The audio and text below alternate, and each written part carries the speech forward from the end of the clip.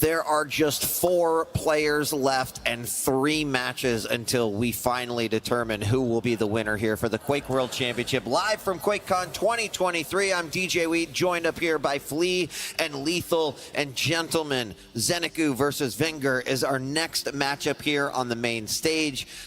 Both have done some considerable damage throughout the tournament here, most notably Xenoku eliminating former champ Kilson in the last time that we saw him up here. Now 2 players who also happen to be on the same team. Unfortunately, one of them must end their tournament life here. Yeah, and whoever wins gets to continue against yet another member of that same team. Maestro Razy will be the final person waiting in the lower brackets, while Rafa, representing Team Liquid, is looming in the background like the ultimate final boss he is. Yeah, Xenoku's just looking disgusting right now. Pure filth through anyone's eyes for what we saw in that last match against Kilson. And I'm sure Wenger's going to be a little bit worried considering the star power and the quality that Zen showed earlier on. Yeah, you know, Wenger, we know what he's capable of. We know the incredible play that he can bring to the table, but it's a little bit like he's been walking a tightrope over the last couple days, and he's like lost his balance just a little bit, but then caught it back on. And the question is like, is he balanced for this matchup? I think that there has got to be something to be said about the adrenaline and the confidence that Xenoku must have picked up just with this defeat of Kilson, and I would imagine that he's going to use every little ounce of that power as he possibly can to, unfortunately, make one of his friends an enemy here in the Quake Arena and force him out. But, I mean, Wenger has not only shown such astonishing play throughout the regular season, but even here, he's given us some of the most entertaining matches, even though they probably wouldn't have liked them that close. But, you know, this one, I think, is another tough one to call. It certainly is. These 2 players are absolutely at the top of their game, and here we've got Wenger looking ready to take another stab at it. He didn't get off to the best start today, losing 3-0 against Razy, who might be his opponent once again in the next round, but then he recovered by taking down Maxer, and that brings him here facing down Xenoku.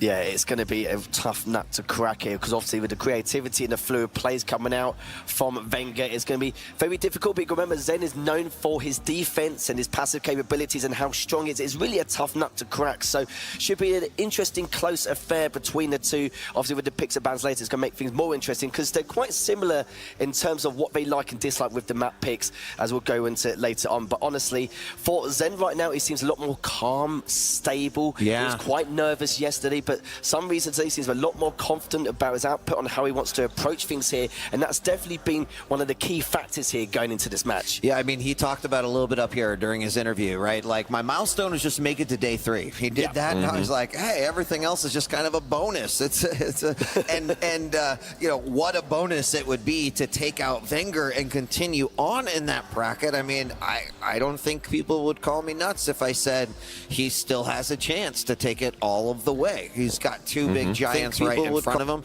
But you know what? We haven't heard from Xenoku. We did an interview with him yesterday at the desk here, but we also talked to him before day 3 began. Let's see what he had to say. Did I expect to make it to top 6? I think that was definitely one of my first goals. Last year I just barely missed out, got top 8. Unfortunately I had to play Rafa in that match. But yeah, it was definitely one of my goals to make top 6. Definitely my toughest matchup was Razy. I think just the way that he plays, and also maybe just getting a bit more accustomed to the setup, you know, being on stage at QuakeCon. But hopefully I'll get another chance to play him again. But yeah, it was my toughest match. My best win for this tournament so far. I'd say definitely versus Chain. I think it was more of a mental battle for me, because I really put a lot of energy into, you know, trying to beat Razy, and unfortunately very close games, only just 1 frag on that last map. So it was more of a mental battle for me, but yeah, that was my most proud win this tournament so far. Who am I looking forward to playing tomorrow? Well, it looks like it'll be Rafa or Kilson in my next match. Definitely both those guys are tough players. I mean, both world champions, a lot of LAN experience, but willing to put myself to the test and see if I can you know, overtake them. But yeah, I think definitely them, and then hopefully, you know, all the way to the top. Actually, for me, I always like the idea that if you're going to win, you're going to win because, you know, you deserve it. So I think for me, anybody that will come, in front of me, I'll just do my best to beat them. My mindset going into the final day is just to take one match at a time. I mean, obviously, if they've made it to day 3 at QuakeCon, there's definitely something special about all these players. So every match is going to be critical, but I'm just making sure that taking each moment as it comes and just playing my best all the way through. Am I going to win the belt tomorrow? To be honest, it's quite hard to say, but you know what? I'm going to leave everything out there, and if that's what it's going to be to take it, then I might take it. Well, he is a person who has put in a ton of work over the course of the last couple of years, and said those who make it here deserve it, and I would say that he absolutely deserves it. He's put the reps in, he's focused in game, he's focused out of game, and whatever it is you're doing, keep at it, because it seems to be working. I hope that his win against Kilson is really just going to help him elevate his play to the next level, because when we were talking to him earlier, he was asked, like, so how do you see yourself in relation to, those top 4 players? Like, what do you think you need to break through to that level? And he was still talking about, well, I could do this and I could do that, but maybe taking down Kilson on the main stage 3-0 might help change his mind and might put him in that mindset of, actually, maybe I'm already part of that level. Maybe I can indeed run this one home. Yeah, ridiculous scoreline in itself, and if that's not a confidence booster, I don't know what is from what we've seen so far. And honestly, for him, this is the best time for him now to try and at least elevate his gameplay and defeat Wenger if he can. Of course, like we said before, Wenger, he's full of surprises, full of traps. It's very difficult to kind of establish what style of play he brings, depending on which champion and maps are going to be. So for Zen, he needs to be prepared for every single moment, every situation here going into this series. Well, let's take a look at the picks and bans. It's another best of 5 coming at you, and Seneca didn't seem to have too much trouble in that best of 5 versus Kilson, but of course things are different with every single matchup. So we've got Molten, and then we've got Keep, followed by Blood Covenant, Deep Embrace, and finally Awoken Flee. You want to take us through what you see here champ-wise? Yeah, starting it off on Molten Falls, we're getting Slash versus Anarchy, so 2 really fast, squishy champions. No surprises there, right? When it comes to Moltens, I feel like 90% of the time it's either 2 fast champions or it's 2 heavies. This time around, we're going for the former. Now, Corrupted Keep, perhaps the most traditional matchup in the meta right now. Strok versus Ranger. Couldn't think of a more suitable duo for this map. Blood Covenant, here we go. Clutch siding, the robot comes out to play. We've seen earlier just how capable Clutch can be, right? In the hands of Razy, or in the hands of Wenger, actually, is the one who played it earlier on this very map against Athena this time around. Then Deep Embrace, we're getting the BJ versus the Death Knight, and last but most definitely not least, Keel comes out to play again on Awoken versus Sorlag. 40's gonna be happy. What? Oh, of course, there's no doubt about that.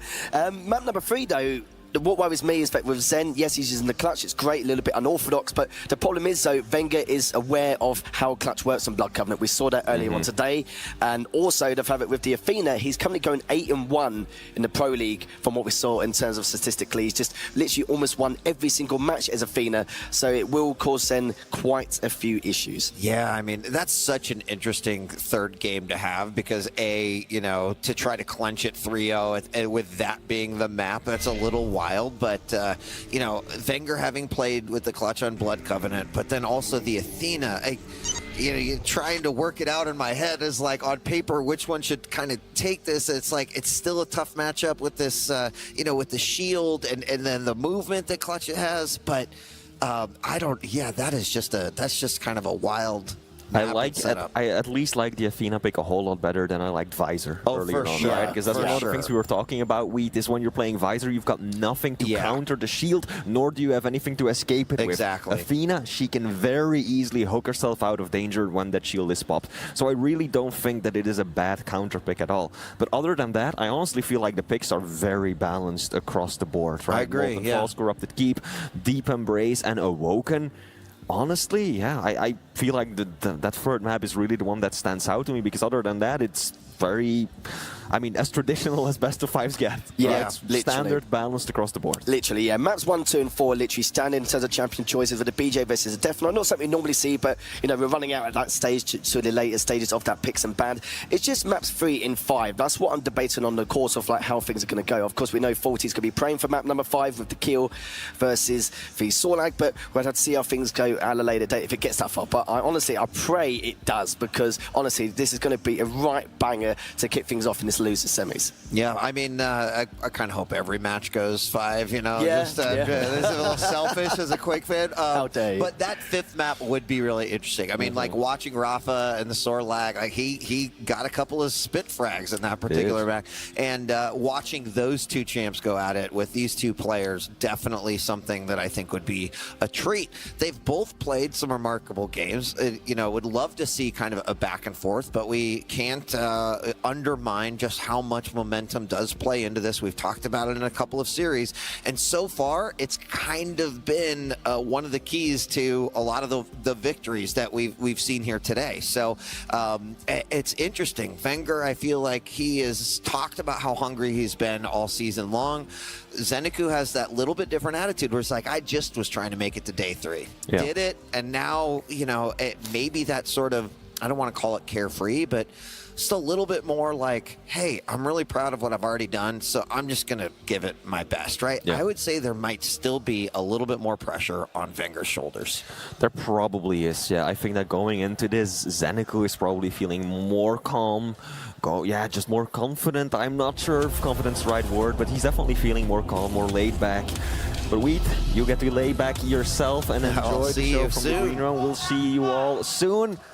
Gonna hope some words from encouragement from the audience, because we've got a Maestro battle on our hands. Zeniku versus Wenger, starting it off on the point of view of Zeniku.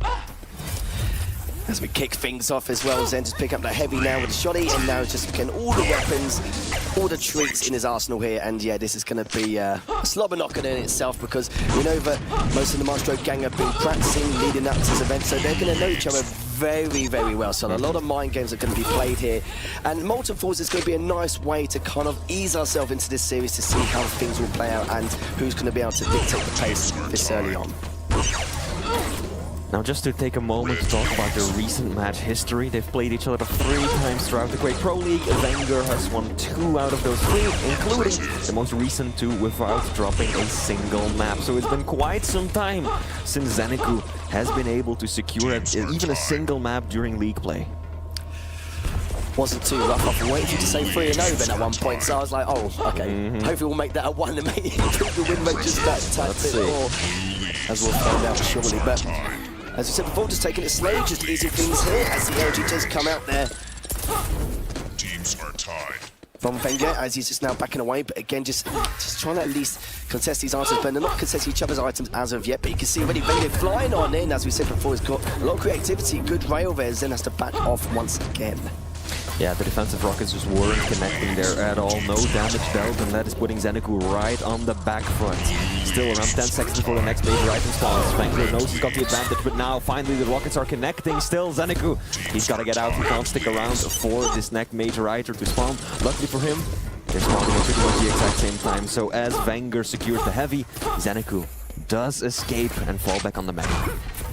Certainly does, as you can see. He's trying to get Ferrari peek around that corner to get a couple of rockets, but not going to get too much done there, as Zeniku is backing away, but a lot of pressure. And you've noticed that Wenger's been very proactive around the map so far with his damage dealing and his positional advantage, but a lot of surprise attacks very early on has come from Wenger as well. It just tickles him just a tad with that LG just going across, and then decides to back away and just reposition himself in a better position, mind you. He realises that, yeah, there's not really too much he can do there. So he's going to back off once again. Wenger has been delayed a fair bit now just to throw the time off a little bit more for Wenger. I like the caution I'm seeing out of Zeniku. He really realized that pushing in there probably would expose him to more damage than it was worth. So instead, he just kind of showed his face lightly, was listening out for any audio cues, but decided wisely to fall back on the Mega. Now, there is around 8 seconds between these 2 items. Finally, there is a little bit of a delay, but neither player really feels confident enough to make anything happen with it. Oh, Wenger made, he secured heavy. He used the injection, here he comes. Decent LG from Zeneku keeps him out of the room. I feel like that's really been one of Zeneku's go-to spots, right? Right there at that doorway leading towards the armor of above Mega.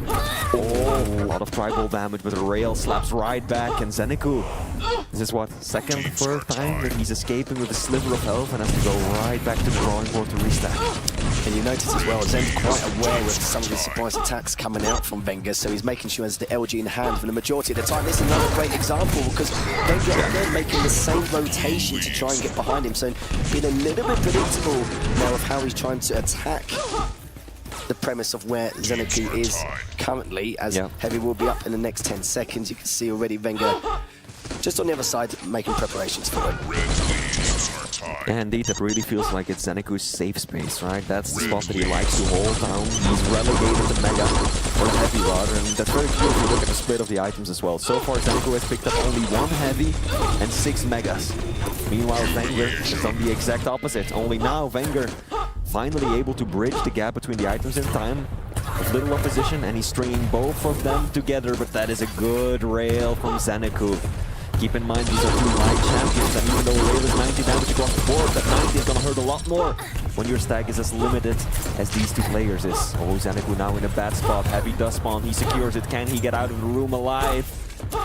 Oh, so close. It's teetering on the edge there. You kind of feel like Zeneku right now is just delaying the inevitable, but as we mentioned before during the pre-show, is the fact that in terms of Zen's defense, it's quite hard to crack. As we're now approaching the halfway stages, still no frags to either player's name, even with some of the, I wouldn't say interesting, but good attempts from Wenger so far. Absolutely. It's definitely been Wenger who is the one applying the pressure. Zeneku has been kind of relegated to sitting on top of the Mega Hell for, I feel like, several minutes. That has changed now to 173 damage with those defensive rockets, plus the plasma thread to deny access to the room. Now it's actually Wenger who may be on the back foot. Zeneku doesn't get enough rocket damage to commit to that Mega, otherwise he no doubt would have. But he safely, wisely chooses not to engage just yet, and Wenger, that was an important rail from Wenger to land. If he had missed that shot, chances are that Zeneku would have been the one to set up for Heavy, but now he realized that he didn't have the stack, lacking the resources to actually commit to fighting for that item. Absolutely no armor at the moment, but Zen finally picks up that light just to give him a tiny bit of leeway for that next engagement, as he's gonna get away for now. But yeah, it's just been pretty tough here for Zen. Even though it's a 0-0 scoreline, absolutely right, the pressure has been piled on by Wenger just to try and force out that first frag. He's coming in again, a decent amount of rocket damage, but managed to back away, and obviously this is the advantages of the Slash. Of course, as he comes in, gets caught with the LG, injured, comes out from Wenger, gets a couple of good rockets off, but even then they're still trying to push on forward to try and seal that frag, but of course it's available, but could have done plenty more damage. Sadly, he was able to not be able to hit that rail, which is a bit unfortunate. This is also just a frustrating situation for Wenger to have been in, right? You're in control, you're getting all the items, you're doing everything right, but you can't get the frag. And with these light champions, Lethal, a single engagement, a single rocket plus rail, and all of a sudden it's Zeneku who's in control. It's Zeneku who may even be able to get the lead out of that, right? So for Wenger, this has to be frustrating, being the one in the driver's seat, but for 6+ minutes, not able to actually secure or capitalize off of that in order to get himself a frag. Zeneku is a patient lad, isn't he? So he knows the frags will come eventually. He's just biding his time here. Secures up that Mega, but look at this attack from Zen so far. Let's see if he can make something of it. Just a matter of time here. Wouldn't be surprised to go to a sudden death 0-0 at this stage. Something we've not had so far this tournament. Just biding his time. He just knows that frags will come. Now just going back around, realised that Wenger had backed away, but actually faked out the jump to try and get a bit more damage done, but wasn't successful. Oh, this might be a frag. Rocket is decent. Players not committing with LG until the end. No one wants to see it through just yet. They both realize, yes, they're fast, but their opponent is just as mobile, just as speedy as they are. So if they fall on the back foot and they've got to run, try to keep that scoreline, their advantage intact, it's going to be rough. So no one wants to be the one to drop this first frag this late into the map under these circumstances. Oh, and now G-Power comes out here, but we'll have to see if this escalates. But that was such an important one, but he manages to get the Mega, and he was available, but rails him again, and he hits one more, left on 3 HP. He's still trying to get away, he's got from behind and takes him down. Wenger finally, for such a long time, finally indeed, 8 minutes in, getting that first frag. Might turn it into a second one, but the rockets just aren't connecting. This is good for Wenger. Yes, Heavy went to his opponent, but he managed to do a whole lot of damage. Now he's the first one in position, but oh, that is going to be a trade. Let's see who gets the better spawn. Looks like it will be Wenger. He's the one who gets the rockets plus the Mega for his trouble. Railgun will be going his way as well, and now he can just fall right back onto the Heavy. He knows that Zeneku is in no position to just rush this down. And rocket as well. Zeneku still tried to go for it. I don't know about that one. Oh, indeed he does. He barely took any damage either. Look at the stack he has. Also 20 items for Wenger, only 13 for Zen so far. 45% rail from Wenger, and it really does show as well from the amount of pressure he's piled on for the entirety of this matchup. 1 minute left, and still Zeneku needs to find those 2 frags, but Wenger's just looking way too strong in the moment to be able to comply. Yeah, I feel like that final push may have been a critical mistake. The only critical mistake we've really seen Zeneku make so far.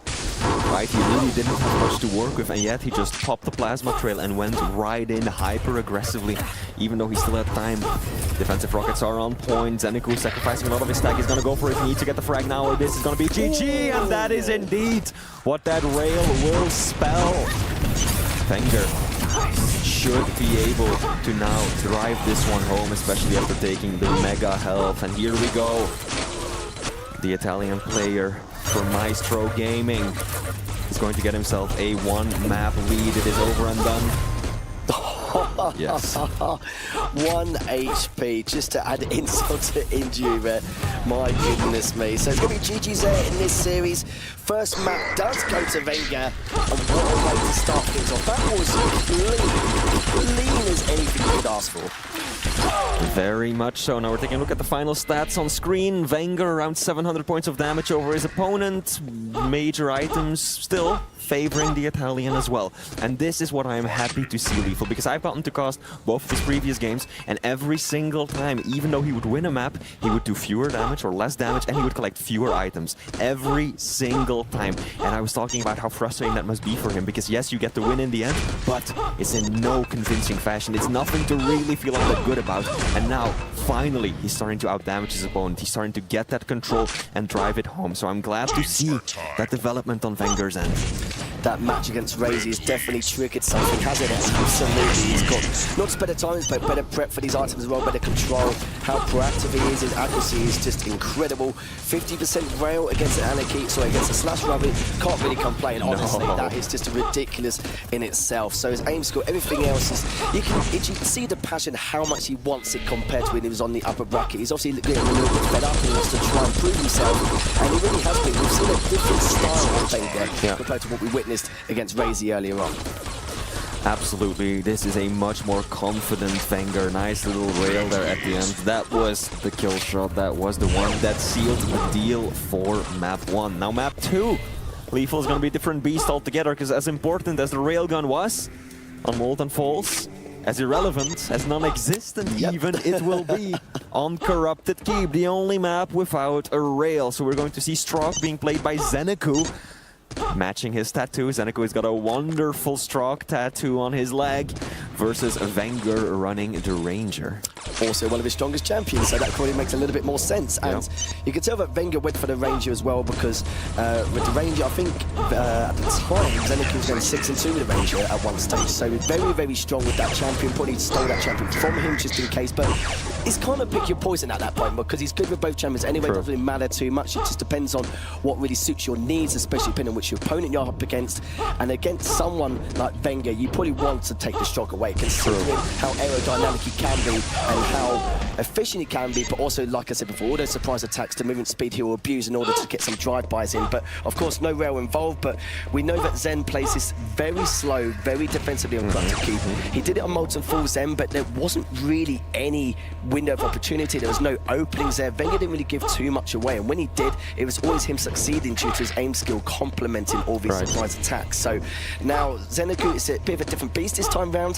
There's no rail involved, because there'll be a lot more of the heavy machine gun used from Zeneku, I'm sure, but I love to see what Wenger's going to come up with to try and break Zeneku on this map. Yeah, now things to really look out for: the peeker play, right? There's no railgun, so it's very difficult to take down that robot before it does significant damage to you. And on the other hand, of course, the use of the orb as well. So many clever little tricks to reposition that you can do, as well as to deal damage with, right? We saw Rafa use it earlier on Veil. Very, very rarely to actually do damage, but almost always to just get onto the item a little faster, get that slightly better position going up against his opponent. Now, that being said, here we go, map 2, we're on Wenger's point of view, and look at that aggression with nothing but the starting machine gun. That's a very aggressive rush. Here we go, out comes the orb, just to pass by the peeker. Clever play as well, something that we see very often at high-level Quake. You use your ability to try and counter, bait out, or abuse the other while they're doing the same. Red leads. Yeah, nice amount of LG damage coming from Wenger there from above. It's just... Oh my goodness, the rocket there him off the map. Got Cinco with nicely there to start things off on Corrupted Keep. And didn't really take too much damage in the process, so he can continue that engagements and continue that aggression and applying that pressure already within that first minute mark. Hopefully, won't get too tilted by that, but my goodness, what a rocket to start things off. Absolutely, I'm looking around the crowd to see if I can see Sinker smiling at that one, because man, oh man, does he love those ring outs. Here we go, second frag. Wenger retaliating, very aggressive with the orb. Will walk away with the heavy as his prize, and now Mega is about to spawn. It is Zeneku who is in position. I don't really see Wenger make a push for that item, and indeed he did not. I like how Zeneku is playing this right now. First holding back, making sure he can get some of those critical weapons. Heavy machine gun, rockets, LG. Those are really your bread and butter. And indeed, slowly but surely, whittles him down until he's confident to pounce and strike and get the front. Zenecu's been a lot more aggressive on Corrupted Keep compared to his track record in previous series. Just trying to keep on his toes to keep up to Wenger's pressure. But look at the LG, the tracking from both these players. Zen trying to finish him off with discharging, and he manages to. Great stuff there from Zen, now making it 3-1, just extending it just a little bit more. Peeker comes out from a bit of a distance, no damage being dealt, but I like the play, right? He knew that there was nothing in Wenger's arsenal that could effectively deal with the Peeker at that range, and that he was in perfect safety. So why not just go for it, right? Even if you land just a few of those blaster shots, it's free damage. Didn't quite pan out that way, but now Zeneku relegated to the red room. There's a lot of time left before either of these major items spawn. So if there's gonna be a big brawl right now, quick kill, that's going to be difficult for the person who survives. Zen been a little bit cautious there. He knows he got away with that rocket earlier on. It does want Wenger to do the exact same. Both use defensive rockets, but it looks like Wenger will win that little bout for very heavy. As you orbit in, almost taking down left on 2 HP, but using the Peeker to try and finish him off. He might actually be able to. Oh my goodness. So weak, teetering on the edge of death, but he might even catch him in the red room, but he doesn't. No, that's too bad. If Zeneku had turned the corner, that should have been a free kill for him. And now he's just playing it by ear, listening out for the sound cues. Wenger does have the LG. This is not working out for Zeneku. Oh, he lost like 100 points of stack without doing a single point of damage. And that is good for Wenger. From being at death's door, he's now the one with the supreme stack. He's the one who's in position to take the Mega. This is good for the Italian. Here we go.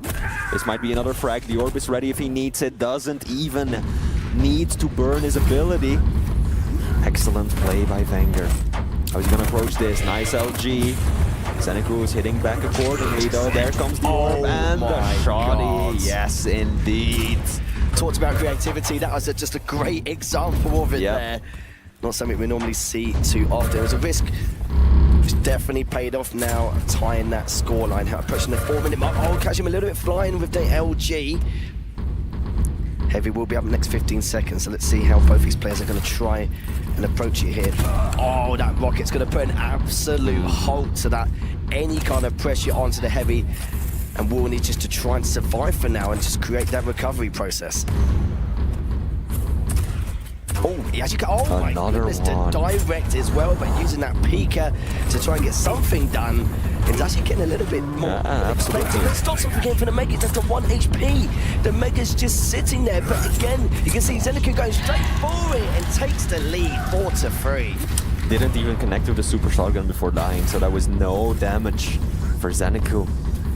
Meaning that he's got a supreme stack right now. He's on the hunt, he knows that Heavy is about to spawn, wanted to do a little bit more damage first. This is looking wonderful for Zeneku right now. Nice little delay between the items as well, maybe 20 seconds. So that gives him ample opportunity to walk away with one. Unfortunately for him though, Wenger is right there. Doesn't want to allow his opponent full control, wants to make sure that that stack never reaches critical levels. Now it's LG on LG, stacks are actually pretty comparable. Zeneku decides that he does not want to stick around for the risk. I can relate, I understand. Good decision, good decision. You know, when you're one frag in the lead at this stage, like why would you go for it? You know, you've got 2 bubbles, small armor to fall back on in the red room. There we go, Peeker puts another frag on the board. Zeneku now 2 in the lead. Well, that's the great thing about taking fights from the red room, isn't it? Got the 2 health bubbles light, and then you can just pressure the Heavy straight afterwards. It's a good little strat to have in your back pocket. Is Zen now still got a massive stack to work with, and he's still got a 2 frag lead. Almost 4 minutes left here. We'll be catching Ben on the LG area, but you saw the Heavy machine gun been a little bit brutal there from Fink. Oh yeah, she comes in as well. Used the rocket, used the orb as well, but it's not going to succeed. Is now extended by 3, and this is looking much better from Zen. It absolutely is. Wenger does get that small armor, but sacrifices quite a bit of stack in doing so, and he's lacking the LG right now. Lethal, critical weapon for those mid-range fights. And Zeneku is well aware of that. He knows that in terms of weaponry, in terms of arsenal, he's the one with the better chances right now. And he makes it count. He's extending his lead. And as we're down to around 3.5 minutes left on the clock, things are starting to look a little bit dire for Wenger. Certainly is, and he's getting a lot out of that peak almost every single time. And see now Zen. I'm going to push forward now, so he would rather reposition himself instead, but gets a nice chunk of damage to try and at least apply the pressure and gets there before the Heavy spawns. And look at this, he's actually prioritising the frag a little bit more to try and get a bit more damage before pick up the Heavy. Going straight on in, no mucking around here. As he cleans up with the LG, makes it 9-3. Good stuff from Zen. Wenger just unable to stand against the storm that is Zeneku right now. He still has his work. He held on to that one, didn't want to go in that previous fight, knowing that the end was near regardless. But even then, right, there's been a few good uses of the orb, especially towards the beginning, right? I think he managed to secure some of the frags that he has by using that ability. But other than that, it has clearly been the peeker that has been the more effective of the abilities. As you mentioned, pretty much every single time that Zeneku has used it, he's gotten a decent amount of damage out of it. He's gotten kills with it. It's been a perfect display of how to use that ability on this map.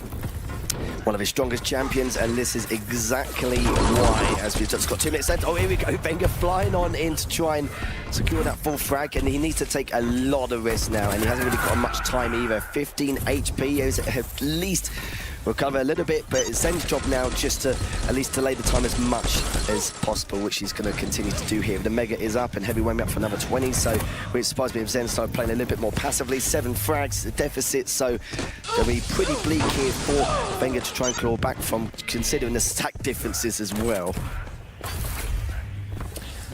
And now that innate speed difference is really coming into play, right? Because what you do when you're Wenger, yes, you've got the orb that will allow you to catch up to your opponent, but you can only use that once every so often. And meanwhile, that crouch slide for Strog is just so consistent. It's always available. It gives you so much mobility, so much speed around the map.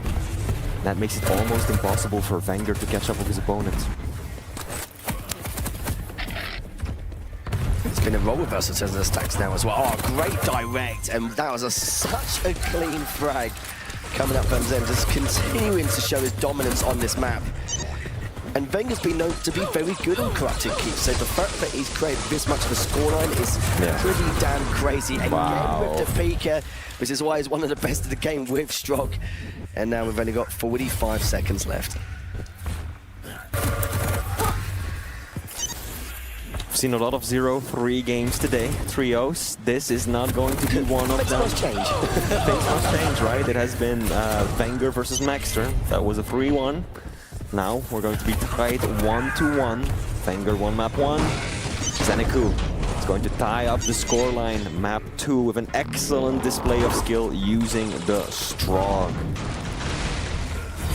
15 seconds left as he just picked up the heavy, but all Wenger can do now to make it as competitive as possible. But my goodness, this has been a tough ride here for Wenger, as no matter what he tried to do, there was just nothing he could have done. Wenger does clean him up with a heavy machine gun in the end, but it's not going to change the scoreline, as it is going to be 12-4. Wenger taking the second map, making it 1 apiece in this series. And I like that from Zeneku is normally he's quite passive and defensive, as I mentioned before. He started on corrupted keep. He changed his style. He's a lot more aggressive, a bit more on his toes. I think he realised on the first map he wasn't proactive enough. He wasn't really doing enough damage output across the board, and then decided to change it on corrupted keep, and look how much difference it made. I'm sure it will boost his confidence massively, especially in his combat skills department. Definitely agreed. This was a much more proactive Zeneku, placing a lot more focus on applying constant pressure to his opponent.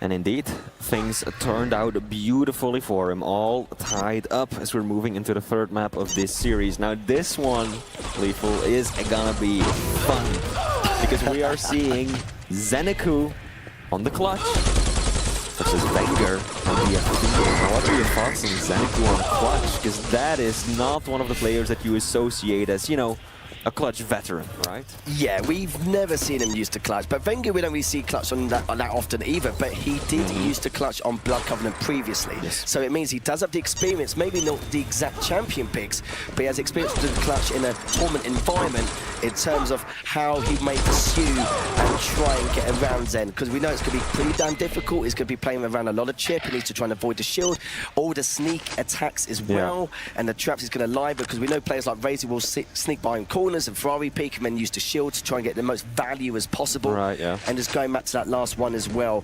25 items picked up by Zen and only 13 coming from Wenger. And you did say as well that there's been times where he wasn't getting enough item control. He did really well the first map, but this time he kind of fell short once again. So I'm riding the struggle bus in terms of the prep for those items there. But we'll see how things go. I do feel like in some degree Wenger may have an advantage because he's experienced with how clutch works on Blood Covenant.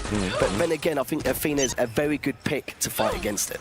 And this one's so difficult to call, in part because of how rarely we've seen Zeneku play clutch. Never. I personally can't think of any instance. Yeah. I mean, I know that Wenger has played him a bit in the past. I don't really think as much this season, but definitely in the previous season we saw him bring out the robot a few times, definitely taking a play out of his teammate Razy's book.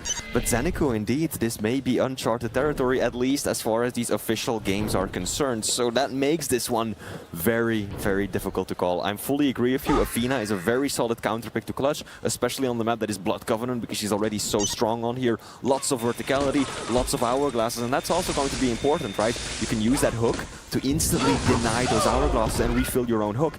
And when you're up against clutch, you want to make sure that he's got that ability up as little as possible. So denying access to the hourglasses is going to be critical for Wenger. Now we're loading into the map. Warm-up is coming to a close. Lethal, take it away.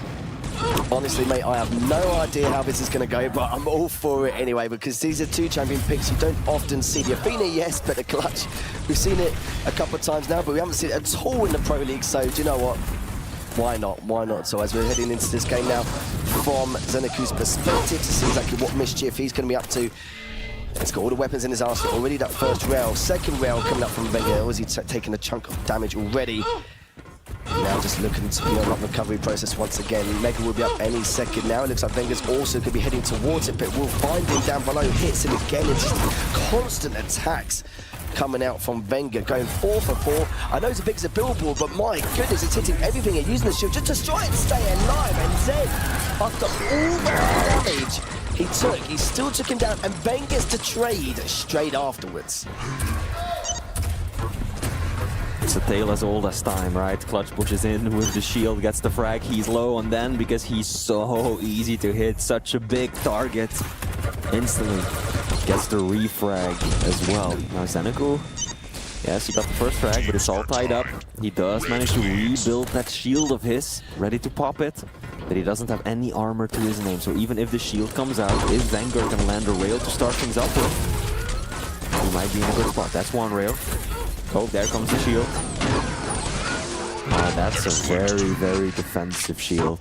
That is excellent for Vanguard, right? He basically burned that for free. They traded rails.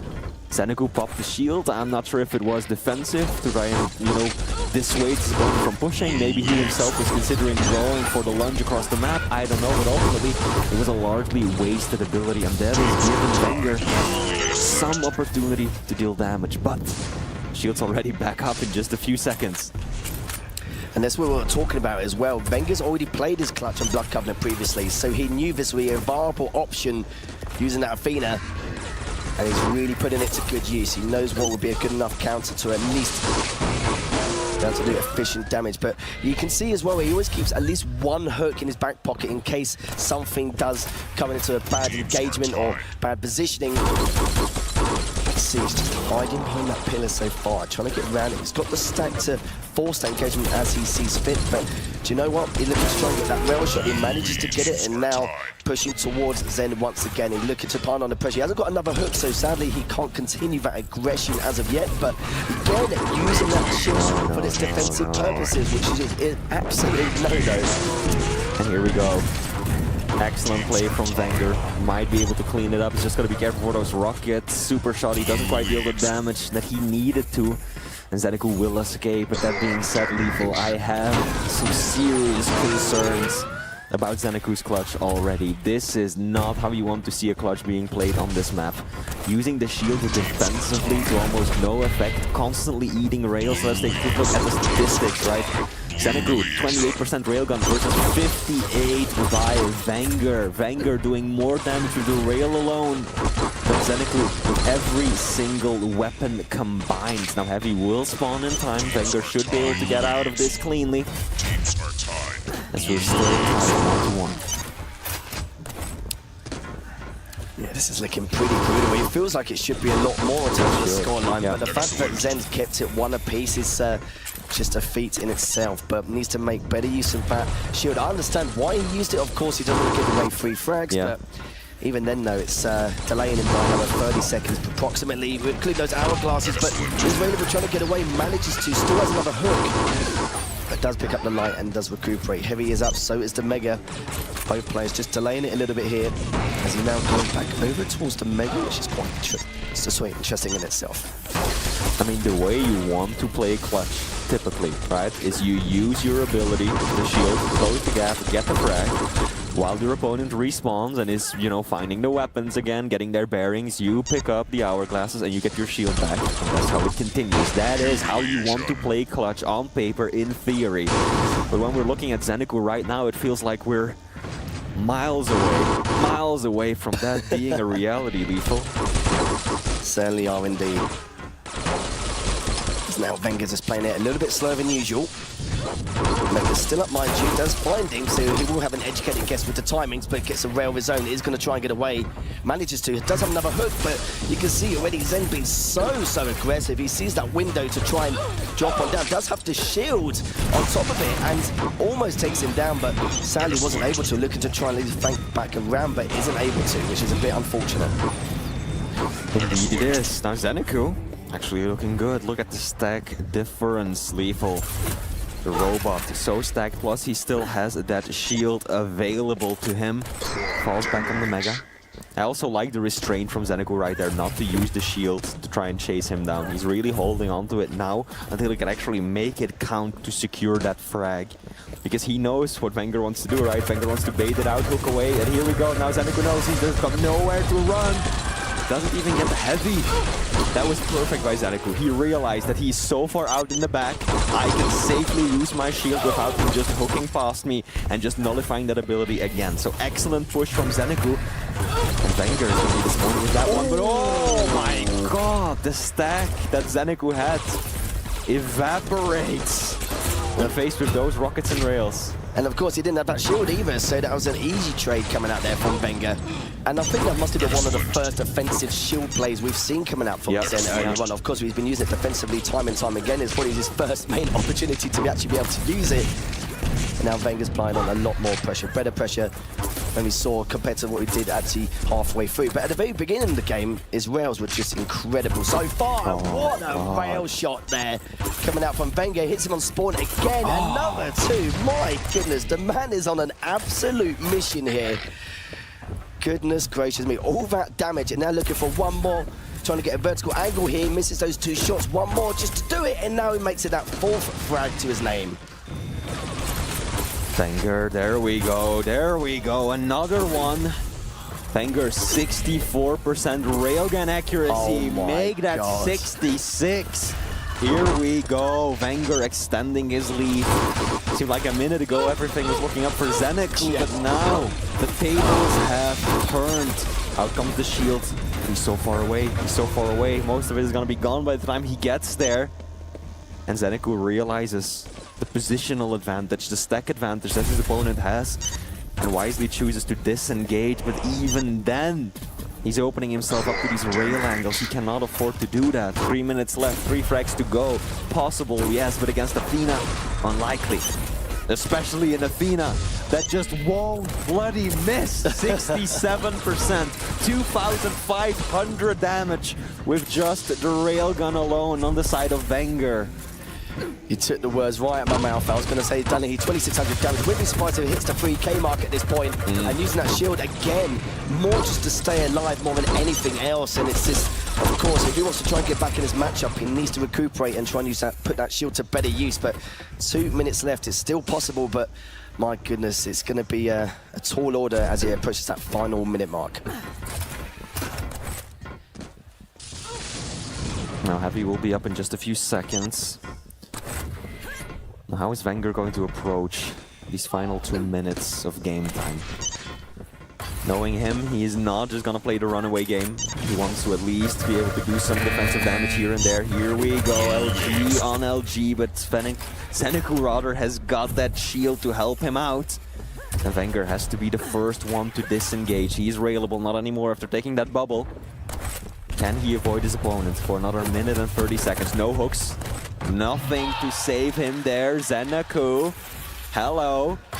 This is still well within the realm of possibility, Lethal. It certainly is. He has to stack shields up in 20 seconds as well. And enough time to type this up using the LGs. Actually flying on over. Wenger catches him, but some good rockets coming out there from Zen. But he may have to take this risk at some stage, trying to find him. Oh, he just barely missed him, but he does pick up the Mega, so he can continue pushing forward and add that aggression once he's picked up this light, and shield is now available.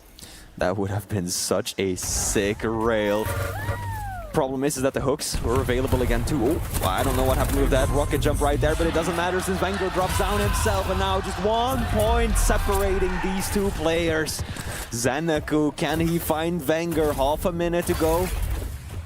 Shield is going to be up just barely. He does not want to cut it that close. He wants to find him within the next couple of seconds. Wenger is actually right below him, crouch walking, sneaking around that side of the map, while Zeneku is desperately checking these stairwells for any sign of his opponents. Looks like he won't be able to. Wenger is just casually oh, he got a sight of him. But will he be able to catch him now? He's only got 1 hit remaining. Oh, he's got 2 hooks. He's got the shield as well. He catches him with 2 seconds left remaining and takes us to a sudden death. What a way to take us through this map. That first hook was just nullified, right? It breaks after you take a certain amount of damage, and Wenger unable to get himself out of the room, to pull himself to safety with a second left to go. But now we're all timed up. This is overtime. 5-5. Nice rail from Zeneku. Another one. One more will do it. Can he get the kill shot? Oh, he's trying to look for it as well, but sadly he's already gone away. He just saw a glimpse of him heading towards that heavy, and the heavy is up, but so is the mega, so things may stabilize again. Of course, he hasn't got a shield either. He's actually gone straight into 55 HP. Wenger hits him once more, left on 15. He's still trying to finish him up. Will he get it before the mega? He actually hits him straight back as well. Now Wenger's weak. He needs to back away. This is madness. Both players were able to finish it in the past 20 seconds, but it's still all tied up. Zeneku waiting for the small armor to spawn. Wenger, no doubt, doing the same on the other side of the map, and indeed, now they both have some armor to their name. Heavy is about to reappear. It is up. Oh, those rails. Couldn't have cut it any closer. Wenger has got the stack advantage. He wants to pressure on this Mega. Shield comes out again defensively, just to make sure he can walk away with Mega while taking as little damage as possible. And indeed it works out, right? He was railed twice, but look at his stack. Look at how much he's still got left in the tank. Trying to slow things down now, making him think that he's actually looped around the other side towards Heavy, but just trying to take this light. But Wenger making a great read, knew that he's probably still lurking around. He's picked up both lights now, so at least gives him a little bit leeway in terms of stack. But speaking of stack though, Wenger looking pretty damn good with that drive-by bit. Didn't manage to hit that rail, sadly. Looking to back away once more. Shield is up in 3 seconds here, Fleas, so he can definitely approach this. Hits one, trying to look for the second, but he's backed away around that rocket position. And again, Zeneku just hanging around, hoping for that small armor to spawn soon. I don't think he had the timing on that one. Falls back to the one he does know over on the Mega side of the map.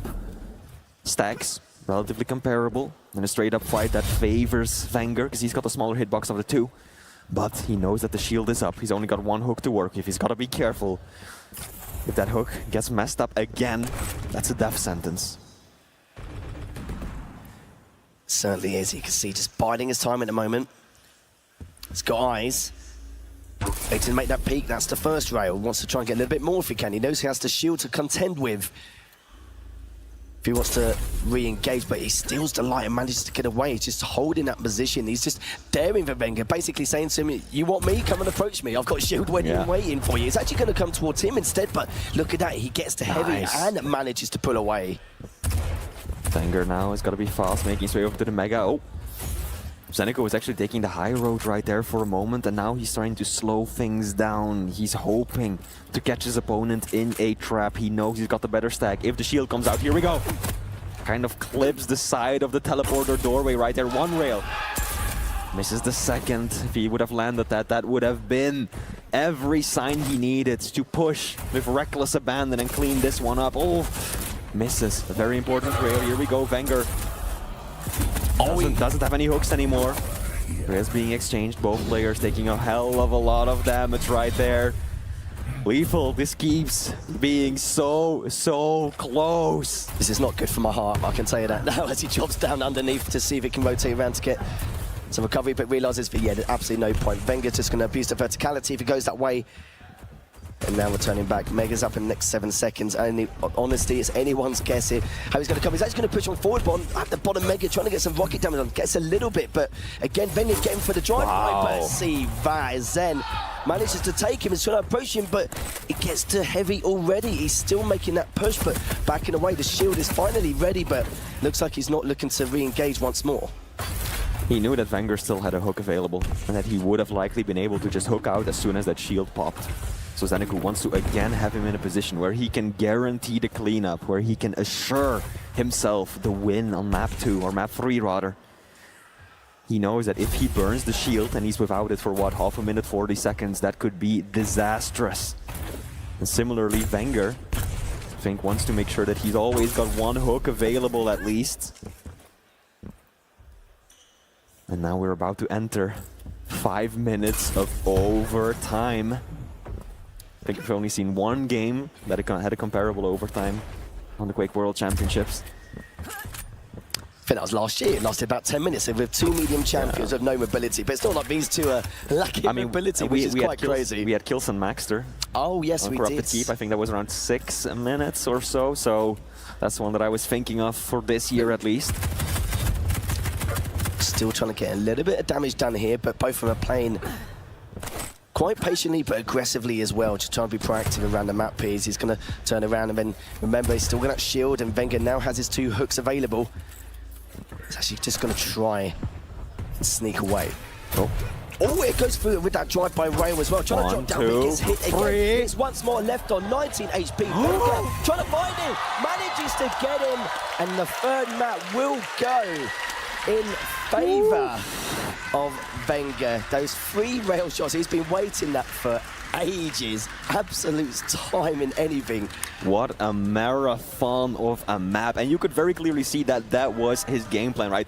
Lethal is pointing it out to me on the screen. 3,500 points of damage with the rail for Wenger out of nearly 6,000 in total. That is the highest damage count that I have seen for the entirety of this tournament. But as I was saying earlier, that was really part of his battle plan into overtime. Keep my distance, and I'm gonna wait until I land a few rails, and then I'm gonna go all in, because he knows, right, that the advantage is his. He is so much smaller in terms of hitbox than that mighty fridge that is Clutch. So if you run a simulation 100 times over, he is always going to come out on top in terms of accuracy in these fights in the end. And so it was just a matter of time for him, as long as he could stay away from Zeneku for long enough. Meanwhile, Zeneku was trying to do the opposite, right?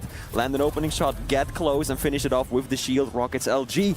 But ultimately, it was Wenger with that beautiful volley of rails, and that was such a sick kill. Literally a second left on the clock.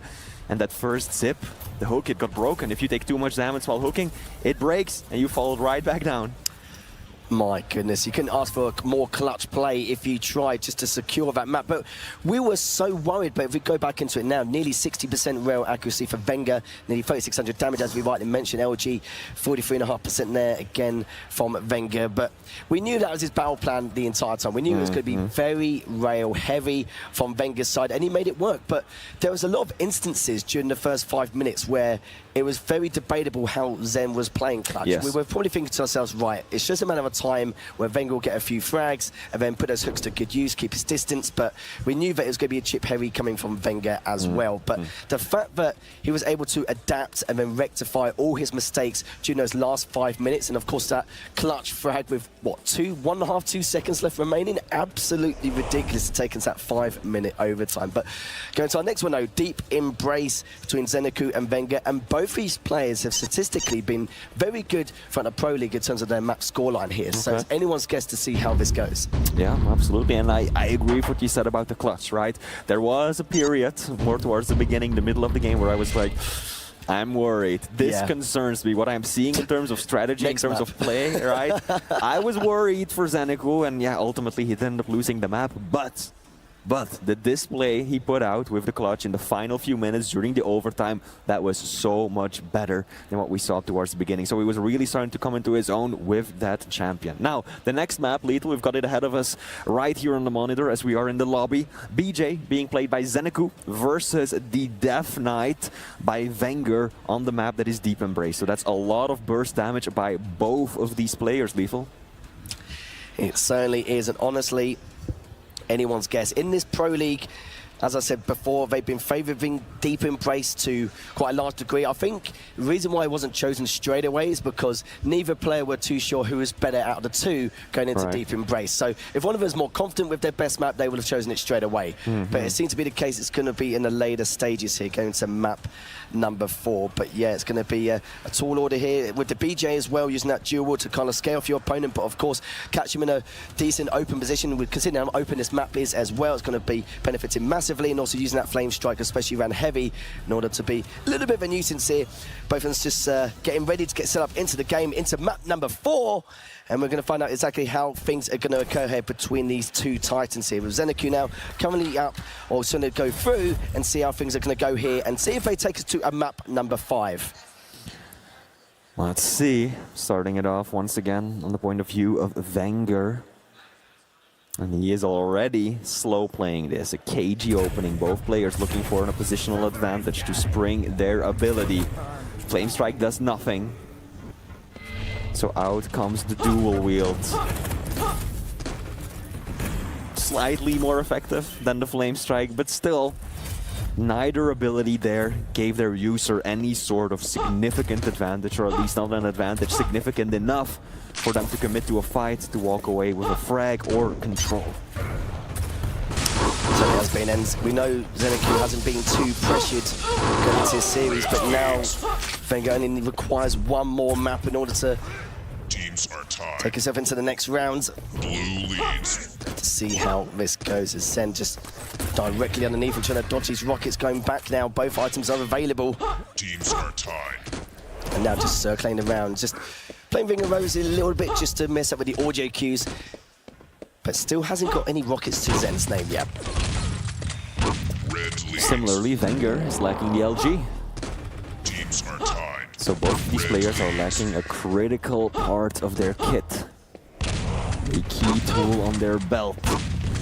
Wenger right now unable to take those mid-range fights. Zenecu much more hesitant to fight up close and personal.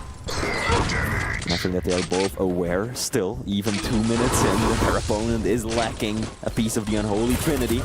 Oh, there we go. Excellent use of the LG right there, pinning his opponent up against the wall. Wenger cannot advance further into the map. Hoping to do some extra damage on Mega. Indeed, he does. But still, it is actually Zenecu.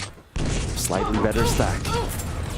So far, both of these players have been very reserved. It has been all about Wenger's top-level control, right? He's barely dropped down.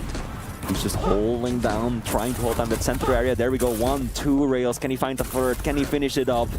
Zenecu running for his life, will be able to pick up a few health levels, get himself stacked up nicely.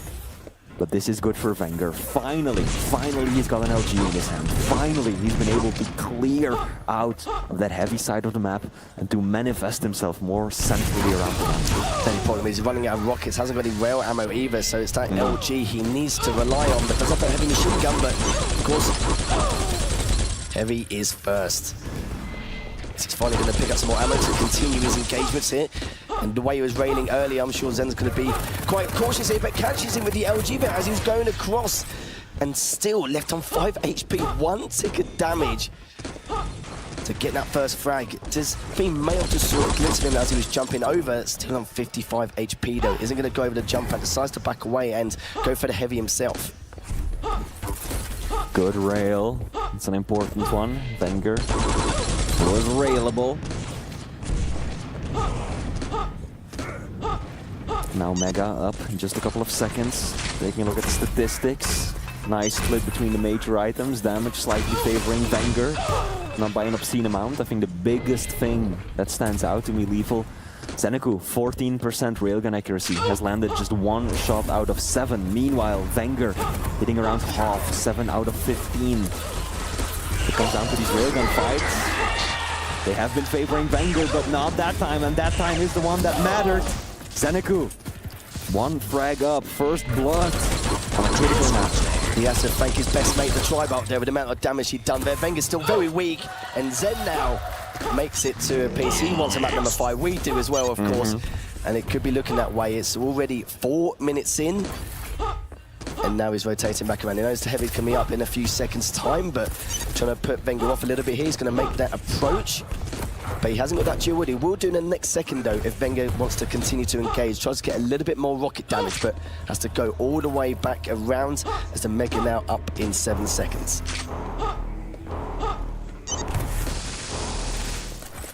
Now it is Zenecu.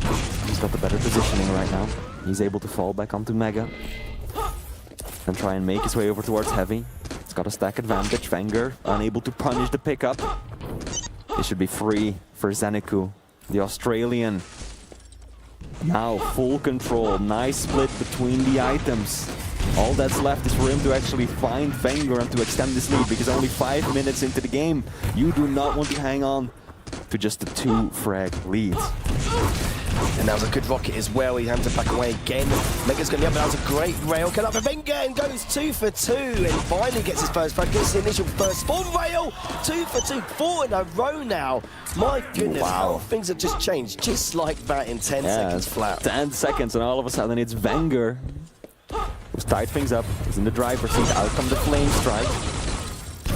Unable to connect with any damage. Zenecu has to drop down. Ooh, getting dangerously close to the cold waters of Deep Embrace right there. Stays within bounds though.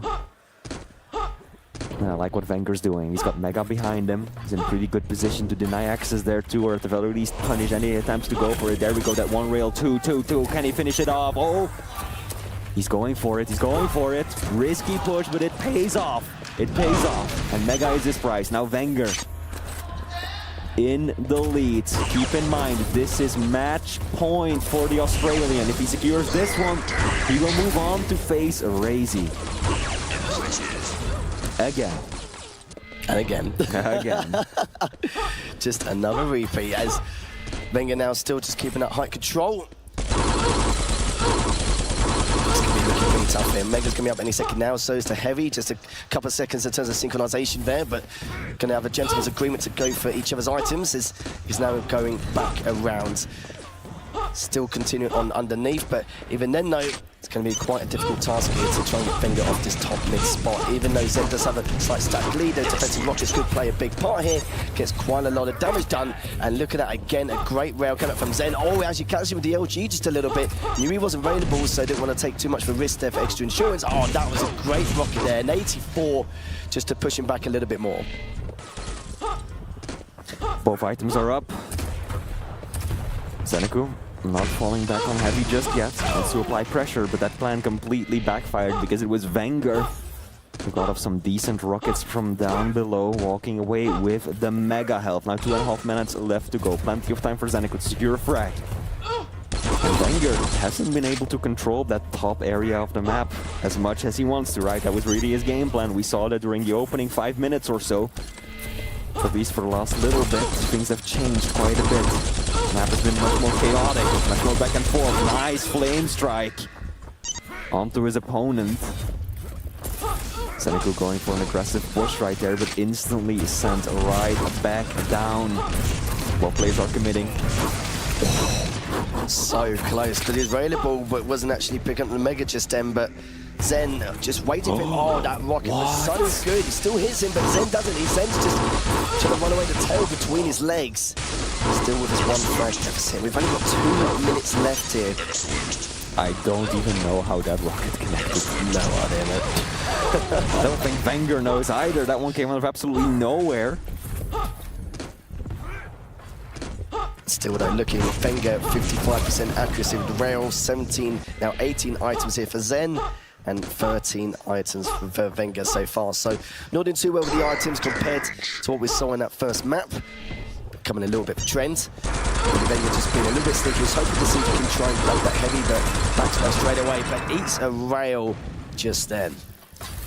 Small armor spawns in time for him to kind of restack, but this is so good for Zeneku. He should again be able to rotate both of the major items. Knowing very well that Wenger has now been relegated. Looking for scraps around the outskirts. Zeneku, he's looking to pounce. He knows that his stack is about as big as it's gonna get. And he wants to do some more damage before Wenger is able to take away either a Heavy or another small armor. Looking pretty dicey though. Zen needs to make a decision soon to try and tie this up. Maybe even take us to another sudden death at this point. And Wenger now just being very patient here. Gets the first rail. Super important rail here to even the stack. In case Zen just trying to continue the engagement, but even then though with the dual with LG, almost hits him the rail as well. And looking to rotate around, you can already see he's pushing away, finds him, but Wenger with the rail once again here, Flea. 15 seconds left. 15 seconds left indeed. All the pressure now on Zeneku. He's got the Heavy. He knows exactly where his opponent is. Rockets are being exchanged. And oh, Zeneku on the way down. Lands a gorgeous rocket to tie it up. And again, we find ourselves drawn into a sudden death, into overtime. Are we going to see another 5-minute one? Probably not. This is quite a bit smaller of a map, but still, one frag to decide Zeneku's fate, his tournament life. That's fine. I'm more than happy to have another 5 minutes if he can actually continue. But you know what Deep Embrace is like? Pretty difficult to get that far. In terms of the time of sudden death here. As Mega will be up now, and Zeneku managed to pick that up with ease without it being contested. And again, very unfortunate for Wenger, almost winning this map out just like the previous one, and that happening to him as well. It's just been incredible stuff here from Zen as he's just circling around, and look at the stat difference here from Flea, as now Zen still trying to at least get an angle on Wenger, but it's making it pretty difficult for him so far. Zeneku knows that it's risky to drop down, right? One bad rocket into a flame strike combo, and any advantage that he has will disappear just like that, and it already has. There we go, Wenger landing one good rail. Mega will be there, but this is going to make it so much more difficult for Zeneku to right now find his way back onto the heavy. It seems like Wenger should be able to walk away with the armor boost. And that is not the situation. Zeneku wants to find him in. He had control. He was dominating the flow of the game. But now, Wenger is actually taking away a critical item. Looking at the item pickups, 27 for Zeneku versus 15 for Wenger, significantly favoring the Australian. Nice rail from below. A few more of those. And there will be a fifth map to decide it all. Flame strike up in 10 as well for Wenger. Heavy has been picked up. Items about 5.5 seconds apart. And Zen just still trying to find that opening, but he's got to remember, of course, Wenger's stack is almost equal, so he's not being too aggressive here, just trying to find that small window of opportunity in order to exert himself into bagging this map. Just the awareness of these players, you know, the tribal who didn't connect with any damage, but he knew exactly where his opponent was. Oh, that's a bad rail to take. Zeneku dropping dangerously low right there for a second. Luckily for him, plenty of resources around. Now making a move onto Mega. Is this the one that's going to decide it all? Zeneku decides against going all in, knowing how vulnerable of a position that is. He saw that he had a good rocket from down below, good LG damages. A sprinkle damage here and there, adding up to even the stacks once again. Finds him round top mid, good direct coming out from Zen. And that will be enough to push Wenger away. But he's actually come back, hits that first rail, hits the second, but he's picked up the lights. It's not railable as of yet. The passive will give him a bit of leeway too. And my goodness, very back and forth, heading to the 3rd minute of sudden death. Just sudden death, central of this series, isn't it? Absolutely, it's now both players exchanging a rail. Neither is gonna move from the spot that they're at. They just want to secure their own item, get as much stack as they can. That opening damage right there, favoring Wenger. Good bit of tribal to follow up with though. LG, better choice than rockets for that range. But the flame strike is blocking much of his path. One rail. Zeneku, can he find another? He's encroaching onto Wenger's territory, looking to make the heavy his. Should be able to. If he timed that rocket perfectly just then, I don't know what I would have scored. Unbelievable. As we're now still almost approaching that 4-minute mark here, is still neither player can find that positional advantage to then take control and then down to secure that frag, and trying to get a trouble damage done using that rocket jump to not take too much from the situation he was in. He was in that choke point, couldn't really go anywhere, so it was understandable. As the Mega and the Heavy are pretty much in sync, as he's still trying to lay some damage whilst he's picking up that Heavy. He does have that dual wood, mind you, so make sure you take note of that. As he does find it, but doesn't hit the rail. Mega is still up. He's taking quite a bit of LG damage. Needs to back away if possible and fall back onto the Mega, which he has done. Missing a shot at a critical range. Wenger had fully committed. With another jump, keeping the momentum. Things could have been over now. And now there's actually again a delay between the items. Lethal, earlier on they were in perfect sync. This time around, no. Around 20 seconds separating the two, and that means that Zeneku, having taken away the Heavy, is now in the better position. He might be able to maneuver himself onto Mega as well, and to now put himself in full control. That's what both of these players have been trying to get for these past couple of minutes, and Zeneku might just be the one to secure it. Beautiful rail from below, though. Excellent stuff from Wenger, keeping himself in this, but after the Mega pickup, it's a race towards the Heavy, and one that I think Zeneku is going to lose out on. Heavy is up, Wenger, Wenger actually walks away. Not confident, I think, in the timing. He wasn't there for the previous one, so he didn't know exactly when it would be up. Wisely decides to be cautious there. Fall back. Live to fight another day. So what did we say earlier? This won't go to 5 minutes, but he catches him with the LG. He's trying to back away. Wenger's only on 44 HP. Got a full he misses the rail to get that 4th and final frag. That was ridiculous, and now He's shaking his head, he's shaking his head. It would have ended it all, but again, misses another rail, catches him around the head. He hits a second one in a row. My God, how has neither player managed to get a frag yet? But imagine getting used to the flame strike. And isn't going to go through the murder hole as of yet. He's just making Zen overthink. But Zen, he's not falling for it. He's just still hovering around top mid, and Venger's so weak at this stage. Piling on so much pressure, but he's top mid, and Zen now just going back around the Rocket side. Mega is up, Heavy's up, and now both items in sync once again. So we won't see either player with full item control for a while. If this goes any longer, finds him with the LG, doesn't get too much with the Rocket, and now backing away again. And speaking of Rockets, Venger hasn't got any ammo left in the chamber. Indeed, he does not. All he's got is the LG to work with. And we know just how famed Wenger is for those rockets of his. Click, click.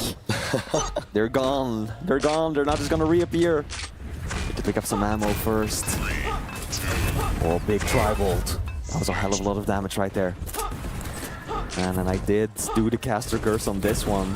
Surely this is not gonna go to another 6-minute overtime, I said, and here we are. 7 minutes in. This has been a 17-minute long duel. Good rail from Wenger. Giving him a stack advantage. Heavy not up for another 10 seconds. Certainly isn't. Zen may just have to give this up, especially taking all that tri-bolt damage. And he manages to nail him. Finally being able to get that deep embrace full frag. That was absolutely unreal. Well played from Wenger. Commiserations to Zen, but we couldn't have asked for the better series. 2 sudden deaths, both went to the wire. How Zen took it previously, that was absolutely crazy. 68 shots fired and hit 50% rail. He definitely made him work for it. Good thing that Wenger won, because it would have been very inconsiderate towards DJ Wheat after him running all the way from the green room. A man his age, that's no easy feat. Wheat, I was already out of breath, and then I had to watch that 6-minute overtime. It's like, oh my gosh. God, it's a good day to be a Quake fan, right? It is. So much about that entire matchup.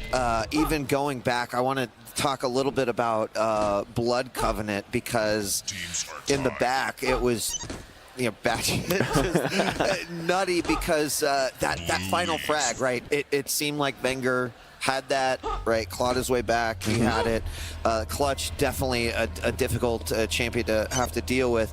But just, just the fact that Zeniku there was 59, right? 59. You don't see it very often, but it happened. And then to basically duplicate that effort on Deep Embrace is just nuts. This has just been such a phenomenal series. I'll tell you what, that guy Zeniku right over there, he should be really fucking proud. Because that was an incredible tournament run here at QuakeCon. And you know, Wenger now is going to basically out of the pot and into the fire now, going up against Razy. So, I mean, what else can you say? You guys had a lot of words per minute going on there, and it was just remarkable. It's like, this is the kind of match you hope that every single Quake, especially on finals day, is like. And I feel like they both gave it everything. They left nothing on the table. And just shout outs to both of them. I mean, Wenger won, but that was just as much as Zeniku in terms of why that series was so awesome. So no, absolutely, the overtimes, the tension. This has been the most tense, the most exciting series I've gotten to cross. I know, another 3,000 again games. Over the 3,000 damage in terms of just the railgun alone. Hopefully we're going to see some more highlights of the previous maps. Maybe not, I don't know. I'm hoping that Wenger is going to be able to join us for an interview. So I mean, considering that he might have to be setting up for the next match, there's a good chance that not. And I don't blame him either. Yeah. We make him nervous, I think. So it's like, hey, absolutely amazing. I mean, I'm kind of speechless. Also, 40 just gonna be on the floor in the fetal position crying because he was like, I want to see game 5, I want to see game 5. Was pretty convinced it was gonna happen. But I mean, that's just normal though. You know, like in between games, regardless of whether there's a game 5 or he's just lying on the floor, fetal position, crying. That's And plus, with all those sudden death times, we're just prepping for the grand finals, aren't we? Pretty much. Yeah. But now Wenger, it gets a little bit of a breather, and then immediately going up against his other teammate, Razy. And then, of course, you've got Rafa, who's just sitting and enjoying the show as he waits for his opponent there in the grand final. So, no, I don't think we're gonna get an interview here. We probably aren't going to give him some time. So that means we're going to take a break. We need a breather. These two need a breather as well. When we come back, it is going to be Razy taking on Wenger, who just had a hard-fought battle to take out Zeniku. How about one last round of applause for Zeniku and just an absolutely incredible performance here at QuakeCon 2023. So now we're going to go take a break. When we come back, it's Razy versus Wenger, another Maestro team kill, but ultimately one of those two will be facing off Rafa in the grand finals. It's just a couple games away. Don't go away. We'll be right back.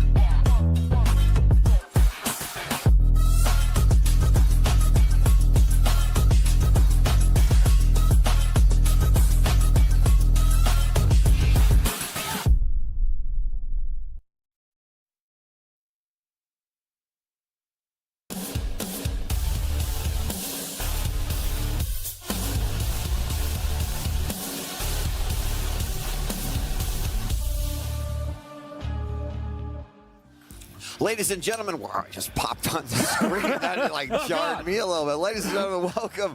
It is time for the lower bracket final. Another matchup of two Maestro players. Unfortunately, one of them will go home, and the other will go on to face Rafa in the grand finals, who's just kind of waiting patiently in the shadows for whoever his opponent will be. I'm DJ Wheat, joined by ZSX and 40 Lions. And gentlemen, Razy versus Wenger, a match that we have seen before in the past, but not yet at QuakeCon 2023.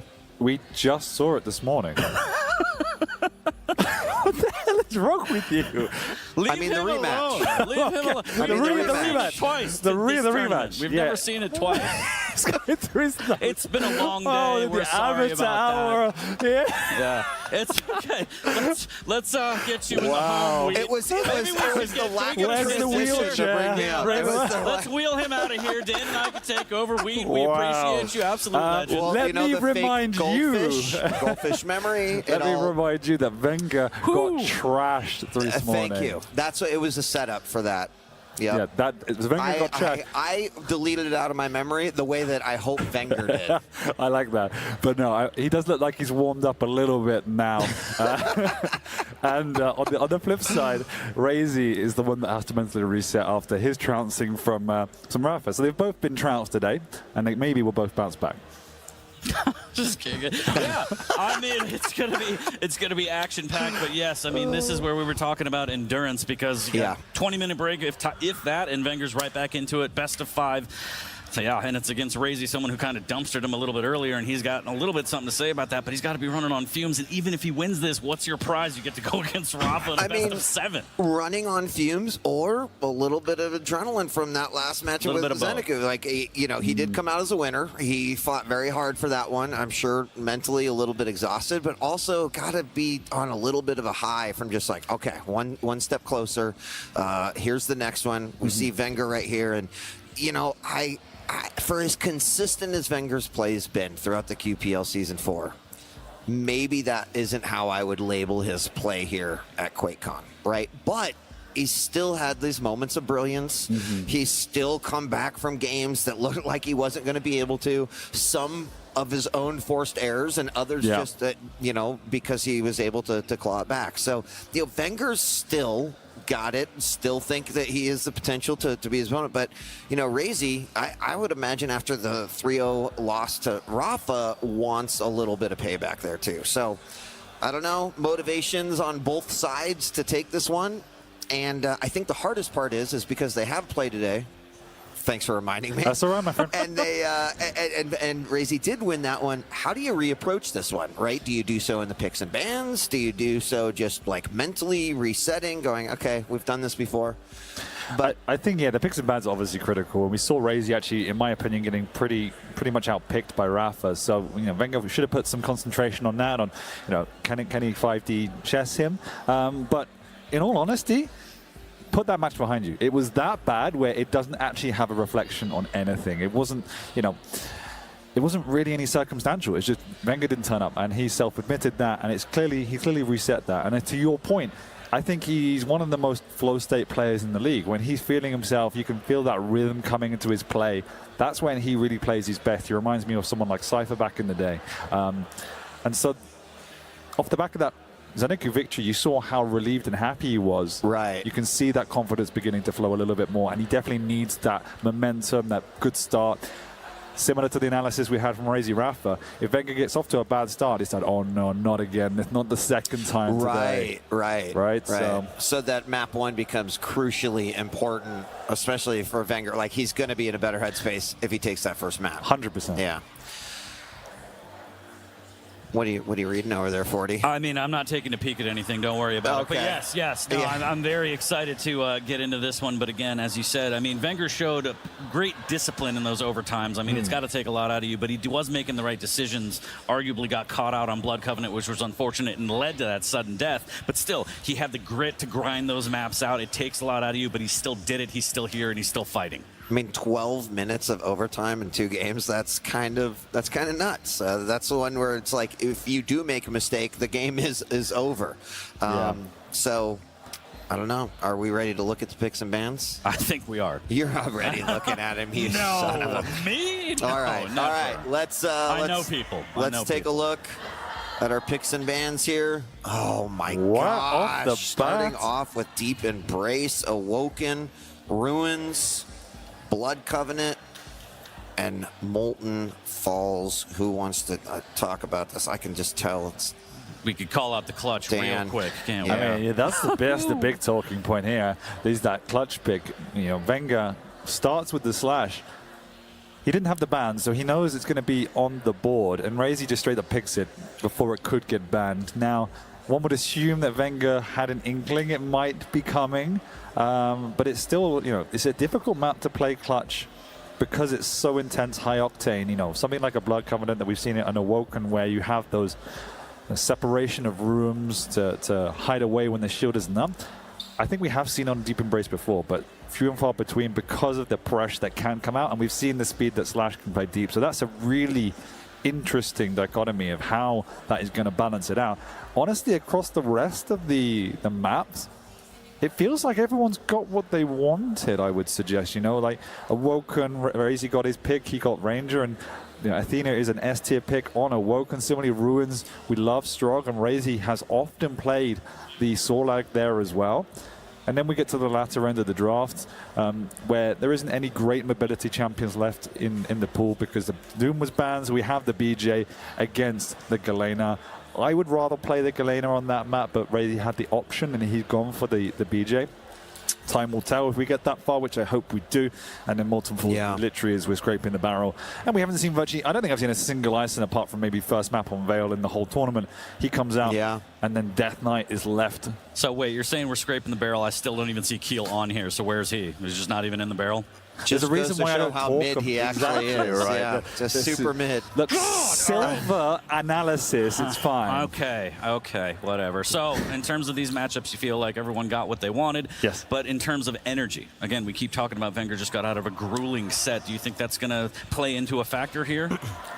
I think Deep Embrace is definitely a rough go for Wenger, right? We just talked about how important it could be for Wenger to take that first map and then try to really ride that wave of momentum. But when you're going up against Razy, who basically invented the clutch play that we're seeing today, or at least was the one who was like, hey, this is pretty good, to the point where people were respect banning clutch against Razy for such a long time. It then kind of fell out. Now we've seen all the Maestro boys kind of use clutch at some point in their tournament run, but having that in map 1 on a champion that Razy's clearly comfortable on, that's tough. Yeah, it's really hard. I don't know how it's going to play out, if I'm honest with you, because Wenger picked first. He picked a light champion. That leaves you open to that retaliation, right? The counter draft. Something like a Ranger would have been a much safer pick, and I would feel way more confident going into the clutch. But if the clutch gets that snowball, you off the spawn, you have no armor. The clutch does, it charges in. It can be chaos. The clutch can camp out in a heavy area. You can't really get to him. You don't want to rush him. It's going to be a really interesting battle, but if there's a specialist defense on this map, it's Wenger. We've seen him beat people on here from behind. He beat Zeniku on here from behind, so. I was going to say the rails from Wenger have been insane. I forget which map specifically, but Dan, you and I specifically pointed out 3,000 damage with the rail. In 2 games in a row. Yeah. And he's going to need to make it a third now, so. Yep. All right, we're loading into map number 1. Pretty crucial for both players. Winner will go on to face Rafa in the grand finals. Wenger versus Razy. Take it away. We are live lower bracket finals. Let's make some noise for these players, please. Wenger versus Razy right now. We are live on Wenger. And he has got to be just absolutely perfect here. Needs to be careful not to get just overrun with this clutch, Dan. No, we have clutch in the server. It looks like we're going to have clutch out here in a moment as well. And this is a first for me. I've seen clutch on deep very few times. I don't think I've ever seen it against a slash. So I'm in for a first. And already we see a little bit of pressure coming out from Razy. He's delaying this Mega, working his way around for the heavy. And Wenger senses something's up and actually doubles back, but Clutch is coming in hot. Clutch has this shield, but flies on by. In fact, the fridge does miss, but connects with the rail on the exit, leaving Wenger with not much to work with. He's actually left the Mega up, not knowing the timing. Now he does, and we can semi-reset into some level of normality. Does have the snail trail up. slides past the rail. Trying to just evade for a little bit. No major item for 14 seconds. It's going to be heavy as the next one. Venger's got what he needs. Well, he hasn't got lights, though. Armor-wise, no, but weapon-wise. Sure, yeah. It's just a matter of where are you going to position? Where do you want to try and deal with this clutch that does have a shield? Exactly, and the scary thing about Razy's clutch is this timing.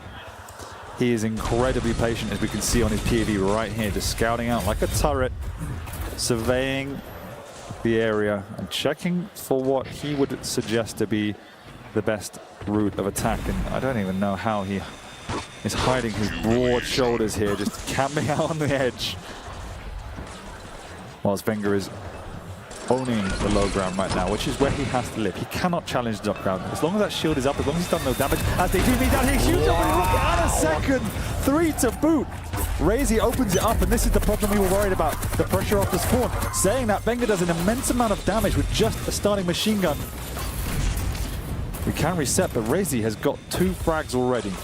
And just that bump straight into the corner of the wall. Wenger had nowhere to go. So unfortunate. Razy able to get another one off the back of that. But these rockets are not good enough, and Wenger melts him down with his LG. He's taken a lot of damage, and there is no major items up for a while. The shield is up, although Razy has a shotgun. He knows Wenger's going to be somewhere down here needing the resources. But no, he's actually got himself up to the high ground, and he is just having to play his opponent here. You can see he's making counter movements wherever Razy is moving. He doesn't want to meet in an instant confrontation, because this is what happens if you do. My name drill comes out. And that shield will be down for a little bit longer, but when Razy... Oh, okay. I thought that was going to be a float down. Got very scared. You should be scared, because Razy is connecting with everything right now. Impressive comes out. Wenger is on the ropes again. And yes, Razy hasn't got the frag, but it's a matter of time until he does.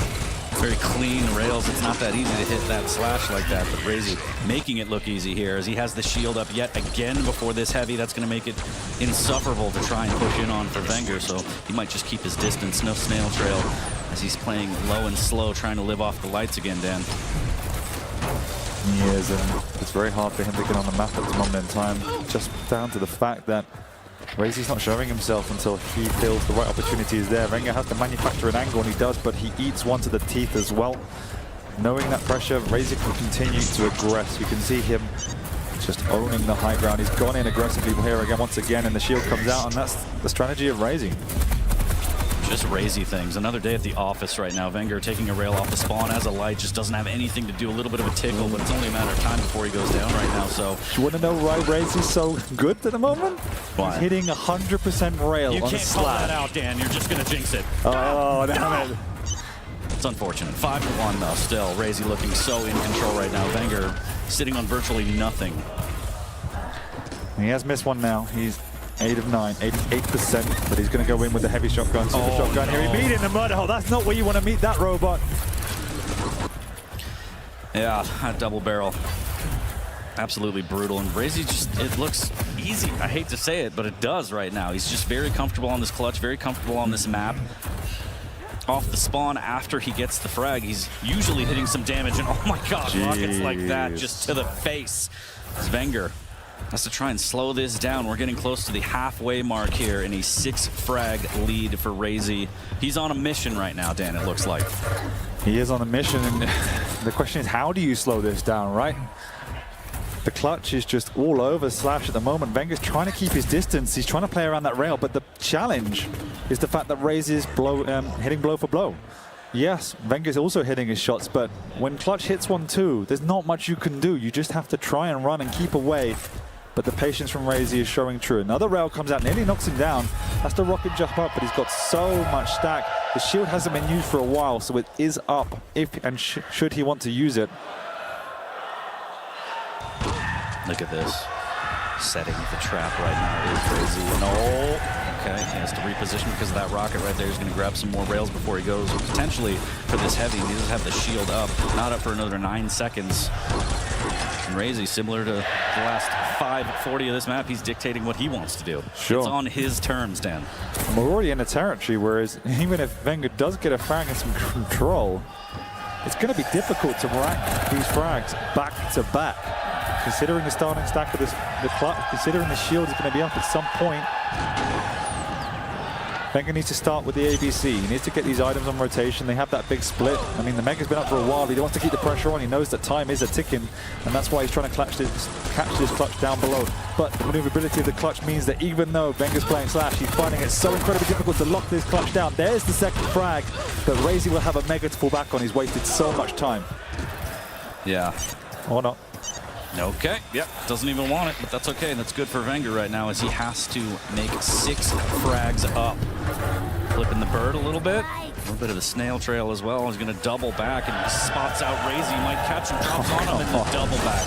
The double clutch, if you will. Well, it's literally a juke, right? The Slash has to go momentum in one direction. The clutch can double back, and it is it's an ankle breaker, yeah? It's cut VTech. That's something about cars. I don't really know, but yes, Wenger under an immense amount of pressure right now.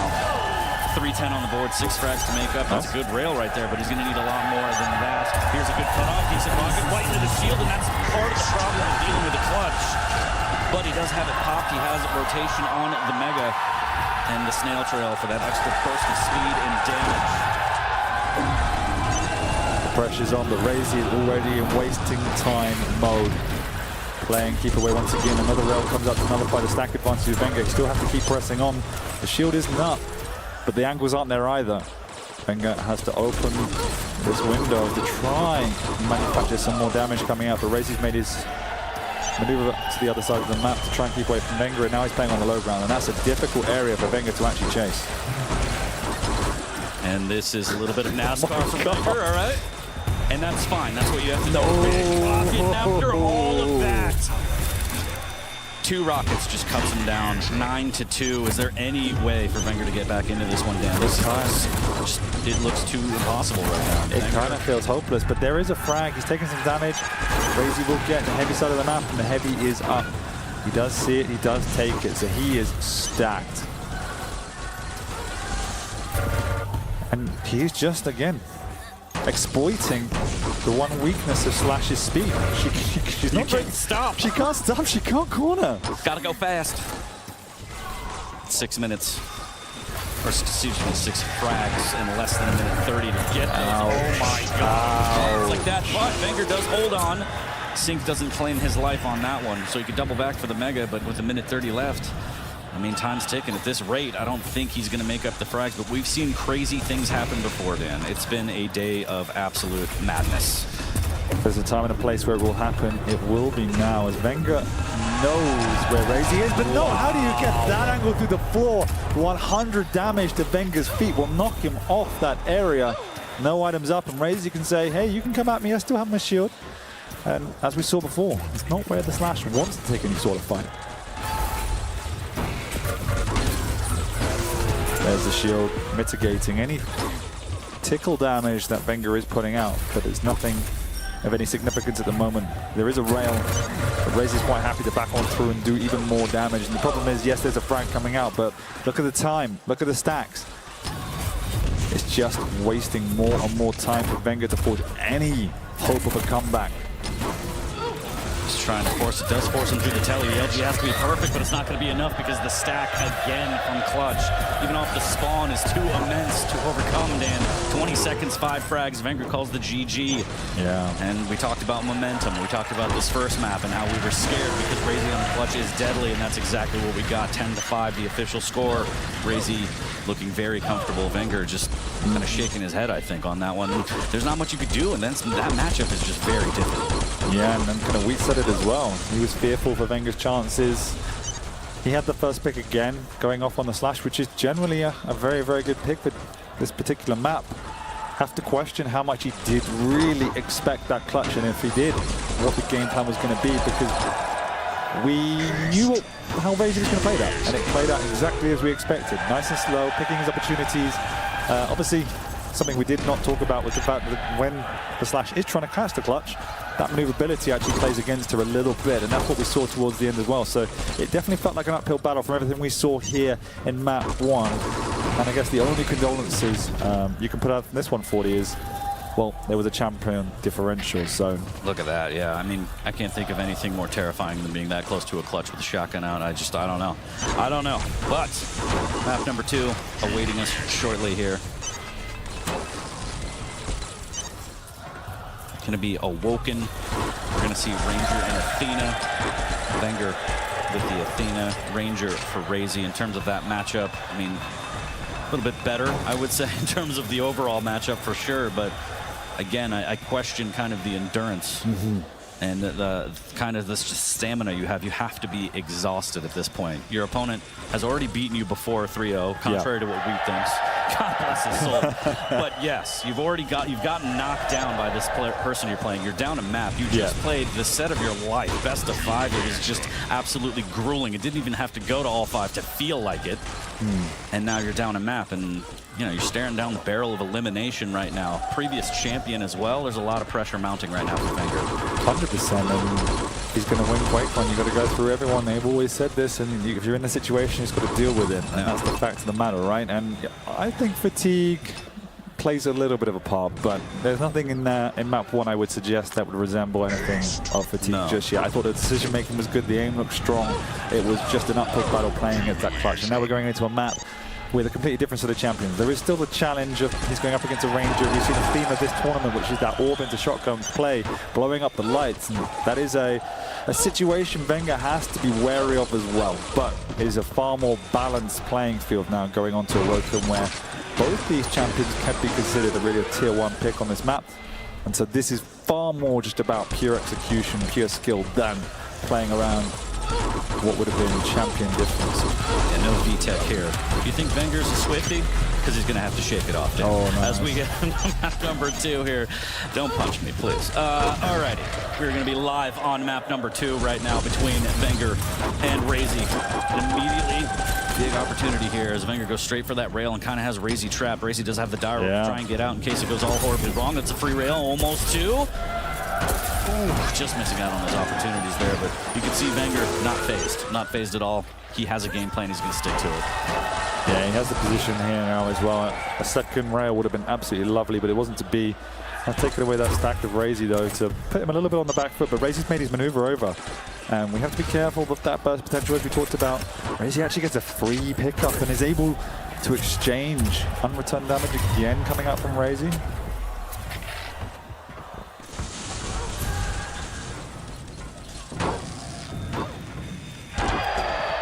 Nice and slow to start, and there's the orb if he wants to take it. No, it's just a bit of a distraction, but the tri-bolt's there. That's a lot of damage, actually. Look how low Wenger is. He's going to have to vacate. There's no orb to make his way across to the heavy this time. Wow. But he knows he can rocket jump. He's got the angle on the rail, and now he knows he continues to push. Wenger's in a lot of trouble, and he won't even get the pickup. Oh, and off the spawn, eats a rail. I think Razy is just a machine right now. He's in his flow, that is for sure. Yeah, and that is very, very scary as he is just hunting, patrolling the upper T-Con right now. Dire Orb in hand shortly, and that's going to be very, very dangerous. Mega up in 4 seconds. Razy in perfect position. Wenger in no shape to contest. Trying to maybe grab this heavy, but with the rocket jump, that's going to send him away. There's the Dire Orb. Good rail. But Razy still claims the item, Dan.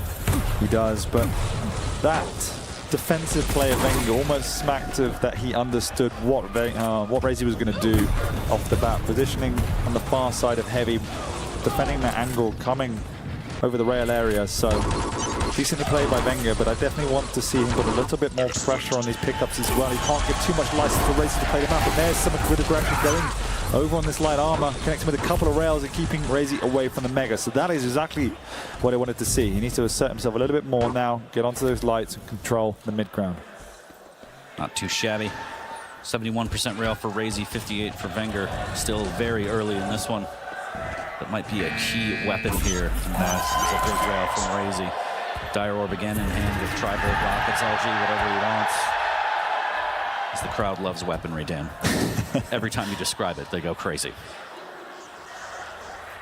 And just that bit of pressure we saw on the light before has forced Razy into turtle mode here. Hasn't been able to grab anything since that previous rotation. Missed out, but he's playing the angles slightly better than Wenger. He's got a lot more unreturned damage. And that chip begins to add. He's making a move over onto heavy. This time he doesn't connect. So Wenger's looking a little bit healthy, but you can see after the light pickups now, they are bang on even in stack. And he's got an orb if he wants to make a move onto this next Mega. Not sure he has the exact timing, and that's why he's playing incredibly slow. Delay coming out from Wenger. Should have heard that, picked up, and will get the timing. But Wenger's moving back around, and he's definitely aware that Razy is in the vicinity. But at the same time, obviously conscious, he doesn't want to make a move into any sort of choke point. Nice rail, and that will secure the heavy. There's hook up, and he actually takes that one all of the way, and Razy gonna play hyper defensive on that one, fall back with his rockets. Didn't really get a chunky one, but just enough to make sure that Wenger doesn't aggress. Looking for a little bit of tri-bolt on this next mega pickup, and Razy slowing things down a lot. Unfortunate rail to take from Wenger. And it's so challenging for Wenger because Razy's just making these peeks around the corners and then playing the choke points. So he's not contesting the pickup per se, he's contesting the exit and limiting any sort of aggression from Wenger by sitting in choke points. As we discussed, if Wenger goes into a choke point and doesn't hit the first rocket, it's almost inevitable he's going to die. That burst potential from the Ranger is ridiculous, and so it's making Wenger's life really difficult to understand what the right play is. That's right. Yes, it is. And that's reflected in the fact they both have less than 1,000 damage. Wenger's got total control, but is unable to forge an opening. Oh, the tri-ball. Second lob of tri-ball not landing, but that rail, the disengage for Razy, just enough damage. Dan, do you think that this is just going to be the play now?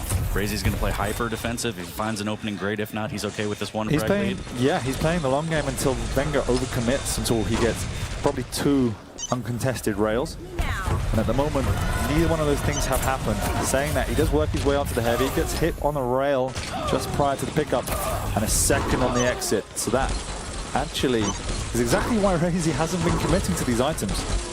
As he discussed in his interview, sometimes it's better to forfeit than build your own stack, and that's exactly what we see.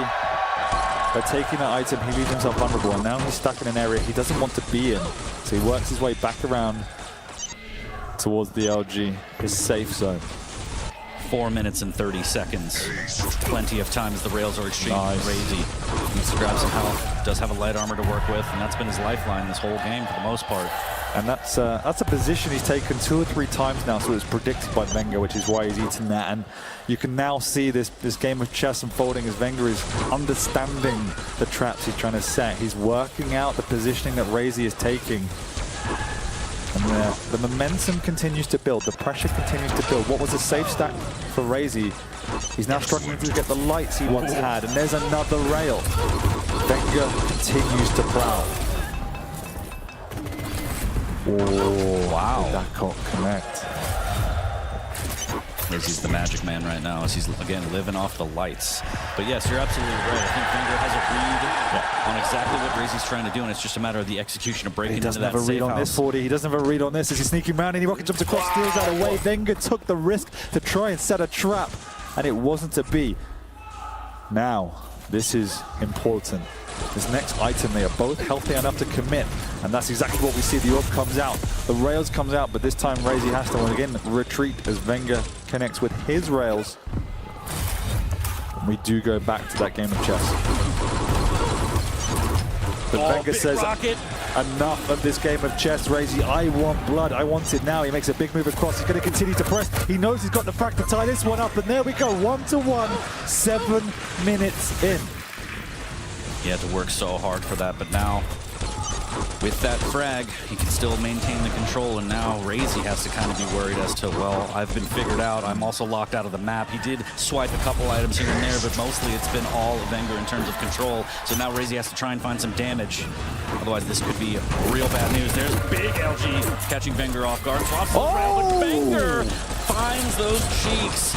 2-1, and Razy's game plan has crumbled, and now he's got to adapt, and he's got to figure something out, and I guess there's just a hook with the dire orb. There it is. No, but the rockets! 3-1, Wenger racking him up now, and just like that, after such slow defensive play, it's turned into a bit of a madhouse, Dan. It's gone 0-100, but within that moment of madness, Razy's picked up a heavy. He's got no rail. We've got to remember that the distance game is in the favor of Wenger. He will know that. That's why he's playing his prospect. You can see that S-key being smashed, and he's run away, but he dropped down. Oh, there's one hook, but he's still very vulnerable. Razy's going to chase him down, and Razy pulls it to a 1-frag game.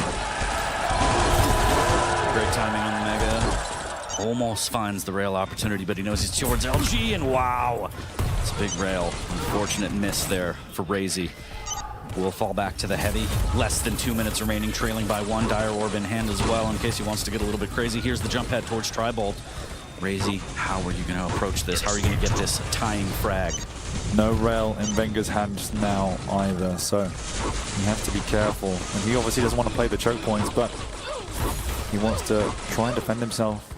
Focus on his defensive rockets. He makes his way around to pick up the rail, but Razy knows that's what he wants. So he catches him actually. Hook comes out. Razy misses the rail and he's gone for now. Risky maneuver up by the stairs, but Wenger senses a bit more opportunity to do some damage. He's done a decent job. The orb is wasted. That will give Wenger a little bit more confidence to now hold this choke point as the burst damage is limited. He can try and hold this fortress for a little bit more time, but it's not to be. He will forfeit, but time is on his side. Oh no. Nice positioning there. Good defensive rocket, just enough to keep Razy at bay. Wenger has to play this perfectly. 45 seconds left for Razy. Can he tie it at 3 and send us into another sudden death that we've seen so much on this finals day? He knows there's an orb up at 2. He wants to continue to chase. He doesn't want to waste his stack. There's still a little bit of time, but he has to make a move quickly. And Mega's the next item up, and Wenger's not there, but the rail is. He knows where his prey is. He's got the Mega, and now he's got the time to find him. He's going to catch him here. Over by the heavy. The orb comes out. He misses the rail, but the orb's going to be up on the chase. Wenger's gone, but no, he's been hit. He's been stuck. LG fight coming out, and Wenger's got nothing to work with. There's going to be a frag. He's going to go down. The matter is when, and it's down with 4 seconds to go. Razy ties us up for another overtime. My heart can't take this. My doctor said so, Dan, but we are in another sudden death. 3-3 between Wenger and Razy on map number 2. Razy does have timing on the Mega. Wenger trying to make himself a little scarce.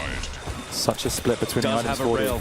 He does. He has to try and hit something, but Razy is prowling once again. He's got both these items unlocked. He doesn't really care about defending the items. You know how stacked he is. He's just going to take it and go. 5 seconds to the next orb, and that's going to be the signal for him to keep pressing this advantage. Wenger not even at his starting stack yet.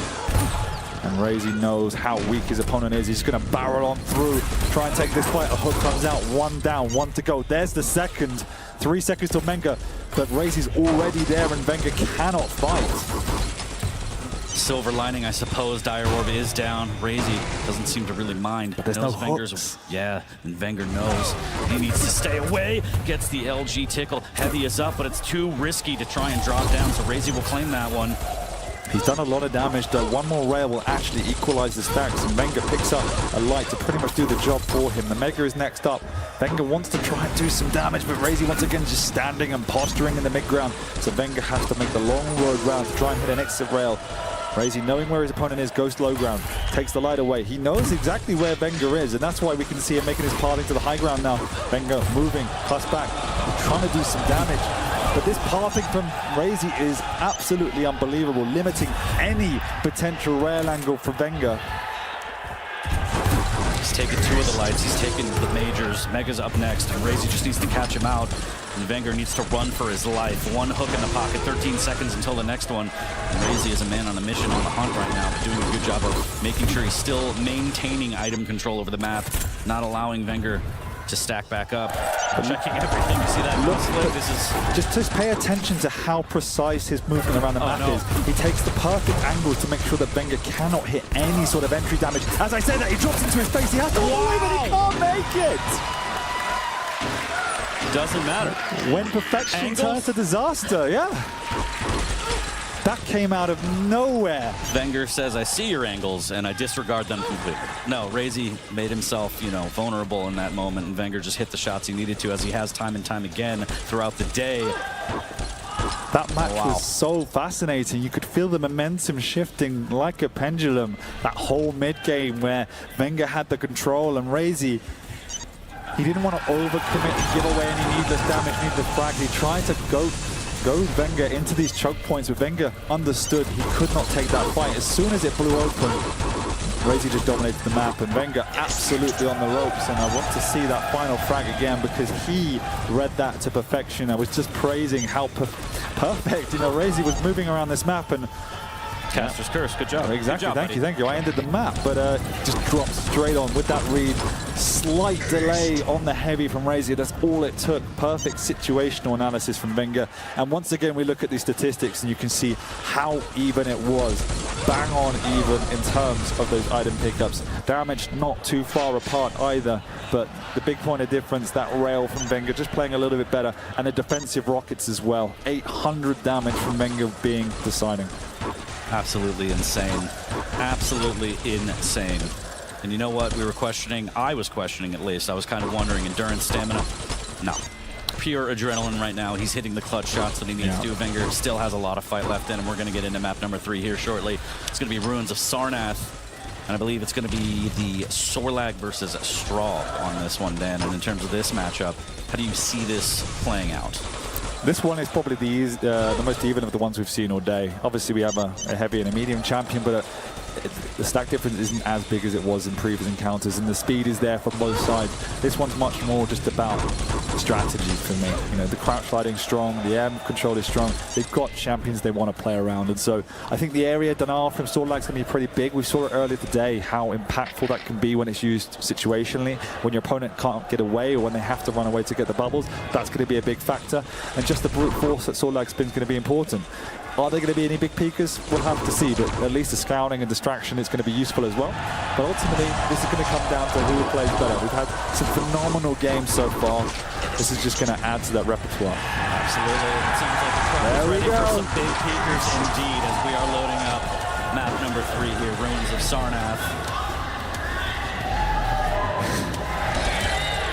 We love a live crowd, don't we, Dan? Oh, yeah.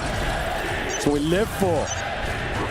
Here it is. Map number 3 is live between Wenger and Razy. Lower bracket finals winner gets to face Rafa in the grand finals. The Quake World Championships 2023 here at QuakeCon. We are starting off on Wenger. And oh, look, he has a rail out there. I mean, it's been so crucial for him to hit some of these shots. Very proficient, no fatigue. And it's just incredible and crazy to me how Wenger can just have this sort of stamina and endurance, but he's still got more work to do here as he drops down, sends in the peeker for a little bit of reconnaissance first, knowing that Razy's down there. Doesn't have to worry of the spit, the Sorlag stack itself. So he's going to opt for the Mega as the heavy's taken by Razy. Yeah, but Razy's seeing that timing now as well as the pressure is coming on, going actually straight on through. The spit comes out, machine gun 2, and Wenger's going to tick down here. There you go. Okay. That's all it takes. Just tore right through him. Talk about ripping and tearing right now. That rocket almost caught him too. Razy off to a good start with the first frag in under a minute. Under a minute indeed, but with the split between the items, Razy could actually rocket jump up and go for the Mega if he decides to, and that's exactly what it looks like he's going to do. He's going to go up, actually go up the I-way, catch Wenger off guard as he goes right through. Big rocket coming out with an LG! Just says, no, this is not yours. Now Razy trying to back off. 15 HP. He is stuck. Dead to rights, surely. And Wenger, a little bit of a tickle, does have the spit, doesn't want to waste it here. No, Wenger's going to take him down. Razy essentially concedes that and says, look, you got me. Fine, take the frag. But with that spawn, he has position on the heavy. There's the trap, there's the spit. So much LG coming out from Wenger again, and he can't even steal the armor. That is huge. No, that steal would have been somewhat worth it, because at least he spawns and go aggressive. But no, he's going to go aggressive anyway. Goes in with just a rail to his name. He hits 2. So, you know, crazy, but somewhat worth it as he gets himself a Mega. And no, he doesn't. His Wenger comes flying on in, and Razy go down again. This has gotten very bad very quickly as Razy is forcing the issue, and Wenger is hitting so much damage like a truck right now. Peeker in hand. I mean, this is one of the reasons why we haven't seen a lot of Sorlag. Wenger on 55% LG, just brute forcing through the Lizard. You know, we got off to a good start because she could abuse the speed and the stack, but when your opponent confront you, that is painful. And you can see Razy being like, all right, let me slow this down. Yeah. That didn't work out. Let me try and slow this down here. He needs to be careful right around the corner, just out of the rocket's reach, but Wenger knows. He's going to try and make sure he's keeping the damage output extremely high here. Heavy's going to be the next item up, and he's going to drop on down. Razy trying to be safe and grab some lights. Trying to find the perfect opportunity to lay some damage. There's the spin. Nice. Great rail, but returned immediately by Wenger. Now he's going to swap and spam some of those nails. Make it impossible for Razy to peek. He does fire off one rocket, but he says this isn't worth it, disengages.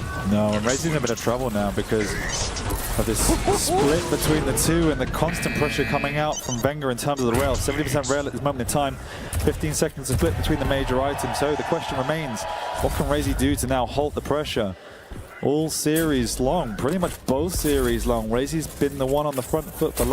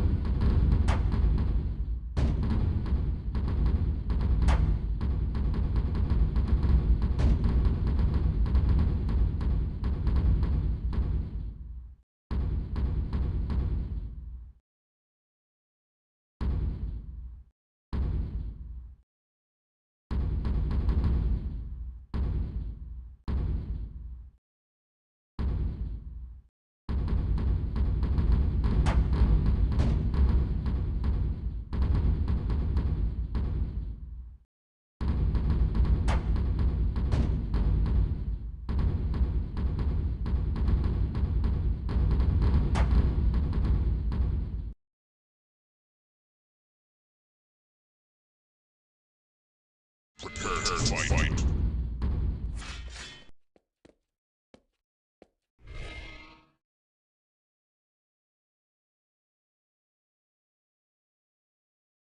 Three, two, one, fight. Prepare to fight.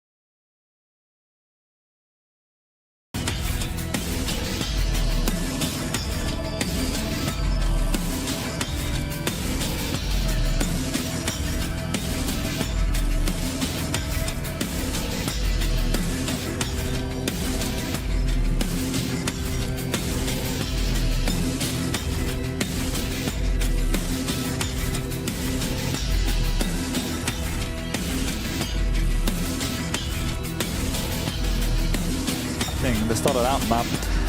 We expected something very strong, very competitive, high tempo. We got it, but it was definitely not the start anyone would have predicted. So flying start by Wenger, and the aim was just too much for Wenger, for Razy. And we mentioned it. We haven't seen a lot of saw lag on LAN. It's a lot easier to defend yourself against these champions, and that's what happened. Razy tried to go aggressive. It worked the first time, but 2, 3, and 4, that wasn't the play. And now we're here.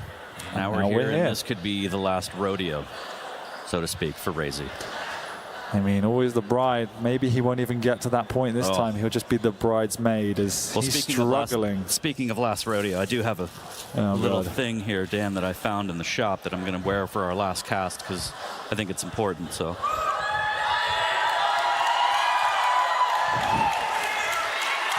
Thank you. Thank you. I appreciate that. Yeehaw, partner. Thank you. Yeah. Hopefully this will give him some power here. I don't know. Did you mean to match it? Yeah, of course, please. This drip doesn't happen on accident. I'm sure it doesn't. Please. But yeah, I mean, if you're a Razy fan, I think make some more noise. Let's give him some energy.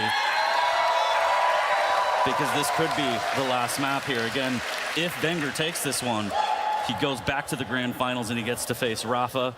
Razy, he just wants this. You could tell. He's always talking about it. He's talking about it constantly. This is a mess. Okay, here. Yes, what was I saying? Right, look at the crowd. Good God. And they're like, what am I seeing right now? Anyways, as I was saying, Dan, in the interview, he's just like, please, I just want to win. And now he's facing something where he might not even get second. And that's just got to break his heart even more. Wenger, of course, a previous champion. He wants to get back. He's going through hell in the lower bracket and showing the world that he still has what it takes with that endurance and stamina after all he's been through today. But you got to feel for Razy, man. Got to feel for me. I'm going through hell up here right now. But yeah, you got to feel for Razy once again. He's in this position where he's going up against someone playing phenomenal. But at the same time, look at that. Just levitated. At the same time, it's not over till it's over, right? It's not. That's not what every professional will tell you when we ask them, how do you reset? And the question is, you just put it behind you. You just take every map as it comes. And so it's just one of those situations where it hasn't gone his way. Map 1, he played exceptional. Series 1 of the day, he played exceptional. He met an immense Rafa to be in this position, and there is, no slight in that. But he's shown us today already, he has what it takes to overcome Wenger.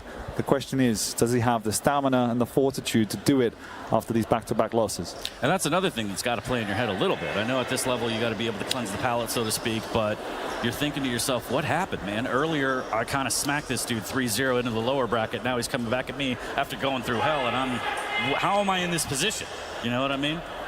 God, look at that guy. Hey, how's it going, everybody? Anyways, so yeah, I don't know. Blood Covenant, Galena versus BJ. Not a lot of mobility on either champion. Wenger has the ability to play hyper defensive with these totems. Razy, as you've seen, clearly not against throwing his body at the problem with the dual wield, but on this map, it's not that common of a pick, Dan. There's places where you could trap, but usually it's like a corrupted keep, a veil, maybe, even if we want to get crazy. But Blood Covenant, what do you make of these champ picks? It's definitely interesting, right? We've seen a lot more Galena and tradition on this map, just because, as we talked about earlier in the day, you have the opportunity to potentially build that overstack, particularly if you get on the defense. You can play on the low ground, put your totems in some unusual situations. At the very least, it forces your opponent out of their usual rotation to try and find those areas that you're hiding them and clear them out. It's amazing that you could look at me and be serious. I love it. I get paid to look at you, which Hold on, let me do something here. I don't know what you're doing. But the BJ is obviously different. It's There's lights on. Oh so I can't deal with this. Well, the BJ is definitely. All I'm saying is Razy needs to turn the lights on. Okay, he needs to find this energy. He needs to try and get this map. I need to be paid way more to work with you. Well, talk to your agent. I don't know what to tell you, but I think the BJ on this map is particularly useful with those long-range engagements, right? You can get the heavy machine gun out, you get 2, you get the double tri-bolt. There's a lot of good situations. You've got to be smart on when to use it. It's not obvious, but if you use it efficiency, it doesn't actually make the rail as important as it would be otherwise. It doesn't matter, though. He's picked the champion. He knows what he wants to do with it, and we're going in. We're starting on Wenger's POV, who gets the heavy swarm. Again, 2-1. Wenger up, Razy back against the wall, fighting for his tournament life here. Is he going to get 3rd place, or can he go to another map? And look at that. That actually actually hopped him up into the bridge. Luckily for him, as Razy down by the pillars now will grab the vials and the light armor after that initial skirmish early on. And what a rail from Wenger again. And Razy doesn't have a lot to deal, or yeah, he doesn't have any rail, no. 100 HP and no armor, and he's already stuck on the bridge. And look at Wenger, he's just posted up right now, Dan. Yeah, there's not a lot to do, but we know Razy. He is the most patient player in the Pro League. He will stand there for 9 minutes if that's what it takes. But it doesn't what it takes. He actually steals away the heavy. Doesn't have that rail still. Wenger knows it, and that's why he's doubling back to hit the rail up the jump pad. He realizes that Razy wants to go and get that, so he's going to make sure he socks him one for his troubles as well.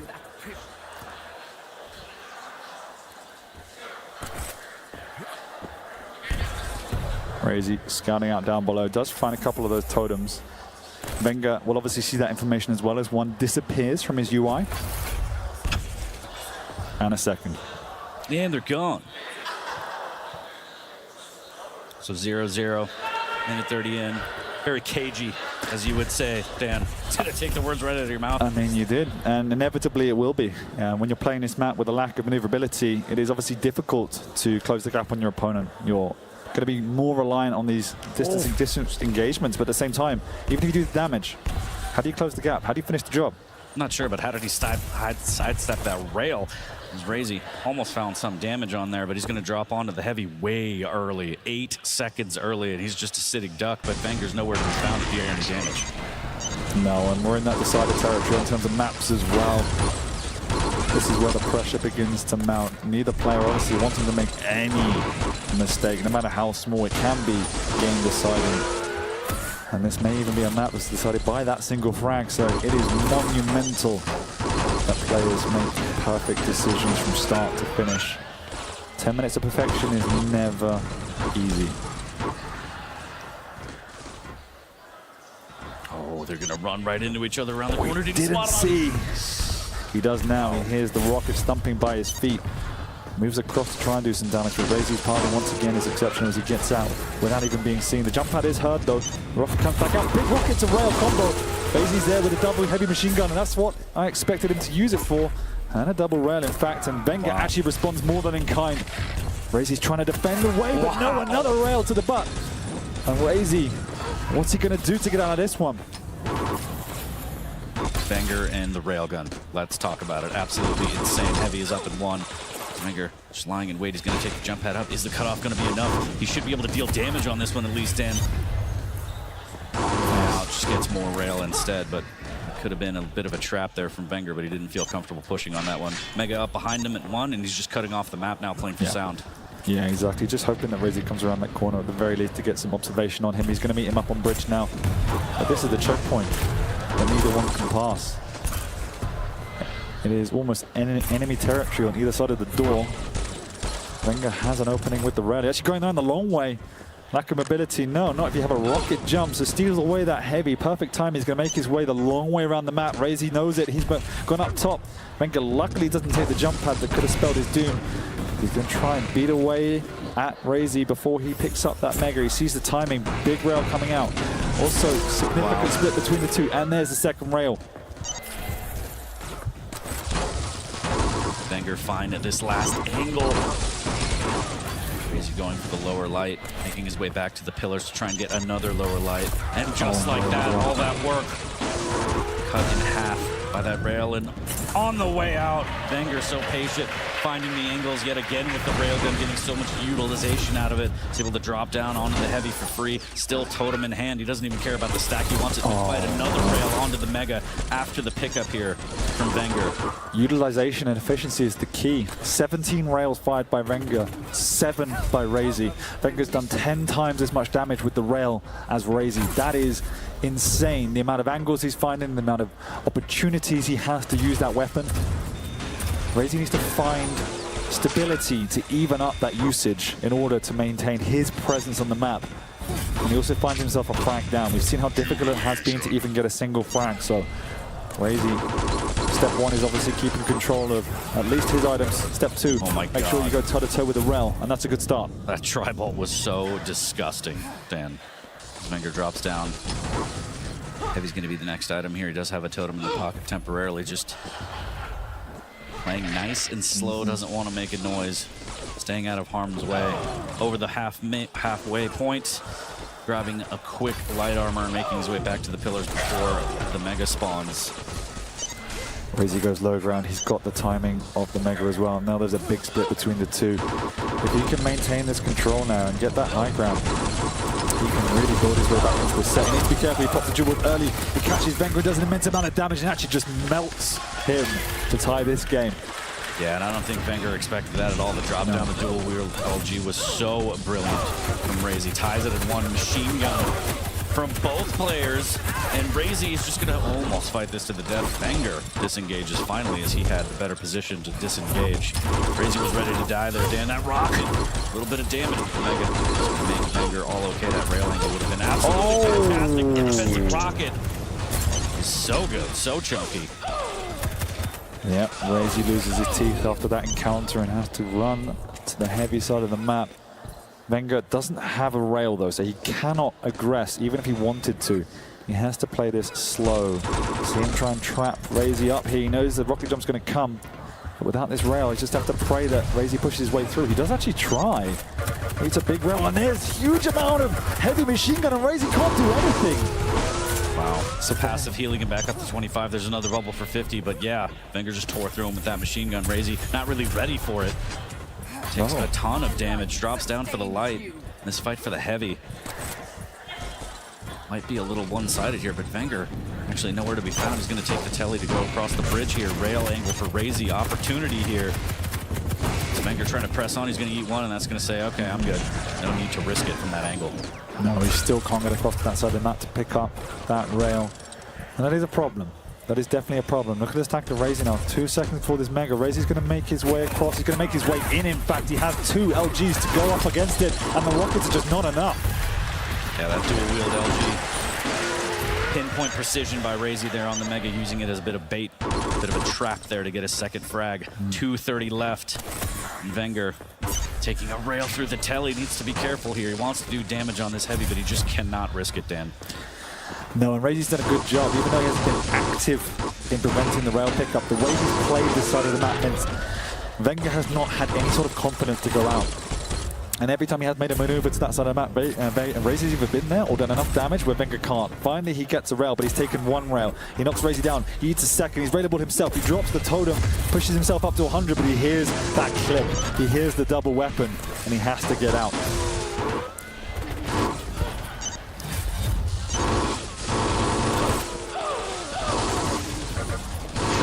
To give him the information as Razy tries to hit a rail from down under, instead eats one. Wenger on top trying to rain down another rail. Rockets from below. Razy looking for some damage. 69, real nice, but that Mega pickup does go to Wenger. Totem in hand here, trying to find that angle, just clipping one of the pillars here, and more tri-ball for information as Razy knows that it's going to be a mad dash for the heavy. Does pick up the light and says, you know what, just he won't go for that now. With 1.5 minutes to go, Razy's all about preservation. And it's at this point of the game when Wenger's been playing so well all map long, his rail has begun to let him down. A couple of shots he really could have hit and should have hit, and he hasn't been doing it. Another exchange goes Razy's way. That will open up a little bit of breathing room for him to grab that Mega and to press this next heavy. Now with 1 minute to go, there's not a lot of time, but he's just going to solidify that position, and Wenger has to reset and recalculate if he wants to tie up this game and take this series home. As it stands, Razy will push us to a decider. Yeah, he's been in this position before, has Wenger. He just needs to find it. Can he send us to yet another sudden death? Razy playing so low and slow. 30 seconds. And here comes Wenger on the bridge. One rail actually gets smacked by the rocket as well. But that exchange is okay. At least he did his own damage. He's going to make his way around, and slow and steady, he hits another rail. So does Razy. Going to stop again. Another rail from Razy on the defense, and there is not much Wenger can do. He has to just push and pray his opponent doesn't hit. 2 LGs come out. Oh, he's nearly railable, but there's the restack. Wenger just has to push with 5 seconds to go, and that frag will take us to a decider. A map 5, my friend. Oh man, my heart can't take this, but this is fantastic. We're going all the way 5 between these two. Razy refuses to quit. 3-1 is the map score.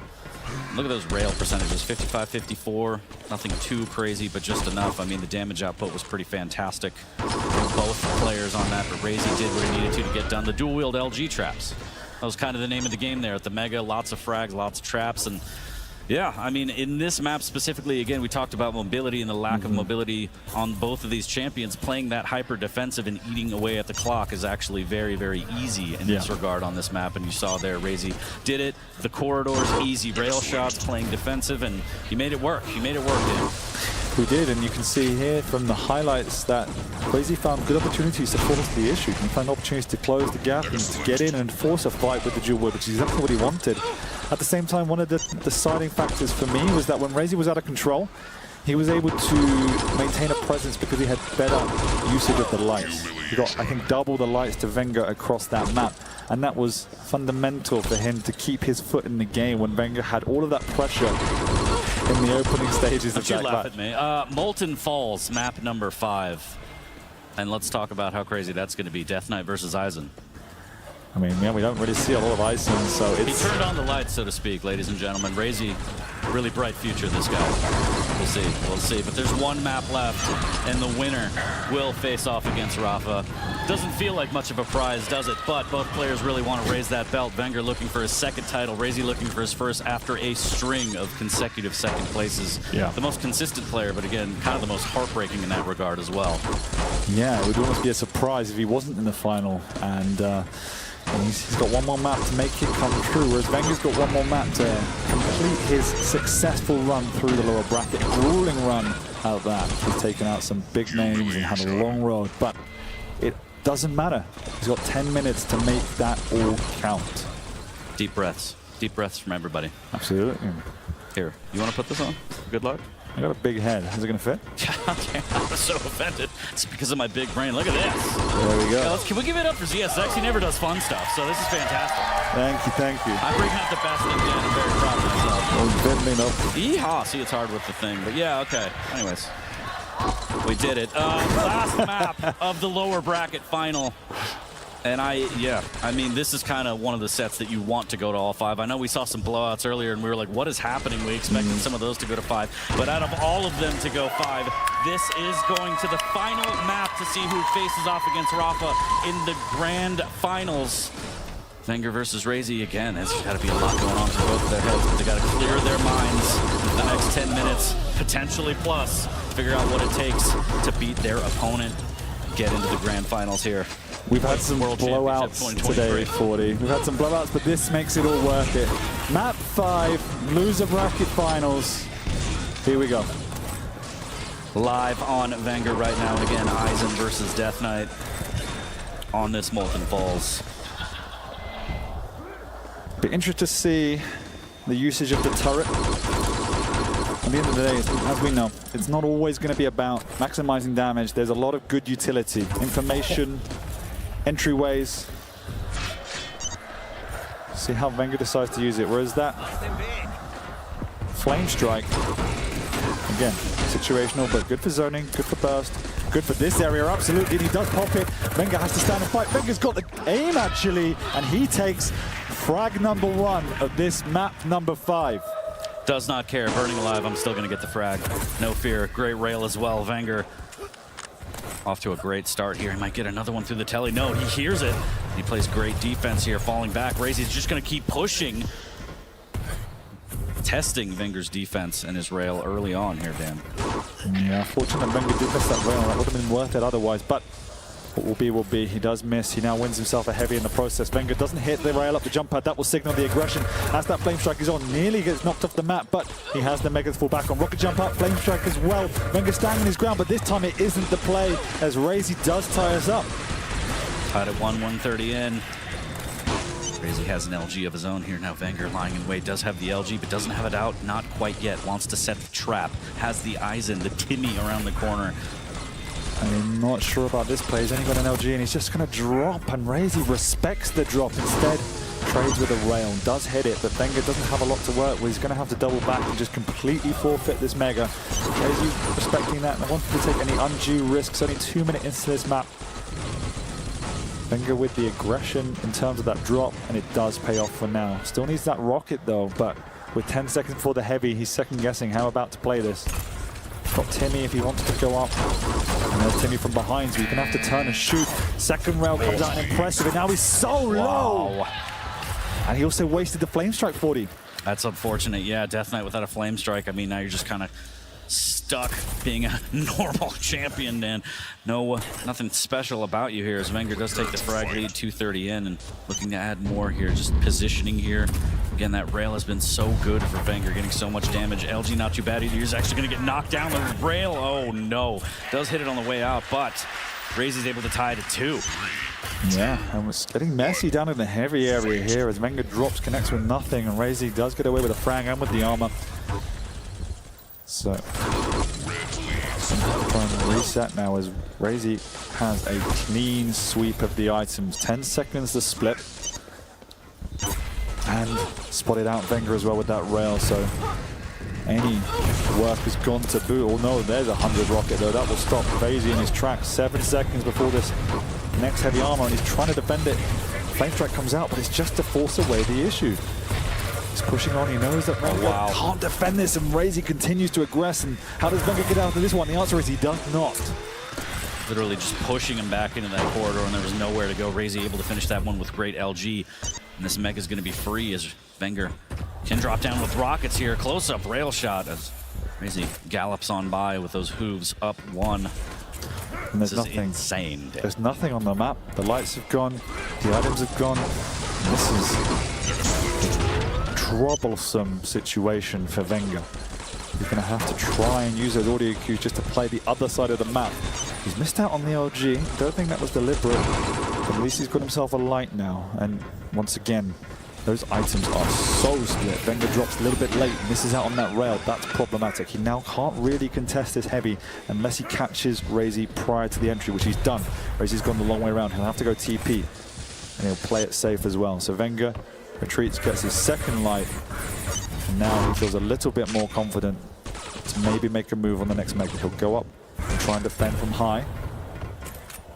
But instead, he just wants to play the long game. Beautiful rail through the telly there. Quick jump in. Let me get the damage. Let me get out. Let me get back to the Mega again. 1 frag lead for Razy. Here is a quick rocket jump. Gets past the Timmy. The Flame Strike won't land. But the LG was so good previously. Razy, wow. That rail, another one almost. Wenger's so close to death right now. Needs to be careful. Does have some bubbles to work with. Also has the Timmy, but Razy not afraid to push even with a 1 frag lead. So much on the line. Still playing that aggression that we've seen. Wow, what a read. 2 big rockets with that read. That's 4-2 at the 5-minute mark, and he almost cuts the hair of Eisen with that rail. Knows exactly where he is and needs to be careful with this drop down, but Razy's looking strong in that read, as you mentioned. Fantastic. He used his own audio cues to bait Wenger in. Wenger would have assumed he was going across the top and would trap him, but Razy understanding that. Incredible awareness from Razy. Another Flame Strike comes out. This time it does connect, and that's going to be painful for Wenger as he can't go anywhere. He tries to double back, but it's lost 40 HP. 33, and Razy is healthy. He wants to get out without taking too much damage, and preferably with Wenger's life in his hands as well. And he's just waiting around, but there's a rocket. If a second one connects, this is not going to be worth it from Razy, as he's now low, and he's actually had to give up this Mega. That play was crazy. Razy was just begging for the peak, and Wenger was just very precise with his peaks, making sure with that little HP, he just gets out of there. Doesn't give him an angle. But No, here he he's comes. from behind! Oh my God! So much rocket damage, Wenger. Can Razy get out of this? The Timmy was deployed. Flame Strike in the rail through the telly again. Razy goes up by 3. Great fags, 4 minutes remaining. Razy playing phenomenally. He's got the read on Wenger, and Wenger is being stuck when these Flame Strikes are being shown out. He has to take these fights. He hasn't got any weapons now, and he's just going to stand and steal away this Mega. And now time is going to become more and more of an issue, and you can see once again peppering from afar.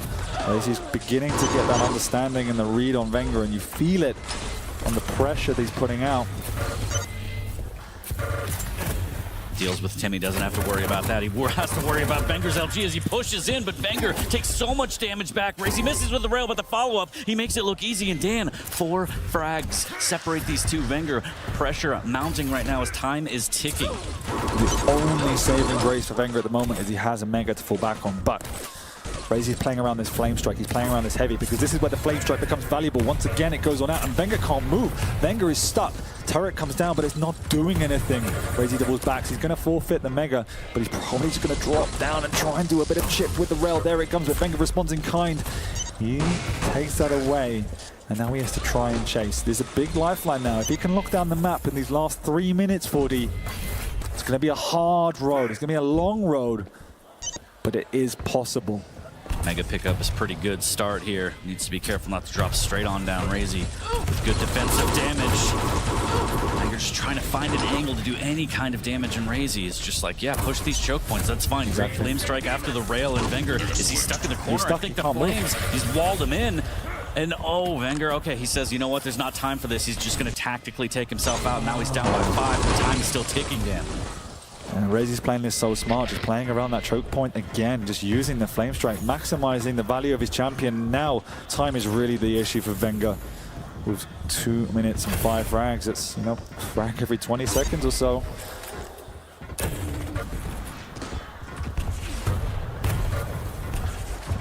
And all this time is being wasted once again. Razy's pushing him into a vicinity where he cannot damage the pickup, and Razy just wants to play, hey, I'll see you later. You can't get out. I will trap you and damage you as you pressure this next Mega. In each one of these fights, that Wenger doesn't get a frag is a fight his heart will sink. Minute 30 remaining. Big flame strike, a lot of LG as Wenger backs off, but he's going to take down, needs to find a health bubble immediately here. And there's nothing around. He gets burnt alive. He ticks down, and Razy moves it to 6 and secures more or less his place for revenge with Rafa. That's it. Razy's done it along with that flame strike. I think, unfortunately for Wenger, his dreams of getting in the grand finals have also gone up in flames. Razy has done it. It took him 5 maps, Dan, but he was able to. And there's the official GG call from Wenger. Congrats to Razy. He is going to get the run back with Rafa in the grand finals. As you said, not the best prize, but if he makes it spin his way, it'll be the prize of his life, as he's fully deserved this run back. Wenger pushed him to the limit. Couldn't have done any more than we asked, and after a day of blowouts, what a series to take us to this final week. I mean, it was a great series to kind of conclude the matches up to the grand final. We will get to see that rematch between Razy and Rafa. You know, it is a little heartbreaking to see Wenger put so much into it. We talked about not necessarily inconsistencies, but he lost his balance a few times, found it, regained it. And in this particular situation, it looked like a couple times he was going to do it. And we were in the back at one point. It must have been the second map, and we were like, you know, Wenger's got to be sick of overtimes right now. And what are you going to do? I mean, you've got a teammate push you to the limit. Those guys know each other intimately in games so well. And congrats to Razy, right? Getting a second chance. Unfortunately, having to do it from the lower bracket again, but I think there's a lot of Wenger fans that are sad to see him go. Yeah, like I said, we couldn't have asked him to do any more. It came down to the wire on every single map, more or less. And think back to the first map, the Clutch versus the Slash. If anything else had been different and that map was more even, it could have been a different story. I mean, we said it before I left, right? Like, that was almost a gimme for Razy. And frankly, I think that Wenger played that one better than I thought it was going to be. I thought it might be even higher scoreline. I think it was 10-5. It's actually kind of impressive. But yeah, I mean, if that would have gone a little bit differently, would we have a different scenario? We could play the what if game all day, but it is what it is. And this last matchup, you know, I don't know if it was just like the wind getting knocked out of the sails or what, but that was, you know, how many games in a row there? Quite a few. Yeah. Like almost 9. You also saw lots of interesting moments where you could see how in tune they were with each other. Some of the reads coming out there, the unique positioning, the traps.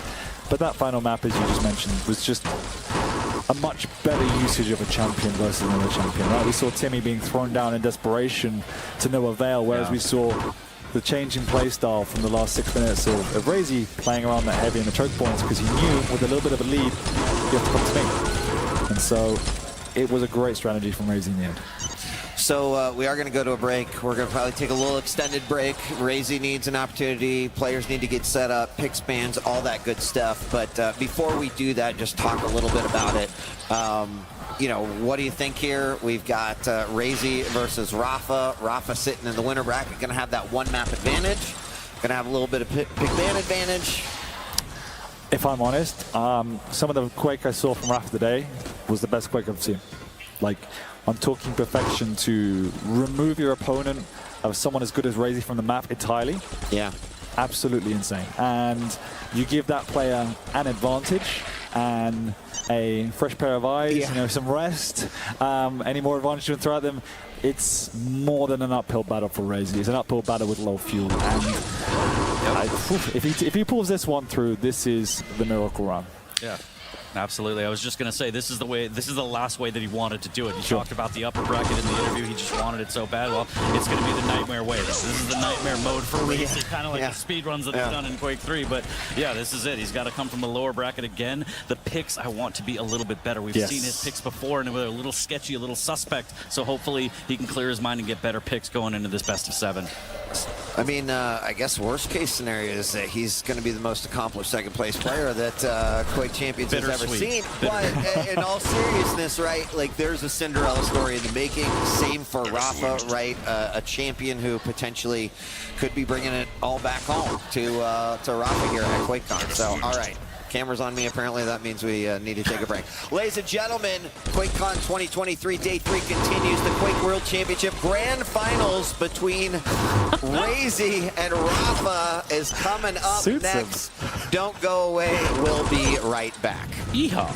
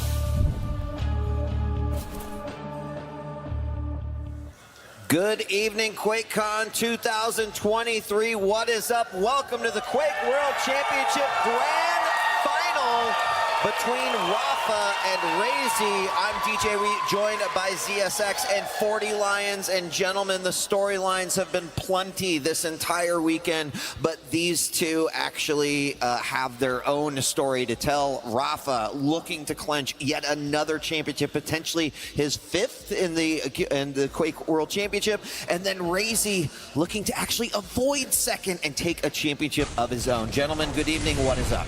Good evening. Yeah, pleasure to be here. And you're right, I think I've seen this story before, but not quite in this way. Definitely some new narratives coming through, and Razy pushed to the limit. When he's gone through his lower bracket challenges before, it doesn't feel that he's gone the distance as he had to in the previous encounters. So this is a really enticing one. I want to see how he's reset and how Rafa's going to come out as well. Yeah, Rafa's been kind of lying in wait, looking at his prey right now. A very close series that we just had, and Razy's able to get this redemption attempt. But really, I mean, he's been through a lot already, and he's got this big hurdle to overcome. But yes, we're here, grand finals. We finally made it. There he is, hometown hero. Rafa on stage in a very familiar place for him, oftentimes in the finals, many times as the champion, looking to put that belt around his waist one more time. And I heard there's a couple of Rafa fans out there in the audience. No. Just some whispers, right? That's like 3 people, maybe. All 4 people really want Rafa to win. They're like, yay, Rafa. But I think one thing to say about Rafa is, although Kilson took the belt last year, that Rafa's looked as good as we've seen him in championship form. I think the analogy I would use is that his playstyle, him as a person, he's a predator, right? And that predator's now been starved for 2 years of his victory, of his belt, and despite all of his challenges along the way, he is looking as good as he's ever looked, as sharp as he's ever looked, and that's worrying for Razy. And I was speaking to someone backstage yesterday, and I asked them who's going to win, and they said, as long as you don't let Rafa get to the final, it could be anyone. So, he's here now, and it's his championship to lose, if anything. And here's his opponent from Maestro Gaming. It's Razy, who has looked very good all weekend long as well. Yes, he did get dropped down to the lower bracket by Rafa in a 3-0 loss, but he has an opportunity for some revenge. 40, Razy's looked pretty good all weekend, but he comes in as a little bit different Razy in the QuakeCon 2023. A little bit, but my worry is that there's this just mental block facing Rafa. Razy's just constantly running against Rafa here and there, and it always seems to drop. And also the picks. I can't help but feel like these picks that we saw last time really lent themselves to Rafa's favor, and I hope whenever we get to the pick bans, we see a stronger pick phase from Razy, given the fact that, yes, he came from the lower bracket, so it is difficult, but he needs to make the best of it. Well, I mean, at this point in time, if you know you're going to make it to the finals, you also know you're going to have a deep championship pool. You're going to have familiarity with all the maps and be comfortable on them, especially because here in the grand finals, because Rafa made it all the way through undefeated in his matches, he already has a 1 map advantage. So we start this one, and Rafa's up 1-0. Yeah, that kind of sucks, right? Now, what is that format? But it's deserved. After all he's gone through, it's deserved, right? On the flip side, Razy's had to work his way through. He had to get to that point to keep knocking out the best of the best. So he's also deserved it, and he understands the challenges. He's been in this final, in this position 7 times. He knows what it's all about. He doesn't need that map, right? He's got to come into this with his clean slate, and he knows how many maps he has to win. He has to win 4, and that's all that matters. Right, and actually only 3 because he gets the one for just being there in the winner. Oh, you meant Razy. No, I was about Razy. Yes, Razy's got to win 4. Up, my friend. Oh my God! We need to get I'm so ready for this week and be over and not have to deal with you anyway. No, I'm really excited to be here. Thanks to all the casters who've been bringing the voices to the games this weekend, and a big shout out because we had some incredible play all weekend. So before we do go into picks and bans, if you would just give a solid hearty cheer for all of the players that competed for 18 weeks, that came and did things that we would even believe could happen. Seneku taking out Kilson, strong Sage with his freshman showing here in such an incredible way. I mean, it's been phenomenal. It's been great. It's been unreal to be back here. QuakeCon, Dallas.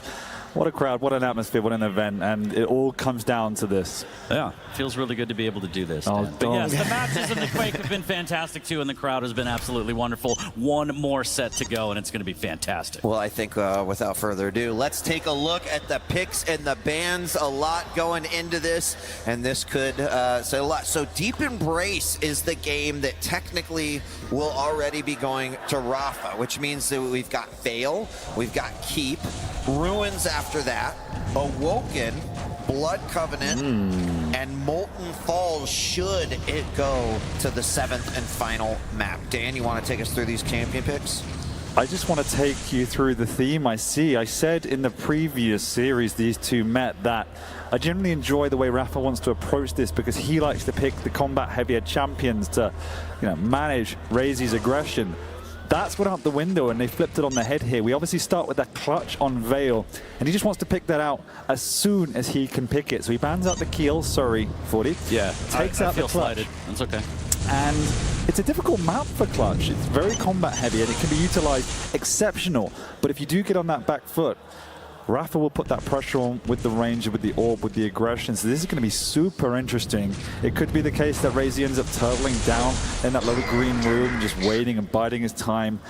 We'll have to see. This one's going to be wild. We move on through, and then we come on to Corrupted Keep. The Anarchy pick from Rafa, we didn't really like it when we saw it come up from Raze. It's not the same situation, 40, but it's, again, a high-risk pick that we haven't seen pay off time and time again.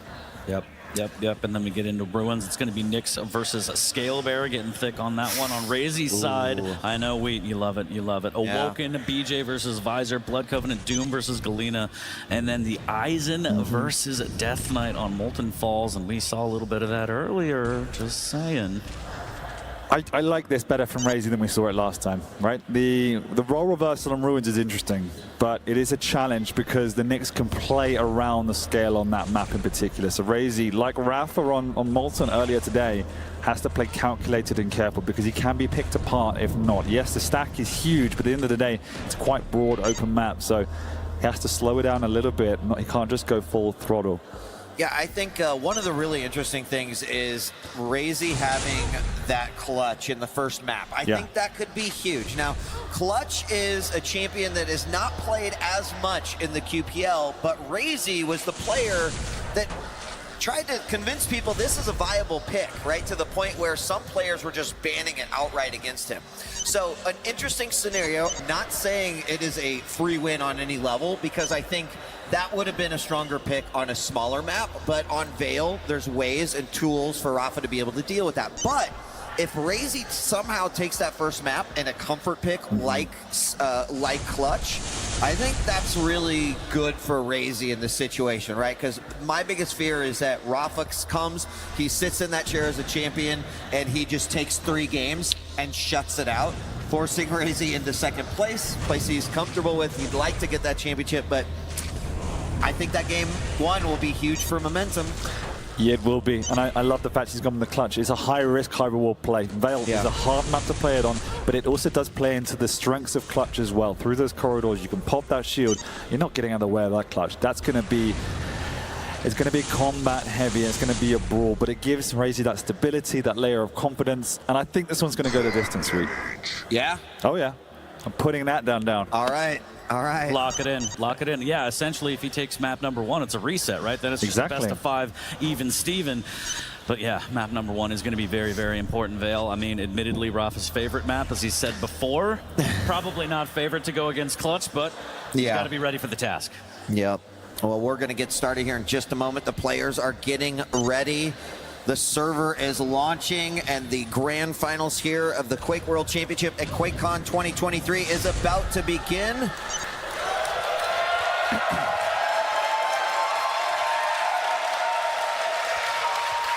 That's what I'm talking about. What is Lethal doing down there? Shouldn't he be doing his job? Anyways, yeah. Nice.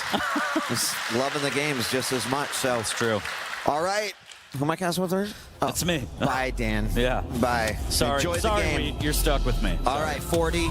I'm really excited. It has been amazing, amazing play all weekend long. It all comes down to this. Two familiar faces. One who has been a champion 4 times. Razy has taken several second places, but now getting the opportunity to possibly clench the belt and the championship.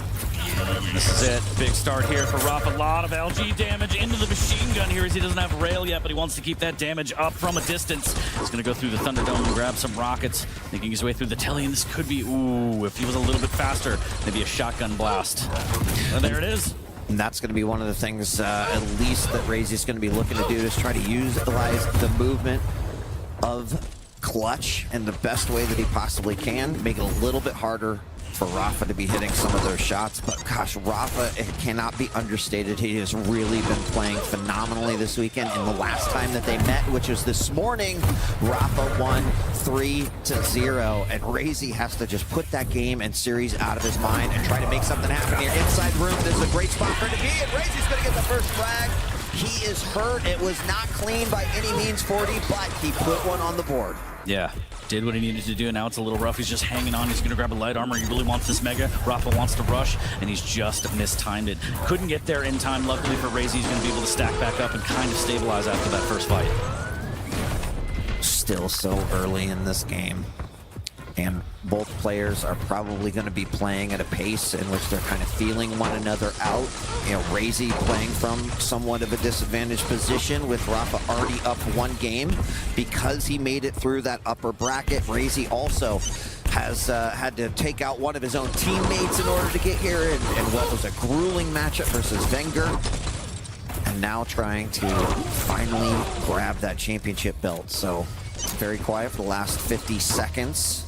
That shield is up for Razy, and that is going to be key for him to try to win these battles. Now, we saw also the situation. Rafa got stuck in that room, tried to use the orb to escape, actually up the jump pad. Shield is popped. This works out pretty good for Rafa because that shield doesn't do much in that engagement. Yeah, unfortunately for Razy, he just couldn't get up the jump pad to aggress after the shield was popped. But you're absolutely right. That first frag got him in a corner. The dire orb was used, and here comes the push. LG around the corner, 80 HP. Razy on the run. The rail will miss just barely. Razy's going to grab a light, and he's going to jump through that window, through that telly.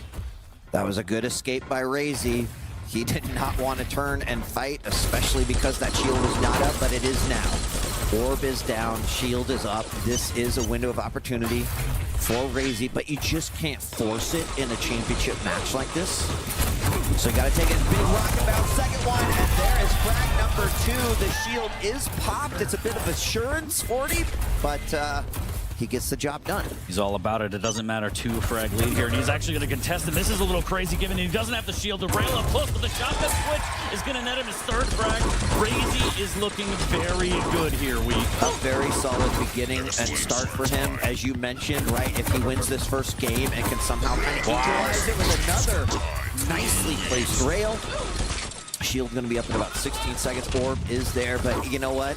If there's one thing you know about Rafa, it is that you don't count him out. We've seen him claw back from 6, 7, even 9 frag deficits and come back to win games. But Razy so far is doing what he needs to do to potentially be the winner of this first game. Catches his opponent coming through. Nice rail does come out from Rafa, but Razy with the rocket to put up frag number 5. Incredible rail off the spawn as well. Rafa with the rail of his own.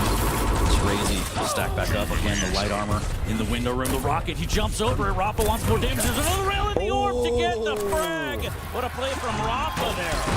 And that's exactly what he wants to do in this particular case, right? Orb, yes, it can be used for mobility, but it can also be used to delete your opponent, just like Rafa did there. We've got 6 minutes left on the clock, and that is a little bit easier with 4 frags on the button. There we do have shield pop out. Nice rail coming out. Razy's going to kind of push the fight, and the shield runs out. Rafa doing a significant amount of damage, but Razy's still able to get away. Yeah, and after all that, Razy has position on the Mega, so he's okay with taking that initial damage, but he is going to try and fight for this Mega. No orb up for Rafa. The rail before he goes through the telly. Rafa will grab the light. Nice rail as well, and he's muscled his way onto that Mega. He had to give up the Mega, but at least he got a rail as he was departing that room.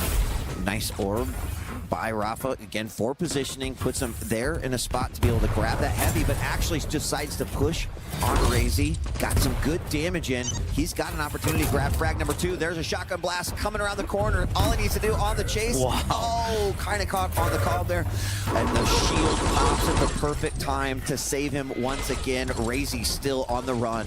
Yeah, still on the hunt is Rafa. He knows he's waiting. He finds him with the LG to get his second frag. And Razy hyper defensive on that one, top the shield, as you said, just to stay alive, but he didn't have resources to stack back up. Rafa knew it, took advantage of it, and now the shield is down 25 seconds, and Rafa on the hunt again.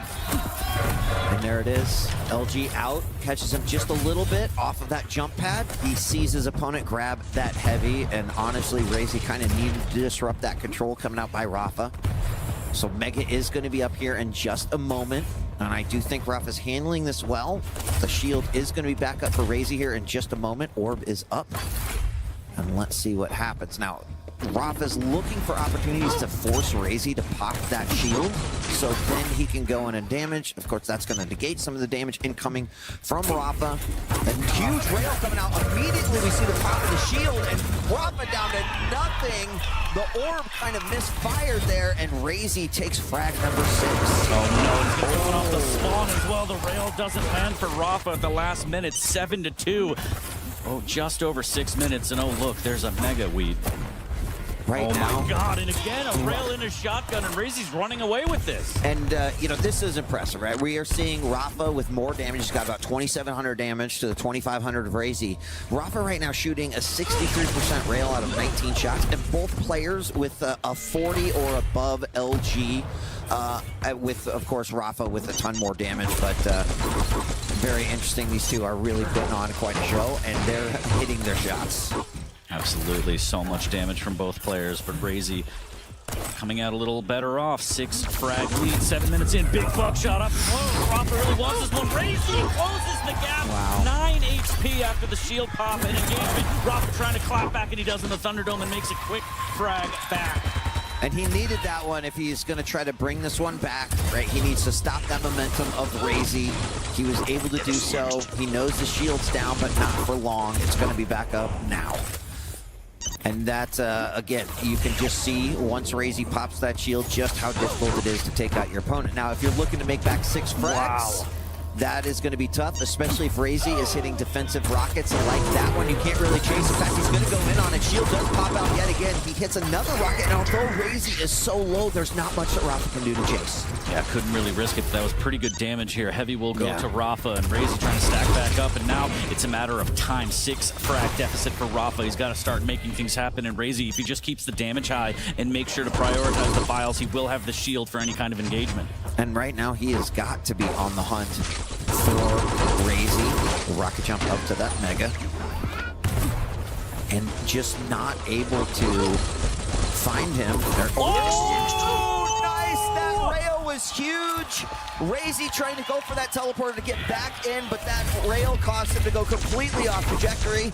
And that's a solid way of just getting rid of that shield. Now, shield wasn't popped. Here it is. LG coming out. Rafa going to commit to this one on the chase. Great rail. Is stopped by a rocket. It doesn't hit, but it stops him.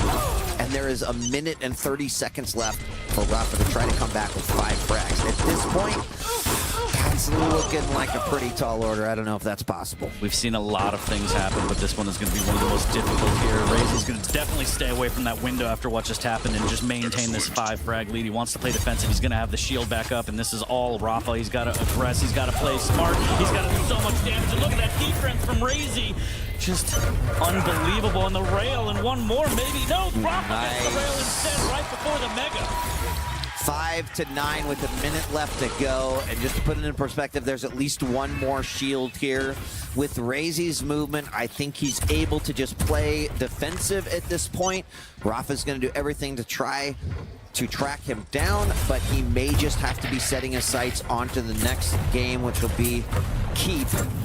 And a map that has been claimed by both of these players. It's both as Rafa's keep and as Razy's keep. Absolutely, but I am very impressed with Razy here. Again, the picks were stronger as we looked at the pick fan phase, and getting this comfort pick on map number 1 and playing to this level and resetting essentially to a best of 5. Razy has to feel a little bit of relief. He's still got a ton of work left to do, but this is fantastic for Razy. There's one more frag, but to get 3 frags in 15 seconds, that just is not going to happen. So Razy will take the first map. There we see the shield pop and what could be the final engagement as the clock and seconds tick away. Razy will tie the series up 1-1.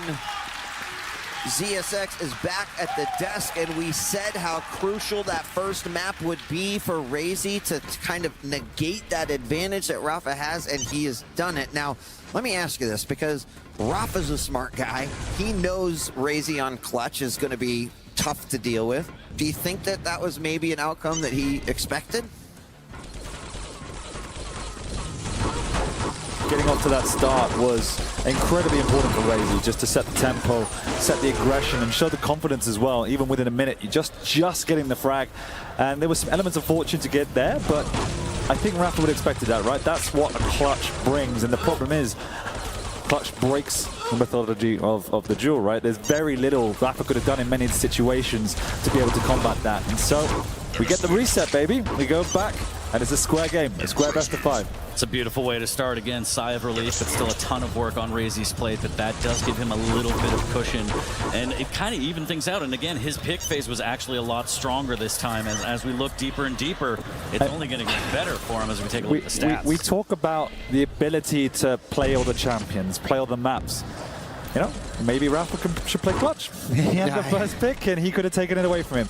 He thought he could counter it. We see the Ranger have worked in the past, and he could have worked on this map, but the pressure was too much. The start was too strong, and to try and come back against a clutch is almost impossible. You have to set the tempo and the momentum. Yeah, that's right. And of course, Razy was just doing the dance well enough to be able to keep out of sight of Rafa. And 6-9, still pretty high scoring, all things considered. Yeah. But now we're going to be moving on to Corrupted Keep, where we're going to have Rafa on the Anarchy and Razy on the Strogg.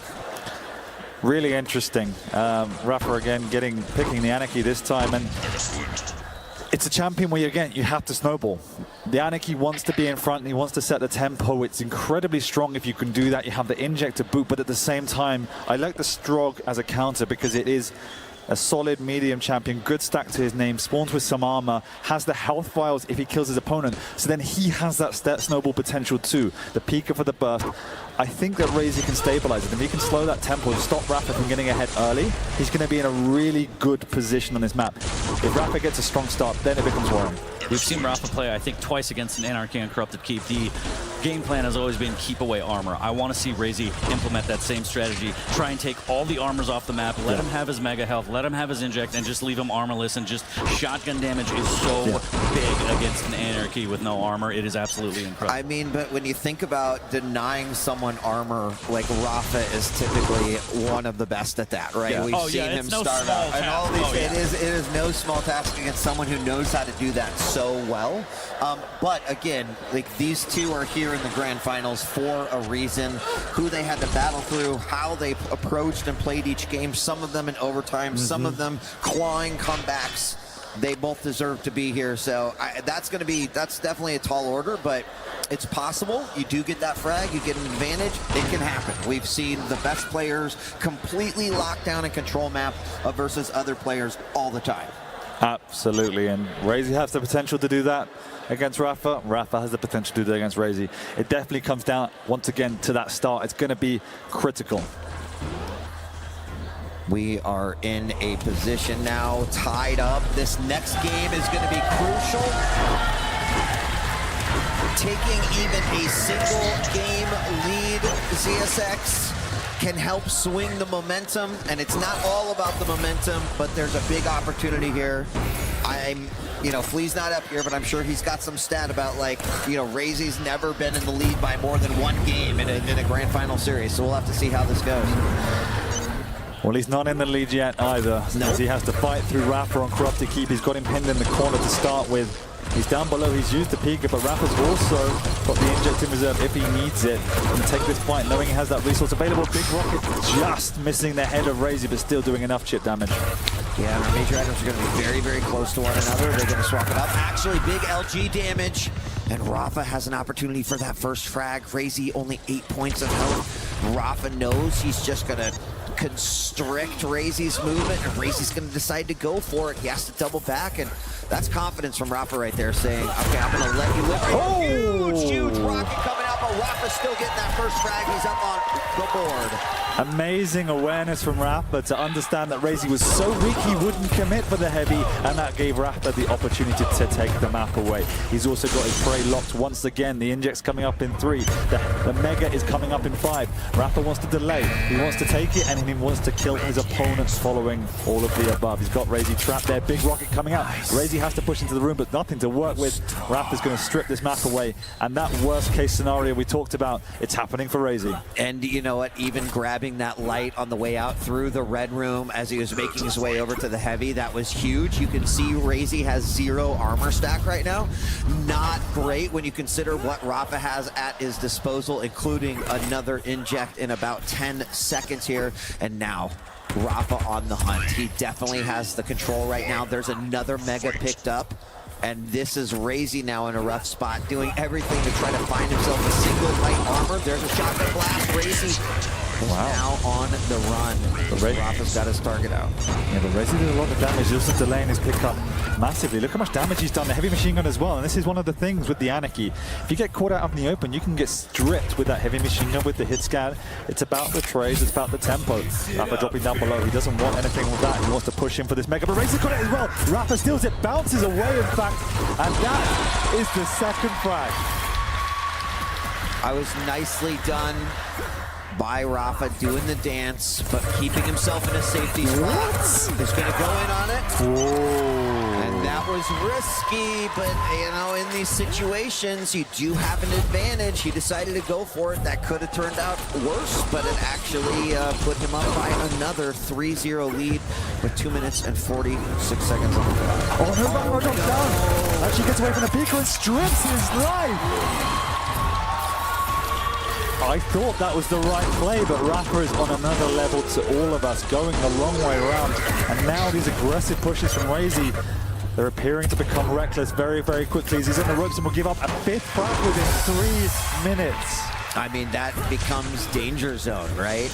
Yes, this is a map where those frag conversions can snowball, but not like this, as Rafa continued to dish out the damage. Now, very low this time, and Razy is able to just juke and dodge enough to stay alive, grab the Mega, and put his first frag on the board. But Rafa still with a solid 4 frag lead. But it all comes down to this next round of items. Rafa's had to forfeit this heavy, but he will want to contest this next Mega. As I say that, he moves into vicinity. Razy with the machine gun at the ready, stripping Rafa's health away. Drops down low, no Pika, but Rafa's going to try and do what Razy did. He's got the buffer of 5 frags to play with, though. That is the difference here. He can be aggressive and chuck away a few frags to get that control back, because we know how masterful he is when he has that dominance. I'm actually surprised. He is going to go from the red room. He knows that Rafa's there trying to get himself a light, and it pays off. He actually decides to go in through the hourglass hallway. And I can't even tell you how incredibly smart both these players are playing with their entryways. They're taking these unusual pathing and catching each other off guard. Constant game of chess and back and forth. But look at the dominance now, it's completely swapped. 15 seconds between the items. Razy can play aggressive. He can strip this health at distance and then use that leverage to consolidate the item advantage.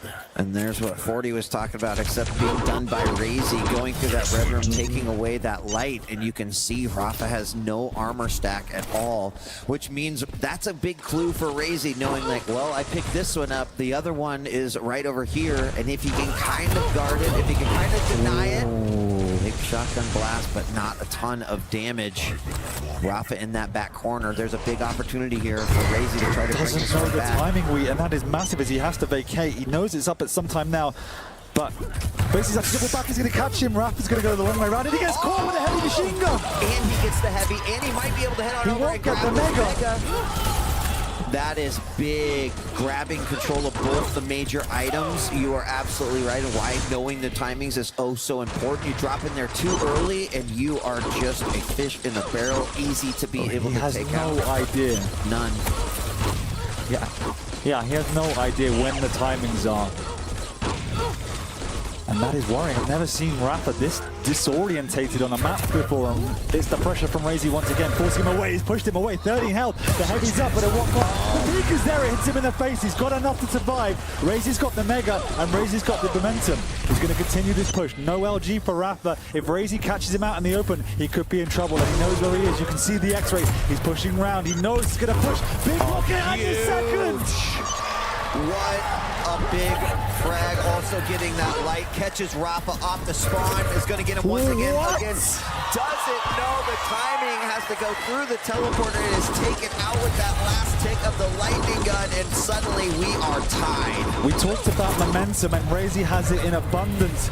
He's using the snowball off the strong, but big rocket coming out from Rafa on the defense. The Pika does some work. Razy still wants to push. He's got the weapon advantage, but not the stack. Rafa! Oh my gosh! The rocket came through. I think Rafa thought that rocket was going to connect and make something happen. It did not, though. Razy somehow stayed alive and got the frag, and for the first time, he's got the lead in this match. Yeah, and there was so much time before the heavy armor that Razy could push on in, and this is the problem. Rafa isn't doing any damage. He's just running away like a scared animal, and that means he's not doing anything to get himself onto these items, to press them, and in some instances, even to get timing. We've got 3 minutes left in this game. Still in a situation that anything can happen, but those light armors being gobbled up by Razy. Another big peeker kill, and then getting the heavy on top of that. Right now, Rafa just wondering how he is going to knock down the defense that Razy has right now, and frankly deal with his offense as well. And this is the problem, but big rocket's coming out. The third one doesn't hit. He's got to make it happen. This is the most amount of work he's done in the last 3 or 4 minutes. He's actually stopped the momentum of Razy. Razy really can't pressure this heavy, otherwise that will happen. A rocket to the face. Rafa can't follow up. He doesn't have the weapons, but now he has an item. He can begin to build. 2 minutes to go, 2 frags in it, but he needs to maintain this stack ahead of this next mega. Razy's above. Razy's prowling with the rockets. Rafa's done a good job to steal it away and actually get away relatively cleanly. Now he can chase with this inject up in 3 seconds. And more importantly, Rafa knows what the timings are. Now there's only less than 2 minutes left to go, so that's not going to be huge for 2 more cycles, but that frag is huge as he brings this deficit to just 1 frag with 1:40 left on the clock. He knows what the timings are. He's sitting on top of that heavy. He even gets a chance to delay it just a little bit, knowing that he's going to be able to get it safely, and that allows him to have that heavier stack going into what could be a tying frag. He's going to grab the Mega 2, and he's got to make a move. Now, out of players here who are able to make a move, Rafa definitely one who knows how to make it happen. He gets some damage, but doesn't force it. Peeker is down, and that means another window of opportunity. Yeah, but the items have begun to converge, so if Razy can delay, there is something he can fall back on. Rafa's even taking away the lights, as Rafa does. Razy going to have to try and now just hide his court between the rock and a hard place. He's moved out of position for this mega, so look at the stack of Rafa. It's going to be gigantic. Razy's going to have to play the minute of his life to take this map away, otherwise we will go to an overtime. And this is not a very big map. There's only so many places to hide. We're going to see Rafa. He's going to the right, he's dropped down. No! Shotgun to the face! Both of them connect in a majestic way, and we are tied up. But now he's in a fantastic position. He's got the better stack. He knows the timing's catching with the LG. He almost pulls it down. The eject comes out just in case. And 20 seconds left. We're going to overtime. LG comes out. Peeker! Peeker is shot down, but more importantly, Razy goes down. Rafa regains the lead. And with 10 seconds remaining, Rafa, did he just pull it out? And the answer is yes. Wow. Wow, indeed.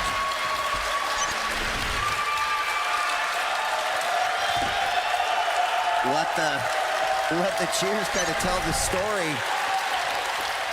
that is what makes a champion, right? Being down by several frags, having your opponent come back, tie it up, take the lead again, and then just to be able to claw it back. But not only that, in the last minute and 20 seconds. That was two Goliaths going head to head because they just wrestled control and map dominance away from one another, trying to show who is the alpha. We went from a 5-0 scoreline to what was a, I think it was 8-5, just perfection from both players in different ways. And it was Rafa who had that little bit of juice left in the tank at the end. That was an absolutely incredible map. This whole series has been incredible so far, right? The control going back and forth. Crazy coming so close to finally being in the lead in a grand final, but no, he is once again finding himself in a position where he's got to chase down Rafa, and this is the fight that determined it all. Razy, he's still going to be visible. Yeah, he was still inside. I don't know what he was going for there. Maybe he thought he was closer to the doorway and would no longer be visible, but no, Rafa held his ground. He stood tall, got himself a decisive frag. I mean, just happy that these games are as close as they are. Honestly, when Rafa was struggling with the timing, that looked pretty bad. But it does go to show you keep your cool, you watch what your opponent does, right? Sometimes you're able to get information even when you don't have it. Like, so for example, he knew that those major items were separated enough. When he did finally get the heavy, he knew that he could kind of move over to the mega, and he put himself in a position to be able to attack that. At that point, he grabbed control. Absolutely, and we spoke about momentum, we spoke about the snowball effect of both champions, and then we saw it in abundance from Anarchy towards the end, and particularly on a map like Corrupted Keep where there is no rail, sometimes you just have to wait. There's always going to be that element of a messy fight, and it's the key when you're out of control is to maintain your composure, your positioning, not give up too many frags, and eventually your opportunity will come, and that's what Rafa did. He was clueless for a few minutes, but he didn't give up too many frags, and that kept him within you know, a controllable factor of a victory. One of the things that I find most remarkable about Rafa is how good he is at making those comebacks matter, right? Very often it's not even necessary because it's Rafa, right? Often he's the one in the driving seat, but I always get the impression when you're watching that a player can be, what, 2, 3, 4 frags in the lead with a minute or two left, and it still feels like Rafa is the one who's about to take it, and that is incredible. No other player in the league does that, I think, and again, Rafa mounted the comeback successfully so. What's really interesting now as we head into game number 4, Rafa's ahead 2-1 right now, but we go on to Ruins. Pretty big map.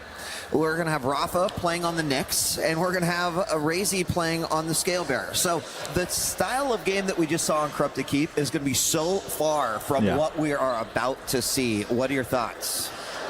Really interesting. Obviously, I don't think we saw a lot of these two champions together on this particular map. As I said, we saw this exact matchup on Molten earlier with Razy on the Nyx, and you know, Rafa was able to utilize the stack and speed to bully the Nyx. It's definitely harder to do that on Ruins just because of the geometry of the map, the way the items are laid out. Razy might want to make a play in and around the heavy armor, but then you can also just use the bull rush to kind of skirt through, steal away the mega with a bit of a drive-by. I can't believe I'm not allowed to cast this one, guys.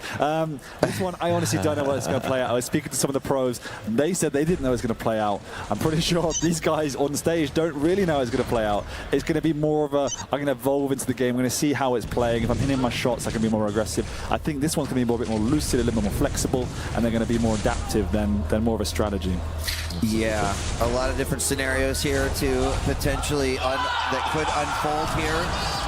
I do think Flea, Razy, he is a player that loves to set up those traps, but Rafa's, right, he's a tough little creature in a trap, right? He's tough to trick. He was nicknamed the Professor for a reason, right? His game awareness, his positioning is extremely good. And here we go, starting it off once again on Rafa's point of view. He's playing the Nyx, he's got that ghost frog, the wall jump, but he's small, doesn't have a lot of stats to work with. And Reed, you as a resident Scale Bearer fan, you will be very excited to watch Razy pick him at such a critical moment. I have to say, no, I haven't changed my mind about Scale too much, but the players that have utilized Scale, hold on, we've got a fight down here in the lower heavy room. and that bull rush did come out, and that just hearing the footsteps is intimidating enough. And expect that if Rafa does hear that, he's going to immediately go into a defensive posture, try to stop his opponent. But that's also where that trapping from Razy comes in big, right? If you see the bull rush coming from a million miles away, you probably will be able to avoid, especially when you've got a ghost walk. It just doesn't, you know, in case. But that's why Razy's probably going to try to find a moment that he would be able to use it. Both of these players taking a big risk. Rafa doing some good damage, taking a rocket to the face. And he's going to buy Razy some precious time and freedom, but he's got to give up the Mega in this exchange. And now Razy, despite being the tank, has got significantly less stack than Rafa. No doubt the American is looking to capitalize on this advantage. The first frag is going to be huge too, right? Here's a situation, right? Rafa gets a frag, converts 1, 2, 3.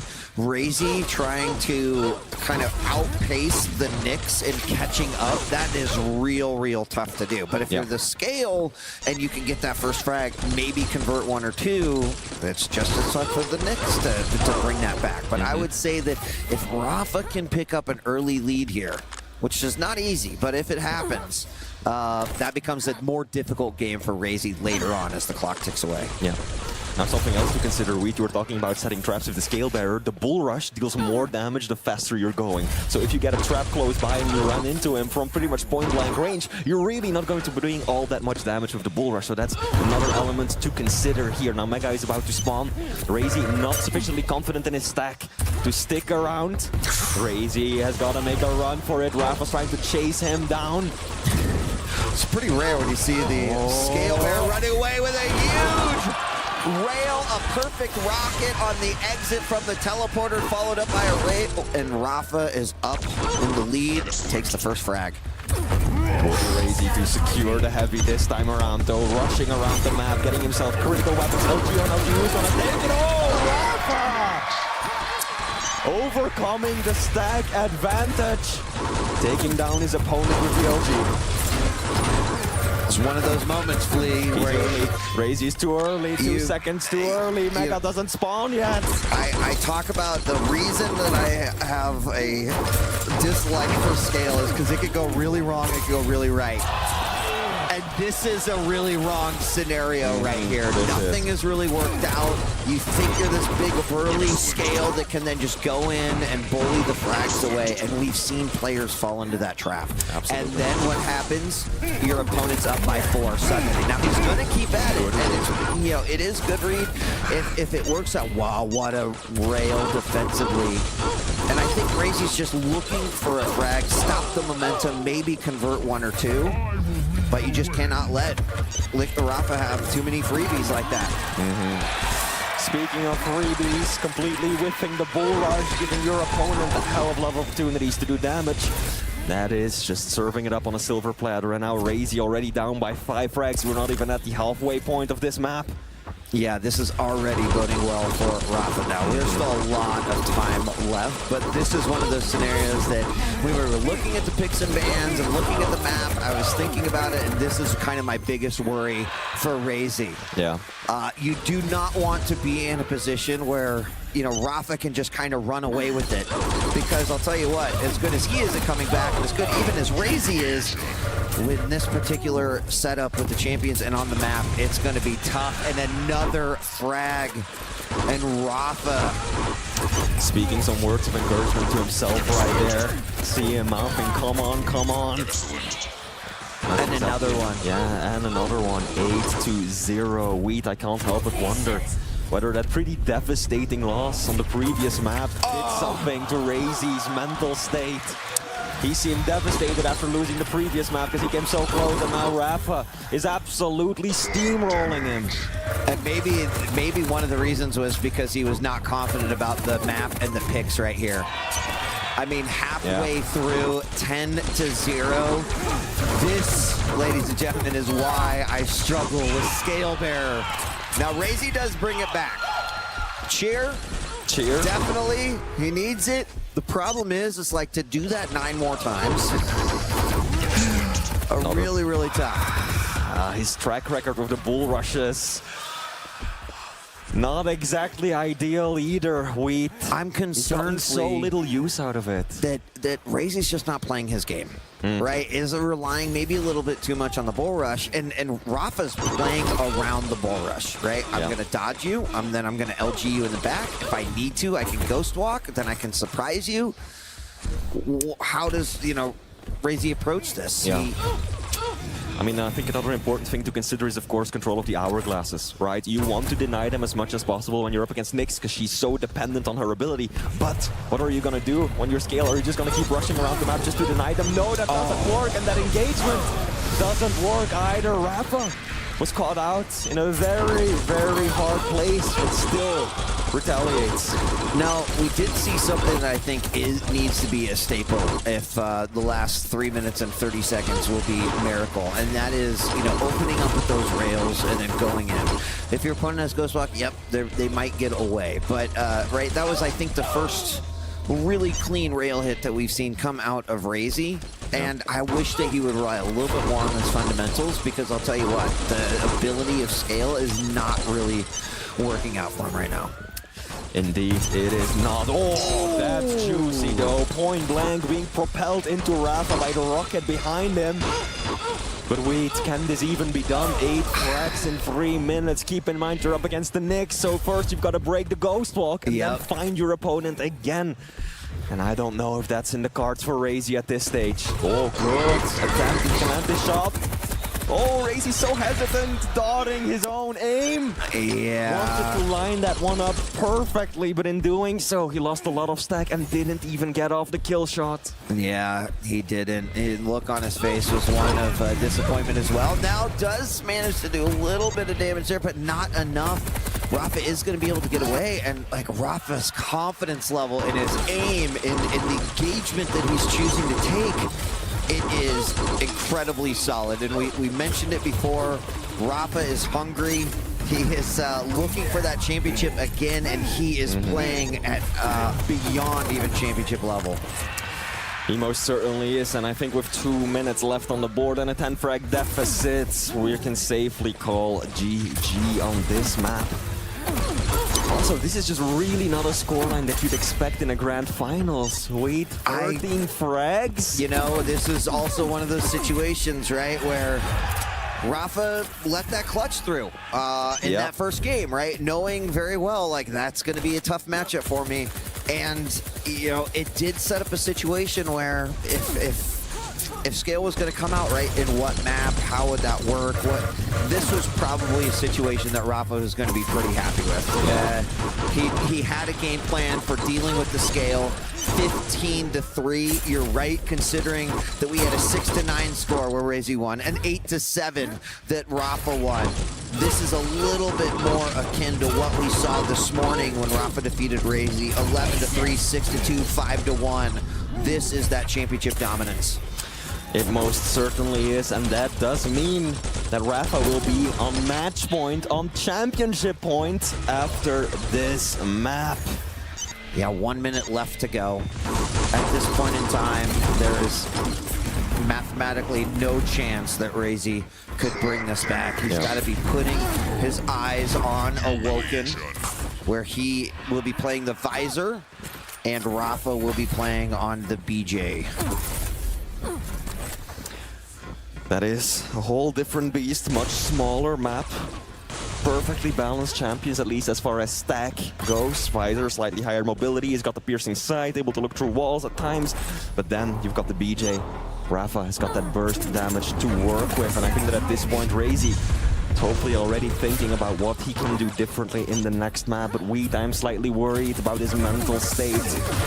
Watching his face on cam after losing that previous map, he already seemed quite devastated. Well, you know, to be a champion, you have to be able to erase that last game and move forward. And Rafa does set himself up for game point. 17-4 is pretty incredible of a score for him, but again, you know, that was a little bit more of the matchup. Ketchup joining us here on the stage. Your thoughts on that one? Watching that in the crowd, the energy's pretty electric. Shouts to this crowd for another time. Wonderful QuakeCon so far, and it's wild to think that we might be almost over. But watching this match, it was a masterclass on how to handle Scalebearer in the right situation, even in moments when Rafa had straight up nothing to survive a bull rush. Just basic movement, backwards movement, letting it miss, calling out Razy in those situations, and then on top of that, keeping him behind, never missing a shot, picking up the right items, and the aggressive ghost walk, feeding himself so much that those surprise attacks, there was an instance up top right above here where the ghost walk right behind, one super shotgun. I mean, you're not used to seeing a Scalebearer player get handled like that. Yeah, I mean, let me just throw out a hypothetical. Fleet to you. If we saw this game played 10 times, how many times do you think we get results like this? You mean Rafa versus Razy with these picks on that map? Yes. Oh, I feel 8 out of 10. Yeah, easily for Rafa. Might even go 9. That's it's tough. I think it is so tough. That was kind of a perfect mid of the pack map pick and champion pick that came out for Rafa, considering that, again, he maybe knew that that clutch match had a good chance of going Razy's way. And Razy now has to win every single map from this point to steal away that championship from Rafa. I gotta imagine that means Rafa can literally smell it. He can see it. It's almost blinding him, the lights coming off it. It is so close. He's got one hand on it. I mean, this one must mean a lot to him. It's been 2 years since he's gotten to secure the belt. And if we look at the overall winnings as far as the Quake Championship League goes, right, we can look back and we can see that Rafa is currently at 4 belts, Killson trailing behind him at 3. So if Rafa can win this one, he will no doubt secure himself a spot as the GOAT of the Quake Champions Pro League era. It takes 5, huh? It takes 5 as the GOAT officially? It takes 5. Yeah, That's okay. it. Just I checking. mean, we're working on it. We're working on it. We're well underway. What I'm loving about this so much, though, is the story. The biggest story going from Razy's side, though, is that one fantastic start in this series. From that point on, it's starting to look a little bit more like what history has taught us. And that is where the concerns lie. Is he going to be able to, even if there is some kind of barrier there, this is where you have to conquer it, because we're at the finals. This is the finals. There's no reruns here, and Razy's had to work so hard to reach this point. It would be a perfect full circle moment if he could pull this off. But even getting a map, as he said many times, one map at a time. We have to just concentrate on each 10 minutes, and that's all there is to it. But you know, we can run through all the scenarios. The one thing you have to consider is that Rafa's been here before. He's been down before. He's clawed back. He's won. Being in the lead puts him in a very comfortable spot, which means, again, going back to Razy, in order for him to avoid the second place curse, he has to win the next 3 games. Statistically, how many times has that even happened versus Rafa, right? Like, this would be not only an incredible undertaking, but it would be, right, just statistically something that we had never really even seen before. But to do the unthinkable, the World Finals is the place to pull it off. Absolutely is. It absolutely is. Now, before we move on, just talking about the figure suite. They've played each other 11 times in history of the Quake Pro League. Rafa has won 9 out of those. And also worth noting is that Razy has been in a grand finals 6 times throughout the Quake Pro League. 3 of those were against this very man, Liquid Rafa, and he has yet to win a single one in that situation. But now he's got to go big, or he has to go home. I mean, it's a tough spot to be in, right? For Rafa fans, they're ready. They're like, this is done. Next game, Rafa's going to have that belt once again. I know for the Razy fans, they are just saying this is the time to pull out that miracle Razy, right? Like you've shown us a different kind of Razy here at QuakeCon, one that, you know, is a little bit more flexible, seems to be confident in himself. Would hate to see him kind of in a position where at the finals, you know, he worked so hard to get here and then it kind of falls apart again. Now, let me just say, also, amongst all of the competitors that we've had in the QPL, second place is still really damn good. It is. But when you've just been after that championship for so long, I hope he can do it, and I know he's still got it in him. Right? This, it would be a miracle, yes, but it would not be one that we haven't seen before. ESL 2018, where Razy earned himself the nickname the God Slayer, right? Rafa, untouchable, hadn't lost a map that entire tournament. True. He's up in the upper bracket, Razy coming down from the lower one. Double best of 5, Razy clears it and wins. So this is absolutely still possible. He's got to channel the vibes from back then and make it happen. And I do think that, you know, Razy is the tough spot is that he's up against 2 people, Rafa and himself in that regard, right? If he can just overcome himself and just deal with Rafa, I think maybe that miracle could happen. But right now, Rafa is in a great spot to potentially secure his 5th championship. I would go as far to say more than that in regards to how many people Razy has to conquer. This crowd, I would go as far to say, is another extra dynamic. We talked to Rafa earlier today. Rafa was able to say that this energy, the people, the fact that he is the hometown hero, it's something that is fueling him. It is giving him that extra motivation. Doesn't feel good to be on a stage with a crowd of people that, look, they'll love Razy to bits, but they have a clear favorite here. And conquering that is an extra dynamic entirely. Now, I do believe there has been a little bit of waiting here in between matches. But they're about ready to jump back in. Has to be done. I mean, if a player needs some time to get themselves together, this is potentially a final opportunity. So if you're going to have to take time, by all means, do it. Yo, shouts to Lethal in the background. Here we go, the Razy fan club. Make some noise.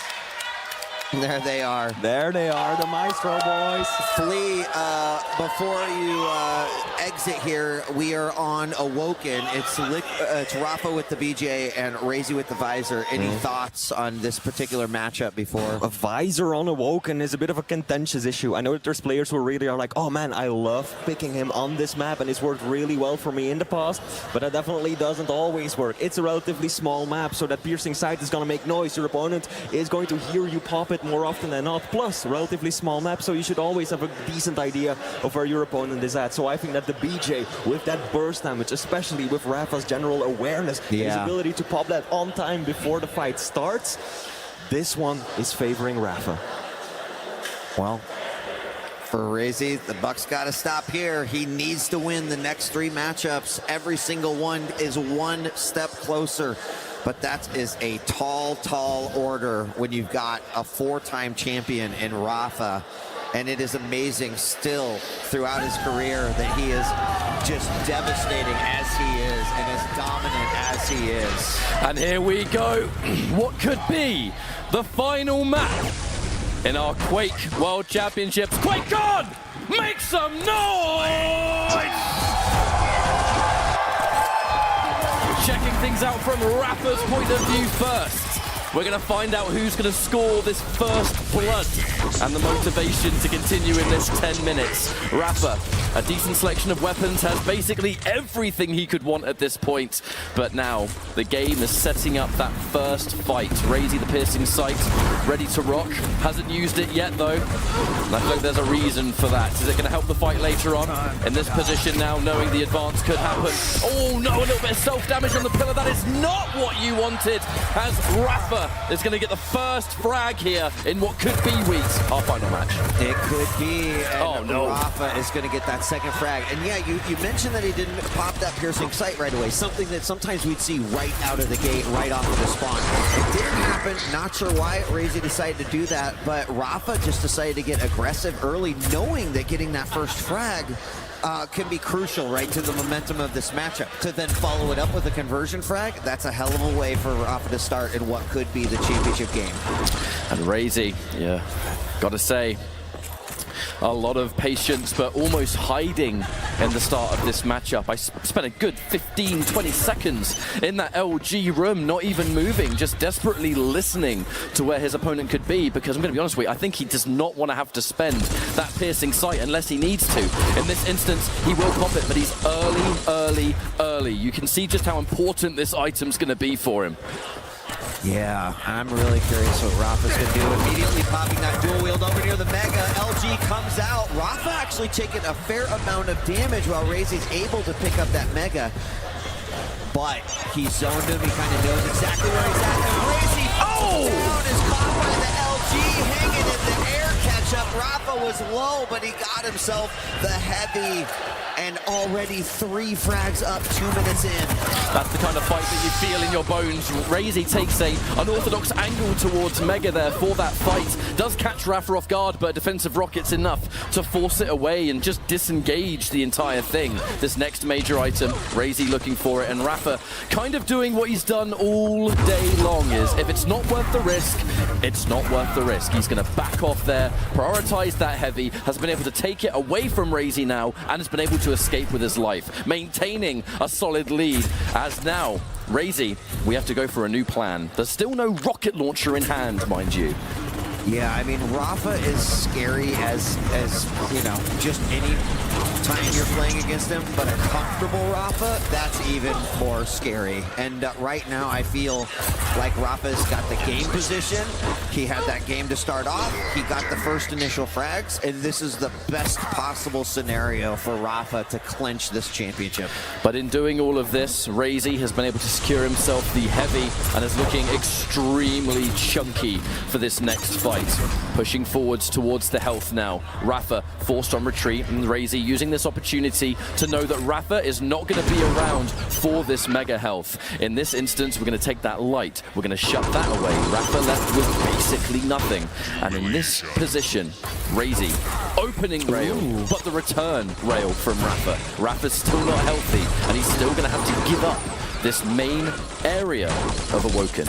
He does. He also had to give up heavy, and this is the first time that Razy's kind of been in position. Now he's going to slow play it, as we've seen him do before, but it is Rafa who seems to have his own piercing sight. A perfect rocket doing some damage. Wasn't enough to completely negate that stack from Razy, but it did stop him from attacking. So 4 minutes into this matchup, 6 minutes left to go. Rafa still with a 3-frag lead. Worth pointing out that in terms of light armor, Rafa has actually had very, very few of them. I think it goes to show what areas of the map have been more important, or in general, just controlled from Rafa. Some opening damage here as well. Razy using this chance to push forward. It's going to be health in 3 seconds.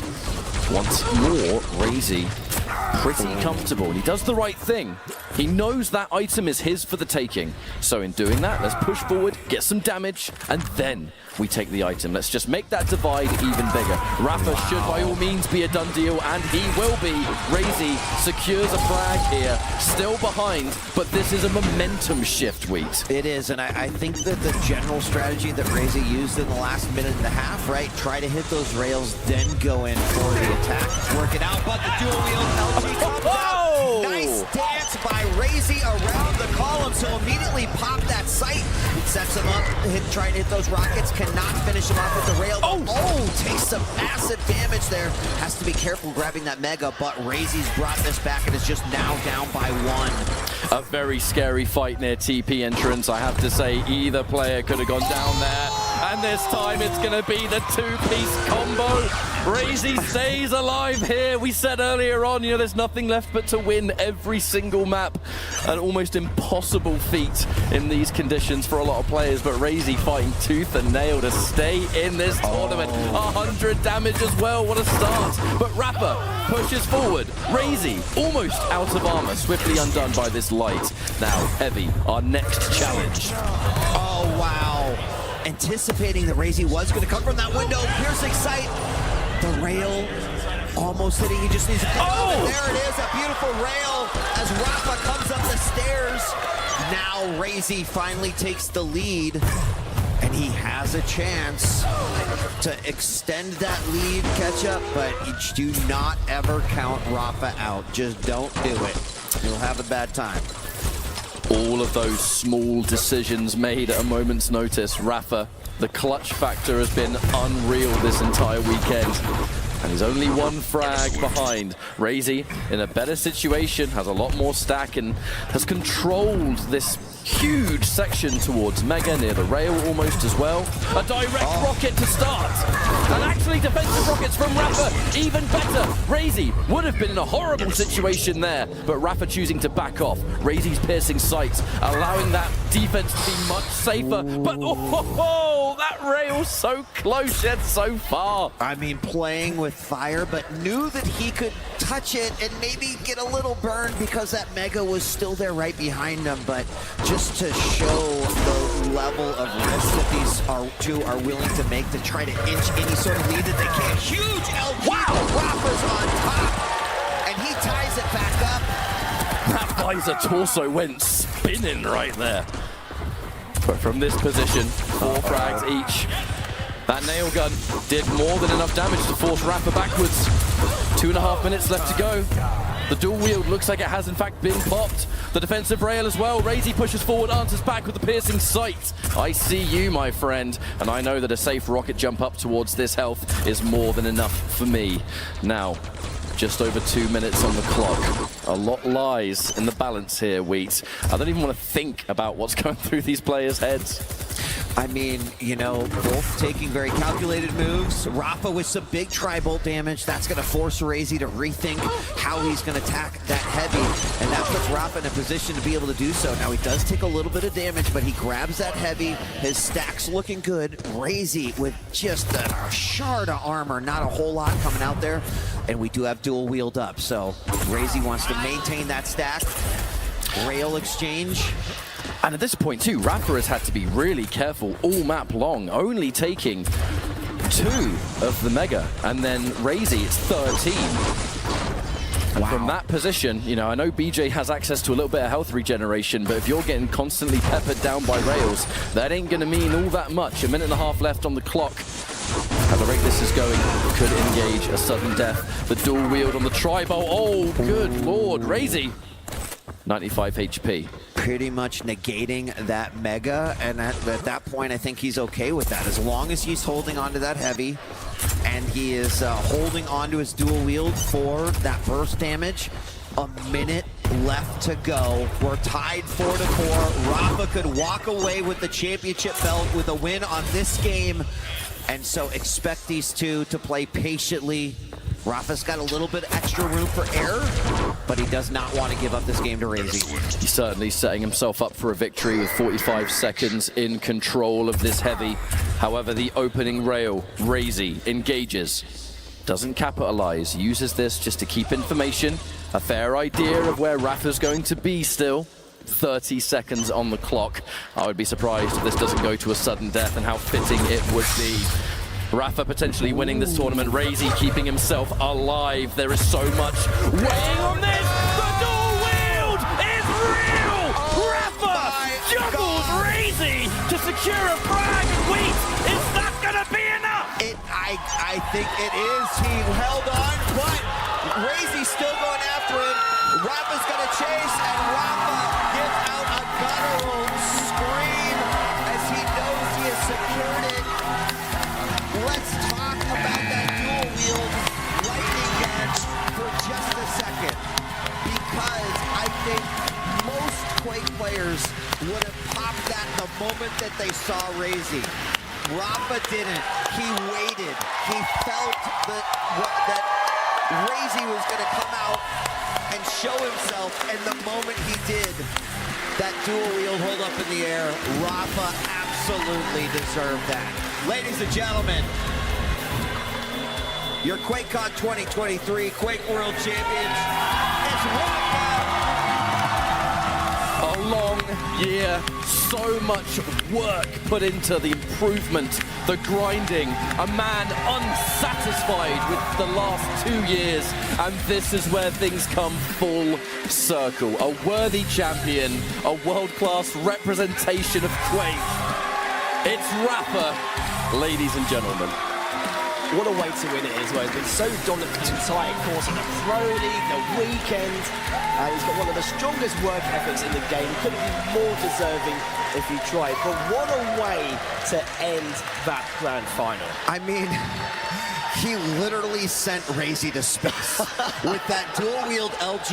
There is no better scenario where the moment he saw Razy jump, I guarantee you he knew, I just won this championship, right? He popped that dual wield. I just have to commend the discipline that Rafa had. Truly a champion. You wonder where we go from here. The future's certainly bright. I know that it's been a long year. So many Quake players from around the world. The challengers, the major event here to finish things off. And I do believe we have the champion on stage with us, Rafa, mate. Congratulations. Let's get the generic questions out the way first. Okay, sure. How do you feel? First, can we give a round of applause to Razy Absolutely. for what he had to do to come to the finals? And seriously, really well played on the first map. I had no answer to the clutch on that map. So. That was going to be one of our questions for sure, right? We went into it, we talked a little bit about the picks and bans, and, you know, we speculated, oh, it could have just been like Rafa thinking, I might just have to give this map up, but that's how you felt going into that one? Yeah, they changed it so the winner's bracket advantage didn't get to ban first for a champ, and so it was up, and I just felt there were a couple options, but I could have been baited into other picks, so I just tried to make it work, but he played phenomenally on the first map, and really weren't any flaws in his game at all. Yeah, well and done. How did you feel in that final moment? So, of course, on Awoken, you had stack disadvantage, didn't have height advantage at all in the slightest, but with that dual wield in hand, did you know for certain that this is going to be the game-winning frag? I knew it was going to be for one of us right there. I wasn't hitting very well on that last map, but I knew, like, if I just keep it close enough after the comeback, then, you know, I have the opportunity to trap him potentially one time, and that's all it's going to take. And you held on to that dual wheel for that reason, yes, right? You felt like Razy was going to jump from that window. Yeah, based off of how the previous rotation went, I figured that he would go to top T, and then he had sight, so then he would, like, establish position on heavy, and I felt like fighting him on the heavy would be too risky. I take one bad rocket, I get bounced off the map, or I just don't deal any damage, and the rocket jumps and chases me for the kill. So I figured just holding position, like trying to cut off for the next mega, was best. And it ended up working out. And just serendipitously, I meant to go to Cubby, but I fell. And so I figured, okay, now's the time he's going to try to go over me. And so I faked sound, went back, and that's all she wrote. So it's been a long year. You know, there's been a lot of practice, the ups and downs of the online shows and the performance that you've had throughout the course of that, all led to where we are today, the LAN, the crowd, QuakeCon's big return. It's almost a perfect story that you were able to take the first place. You know, being the crowd favorite, you have such a legacy with this event throughout the countless years. But in this exact moment, you're now the reigning champion. I know you said that you were hungry, you were looking to hit the stride, you know, you were unsatisfied with the last few years. Yeah. What's running through your head right now, being at the top of the Quake world?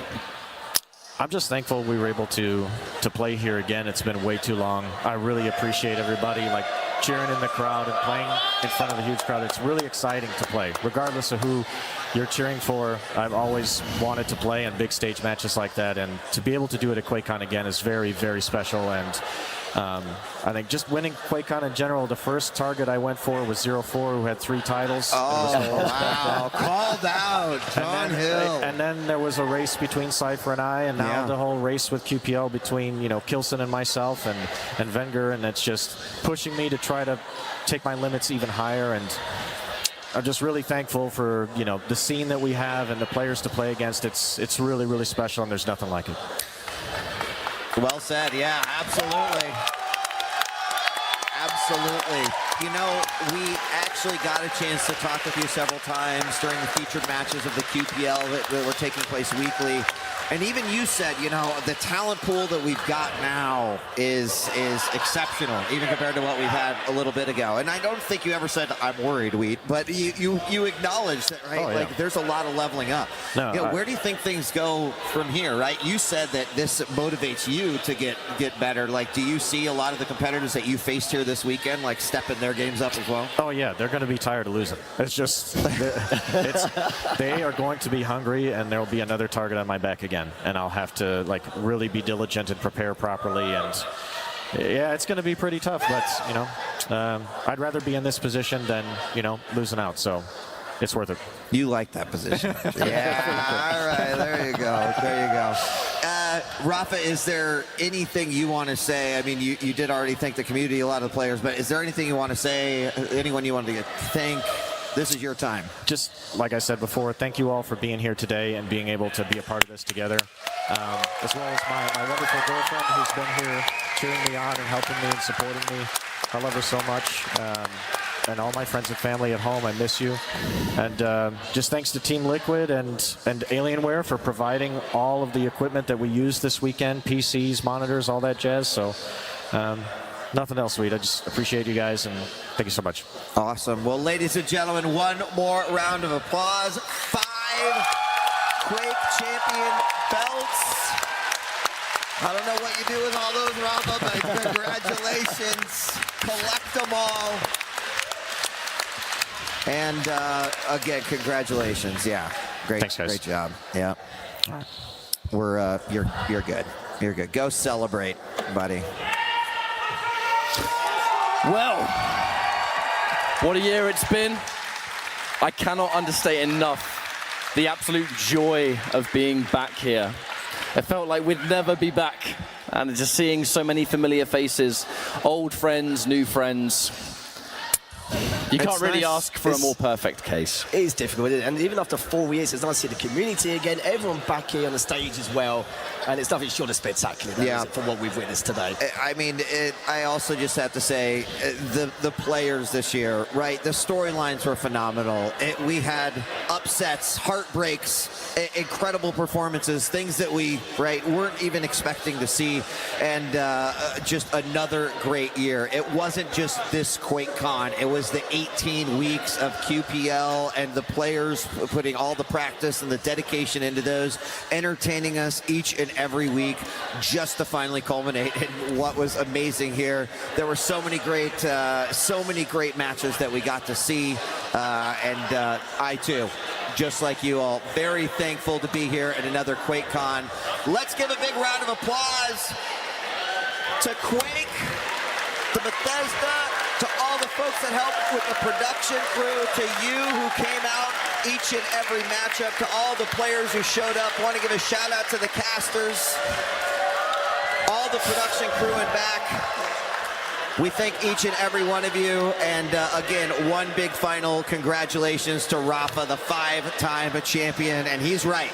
He's got another target on your back. So players, we want to see you shoot for that target again next year. So thank you all so much. Enjoy the rest of your time here at QuakeCon 2023. This is a wrap to the Quake World Championships. Again, on behalf of all the casters and the production crew, thank you so much for tuning in online or watching here in person.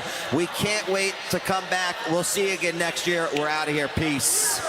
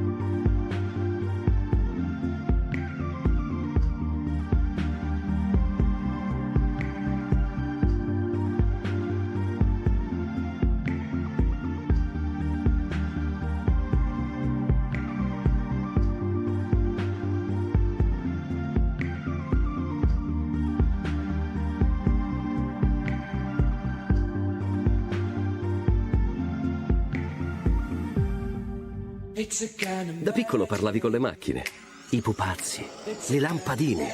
Pensavi di avere occhi capaci di vedere oltre gli ostacoli. I dinosauri non si erano estinti. Tu li vedevi dappertutto e ci potevi giocare. E sapevi che la mamma ti sarebbe stata vicina. Sempre. Sai una cosa? Avevi ragione. Nasce Vodafone Giga Network 5G. Realtà e fantasia sono finalmente connesse. Un vero giocatore guarda sempre avanti, al prossimo traguardo, alla prossima gara o al prossimo notebook. Per questo c'è Noteback. Fino al 31 dicembre acquista un notebook di almeno 599 euro con processore Intel. Entro 2 anni sei libero di acquistare un nuovo notebook, restituire il primo e ottenere un rimborso del 50% del suo valore. Noteback, la promozione per chi insegue sempre la performance migliore. Euronics, vive le tue passioni.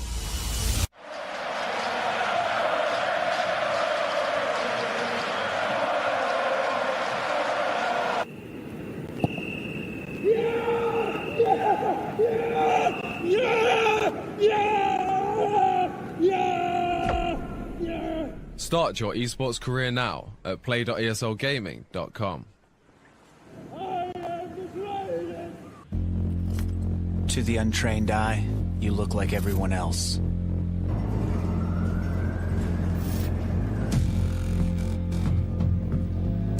But you have another side.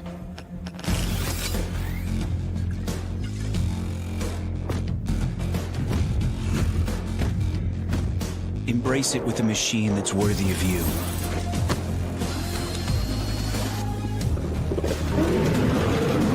Stylish on the outside, savage on the inside. Legion by Lenovo, powered by Intel Core i7 processors.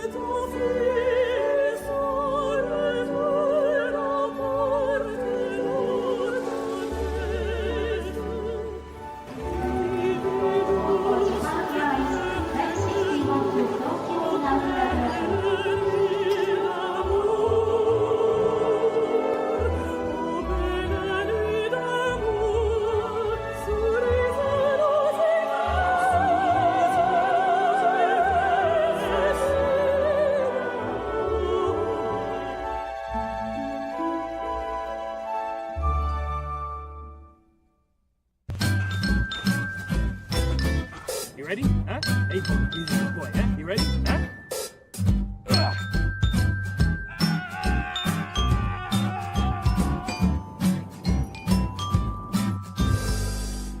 Start your esports career now at play.eslgaming.com.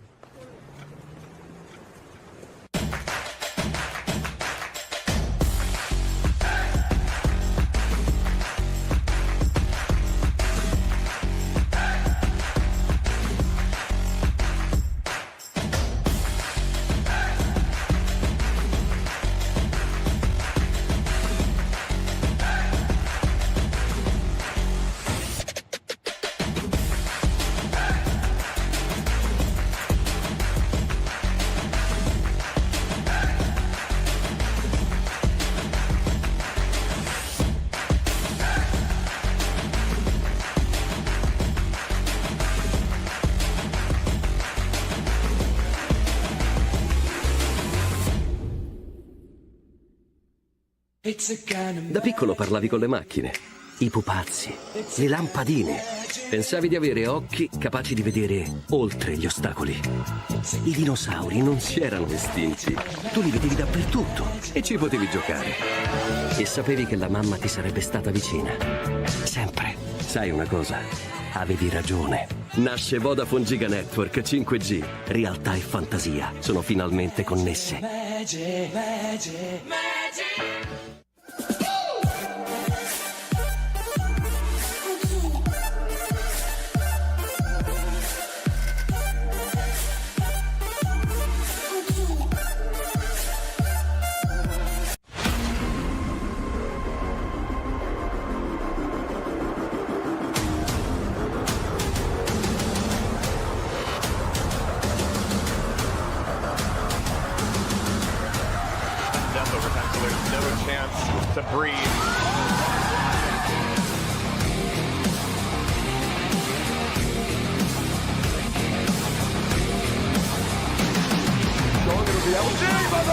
good round.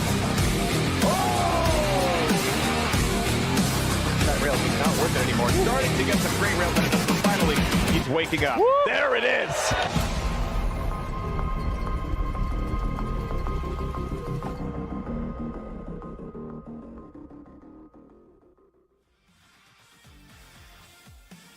Buongiorno Luca, good morning and welcome to the San Romano Cathedral at Luca Comics and Games. My name is John Sargent, and over the next 2 days we are going to be bringing you quite literally the highest possible level of Quake champions as we battle it out here to crown a Stage 1 Quake Pro League champion.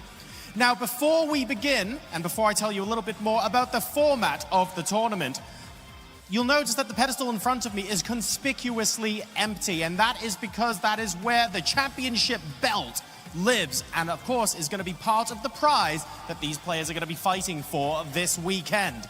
Without further ado, let's bring on your QuakeCon champion and the belt to be presented in front of the stage. Ladies and gentlemen, please welcome Marcel Paul Kilson!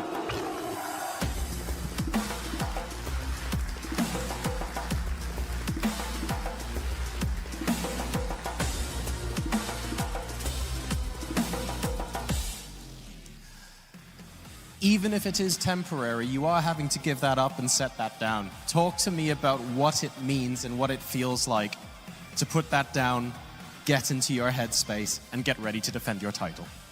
I mean, it's a good feeling overall. I mean, I'm not gonna lie about that. And still, you know, I have like this day to investigate how all the players are playing, and yeah, tomorrow is my time to shine again. See if I'm capable of repeating what I just did at QuakeCon. I think I'm ready, just as I've been at QuakeCon. And yeah, I'm just, you know, really excited about the games that are about to come up. We are just getting started with Cypher and Gapi, I think, which is already a quite interesting match, to be fair. Now, this is obviously massive for you that you won this at QuakeCon, but we shouldn't forget you're also the defending champion at Luca Comics and Games. Is there any special significance to you coming back here to defend, basically, the title you won last year before you ever picked up this belt? Actually, there was Razy in between the years now. Yes, that's right. Yeah, I was winning it on 17, Razy did on 18. And yeah, I also think that Razy gonna feel very comfortable, especially because he won last year. So he knows this place, how it feels to play here. I do too. And yeah, Shane, of course, also want to talk with us, you know, so. Do you have a personal feeling for who is likely to be your biggest competition while you're here? Yeah, I think pretty much these two, Razy and Shane. They most likely look like the most dangerous here at this event. In the next event could be someone else already, but for here, just because of last year Razy, and also he's a very strong player overall in Europe, and yeah, I'm really excited about my matchups that's coming up. All right, well, best wishes to you. Of course, you're going to get to study the players that are playing today, and you'll have a little bit of a chance to get in on the action yourself tomorrow. Best of luck, and thank you very much. We're going to introduce you guys now to the casters and the desk that will be taking you through all of the matches this weekend, starting with Cypher and Gapi, which will be on this stage in just a moment. Guys, what do we have to look forward to? Thank you so much, Jurasar. Oh my God, we are here. We did it. We made it. At the Quake Pro League Stage 1 Finals. We're here in Luca. We actually got there. My name is Zoo, joined by 40 Lions, and I'm absolutely buzzing to get going with some of these matches. And especially, as he's just mentioned, the first one, Cypher versus Gapi. What a way to start the tournament. Quite a way to start the day, and that belt, every time I see it, it gets more and more beautiful. I didn't think that was a possibility, but Kilson laid it down, the retaining champion. We'll see if he can retain it throughout the weekend. Yeah, I mean, he was clearly excited by the games to go on, but it's got to feel, you know, sort of a tingly feeling, have to let go of it temporarily. A little bit. He is going to be a strong contender to reclaim it at the end, and I think he wants to get just Kilson sort of engraved all along it. Yeah, why not? And it just won't stop there. You'll just 4 everywhere. times, easy. Yeah. Just copy and pasting it the whole time long. But we better start talking about the game that we've got in front of us. And there are so many games to look forward to, and we'll get a chance to see what all the other players are up to as well. But with Cypher versus Gapi,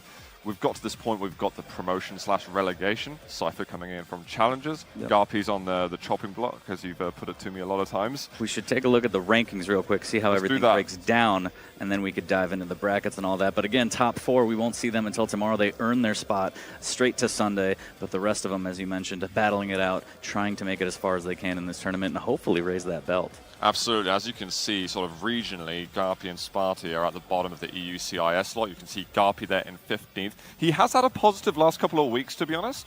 Yeah. But he's not been able to get himself out of the danger zone. Obviously, points 1 to 4, we'll see them tomorrow, but I mean, there's a whole plethora of players there that we can be excited to see. Oh yeah, starting with the Challenger games, the chopping block, Garpy trying to defend his place in the Pro League. It's going to be a big one. Again, Cypher, he's no stranger to this kind of stage, but it's almost awkward to see him come in as a challenger. But yeah, it's very exciting. If we break down the brackets right now for you, we could take a look at everything that you're going to have in store. There we go, Cypher versus Garpy, the first one. Grand finals in its own right. Then we got G-Nick, Brick a little bit later, Dewey, Sib, CNZ, and Sparty. Again, all the Quake Pro League players fighting for their opportunity to remain in the league, and the challengers trying to come up and snatch it away from them. And that's not even half of what we've got today, because we're going to be running through the round of 16s at least. We got Quake all day, we're in the church of Quake, right? There is a lot of casting that's going to be done. There's going to be a lot of playing. There's going to be a lot of everything. And because everything is on the line in each game for the players, a singular limb, you've got to be performing straight away, because otherwise you are in a lot of trouble. Don't sleep. Yeah. Don't sleep. Every frag matters. It's going to be amazing, fantastic, and heartbreaking for some. I'm looking forward to seeing who's going to smile and who's going to cry, honestly. Yeah, I mean, I think there's maybe some people that have been very excited about the challenge to see, are they going to just take control of the QPL in its entirety? Are the challengers going to come in, sweep the floor of everybody, or is there going to be some big resistance from the people who are up for relegation? And I really think there is going to be a lot of resistance. I think actually every single game is going to be fascinating for one reason or another. It looks like, guys, we've got Jorasar ready with the players in just a moment.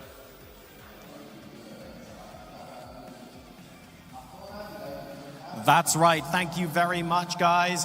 We are ready to get our first match underway. Now, remember, the first couple of matches that you're going to be seeing on stage today are some of the highest stake matches possible. These are the challenger matches. They're going to be best of 5 and will determine which player ends up going into stage 2 of the Quake Pro League. It's absolutely massive, and I'm really looking forward to seeing who's going to get to advance. It is my pleasure to welcome our first player to the stage for our first map of the day.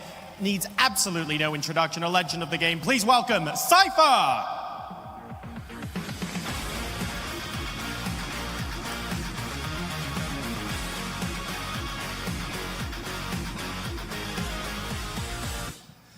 And his opponent defending his place in the league.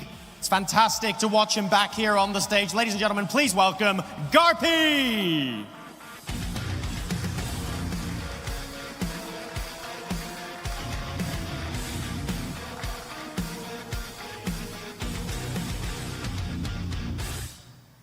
Now, as mentioned before, the stakes are high. These guys are battling to be in with a chance of just being in the bracket to win the belt tomorrow. So a lot is at stake here. Both players look serious and look like they are ready to rumble. Our first best of 5 is about to get underway. Casters, over to you.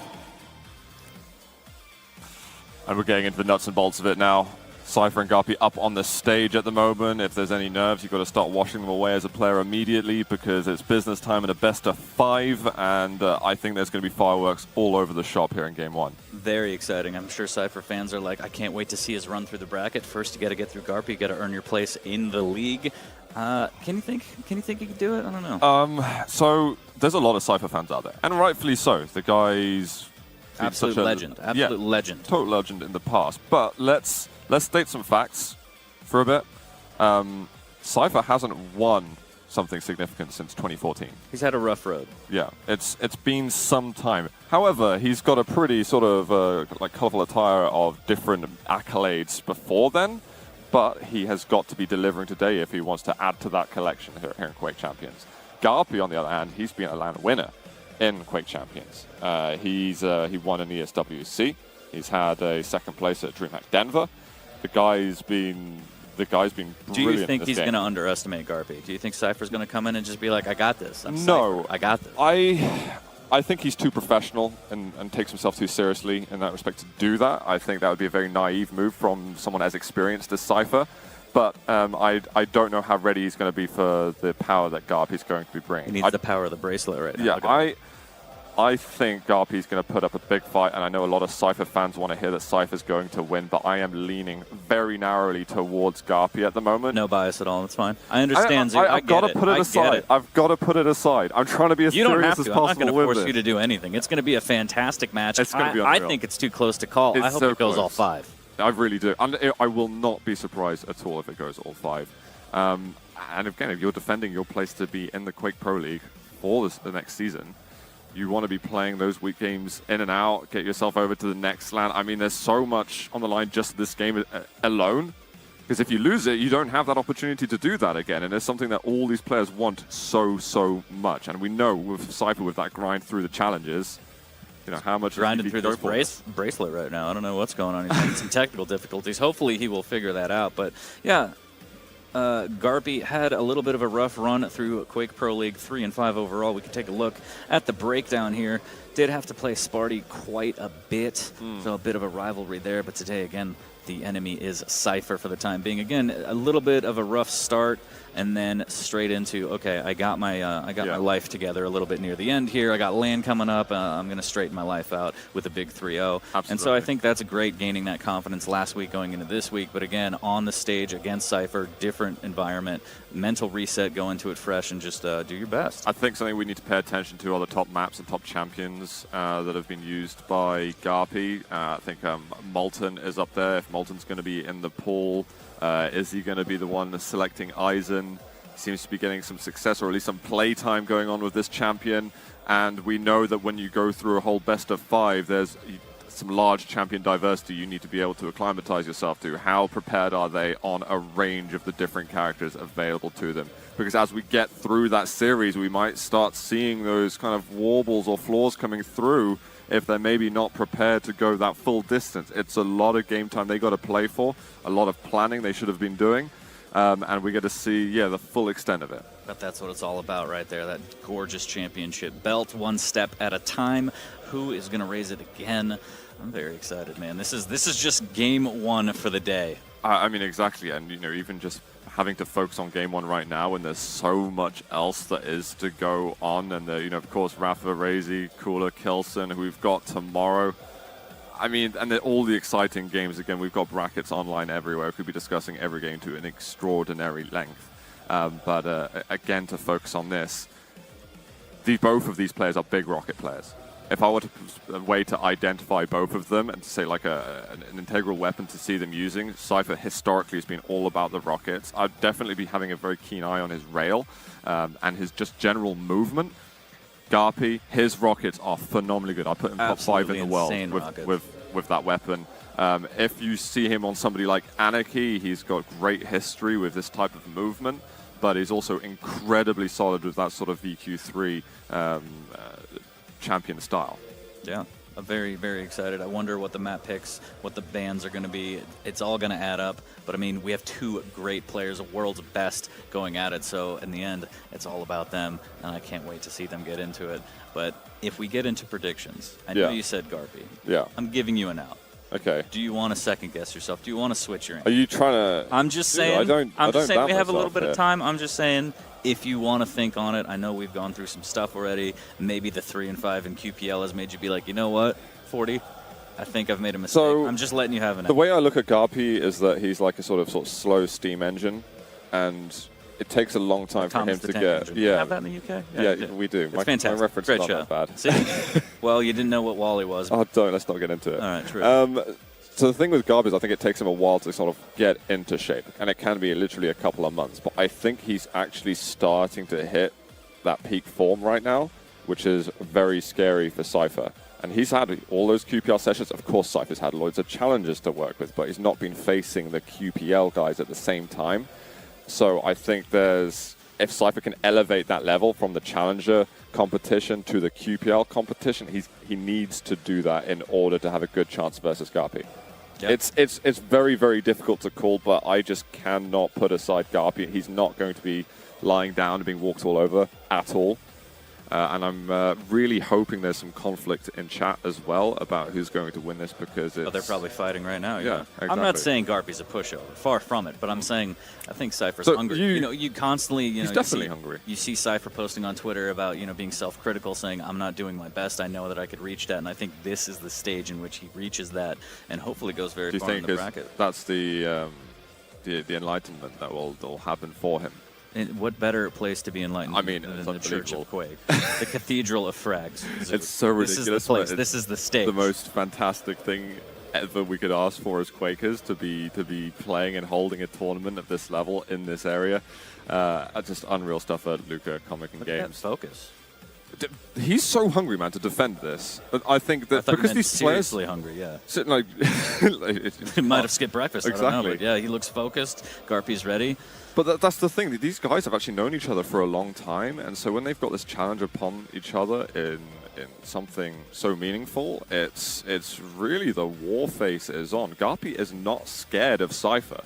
No. There's no fear. Nor can he afford to be. Yeah. A lot of people look at the name Cypher and think, oh my god, I'm playing against this legend. And he's absolutely a legend. But Garpy, he can take anyone out. A legend in his own right. Anybody. A champion in his own right. Yeah. So he has nothing to be afraid of. I'm very, very excited for this one. I think exactly like you said, his rockets are incredible. Thinking back to some of his duels at QuakeCon in the best of one against, I think, Rafa specifically, that last-minute switch to rockets to break Rafa's heart. Unreal. It's just, he's got the history, but and so does Cypher. It kind of almost breaks down into who's going to show up in terms of their best. It's going to be clutching it out as well. And it makes me think, how are we going to see this evolution of the series? Are we going to have a very slow start where they're feeling each other out, or is there going to be somebody, do you think, that's going to be very explosive and wanting to take the game to their opponent straight away? Because I feel like in this kind of heated situation, I would be surprised if someone went in like that really courageously. One of the benefits of the best of 5 is I feel like you can experiment a little more with the aggro play in map 1, maybe get it out of the way, maybe the first 5 minutes just say, look, I'm going to see if they're hitting their shots. I'm going to test the waters. I'm going to get in there. If they're not hitting those defensive rails, if their rockets are a little off, I found my opening. I'm getting in there. I'm going aggressive. Yeah, completely. And it is going to be all about that. Of course, with the rockets being incredibly strong at the moment, I think we can expect some defensive plays to be incredibly important. But it looks like, guys, we've got some picks and bans, so we can start getting into the nuts and bolts again of what we have up and coming. Look at that 40. Straight away, we get into a Cypher Slash. Wow, that's going to be incredible. We got Ruins, we got Awoken, I'm Heartbroken, Corrupted, Keep got banned up, and then we got Blood Run Molten. It's going to be great.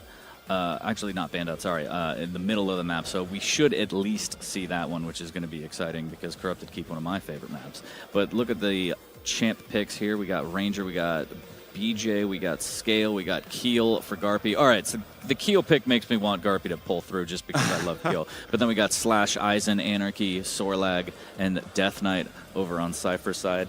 I think it's going to be a solid set of games again. I hope it goes all 5. Zoot, I want all 5. That's what I want. I know. And like right off the bat, we've got 2 champions that both players are incredibly comfortable with. But we saw the other main pick champions like Garpy being Eisen and Doom. And look at that. Banned and picked by Cypher straight away on map 2 and Awoken.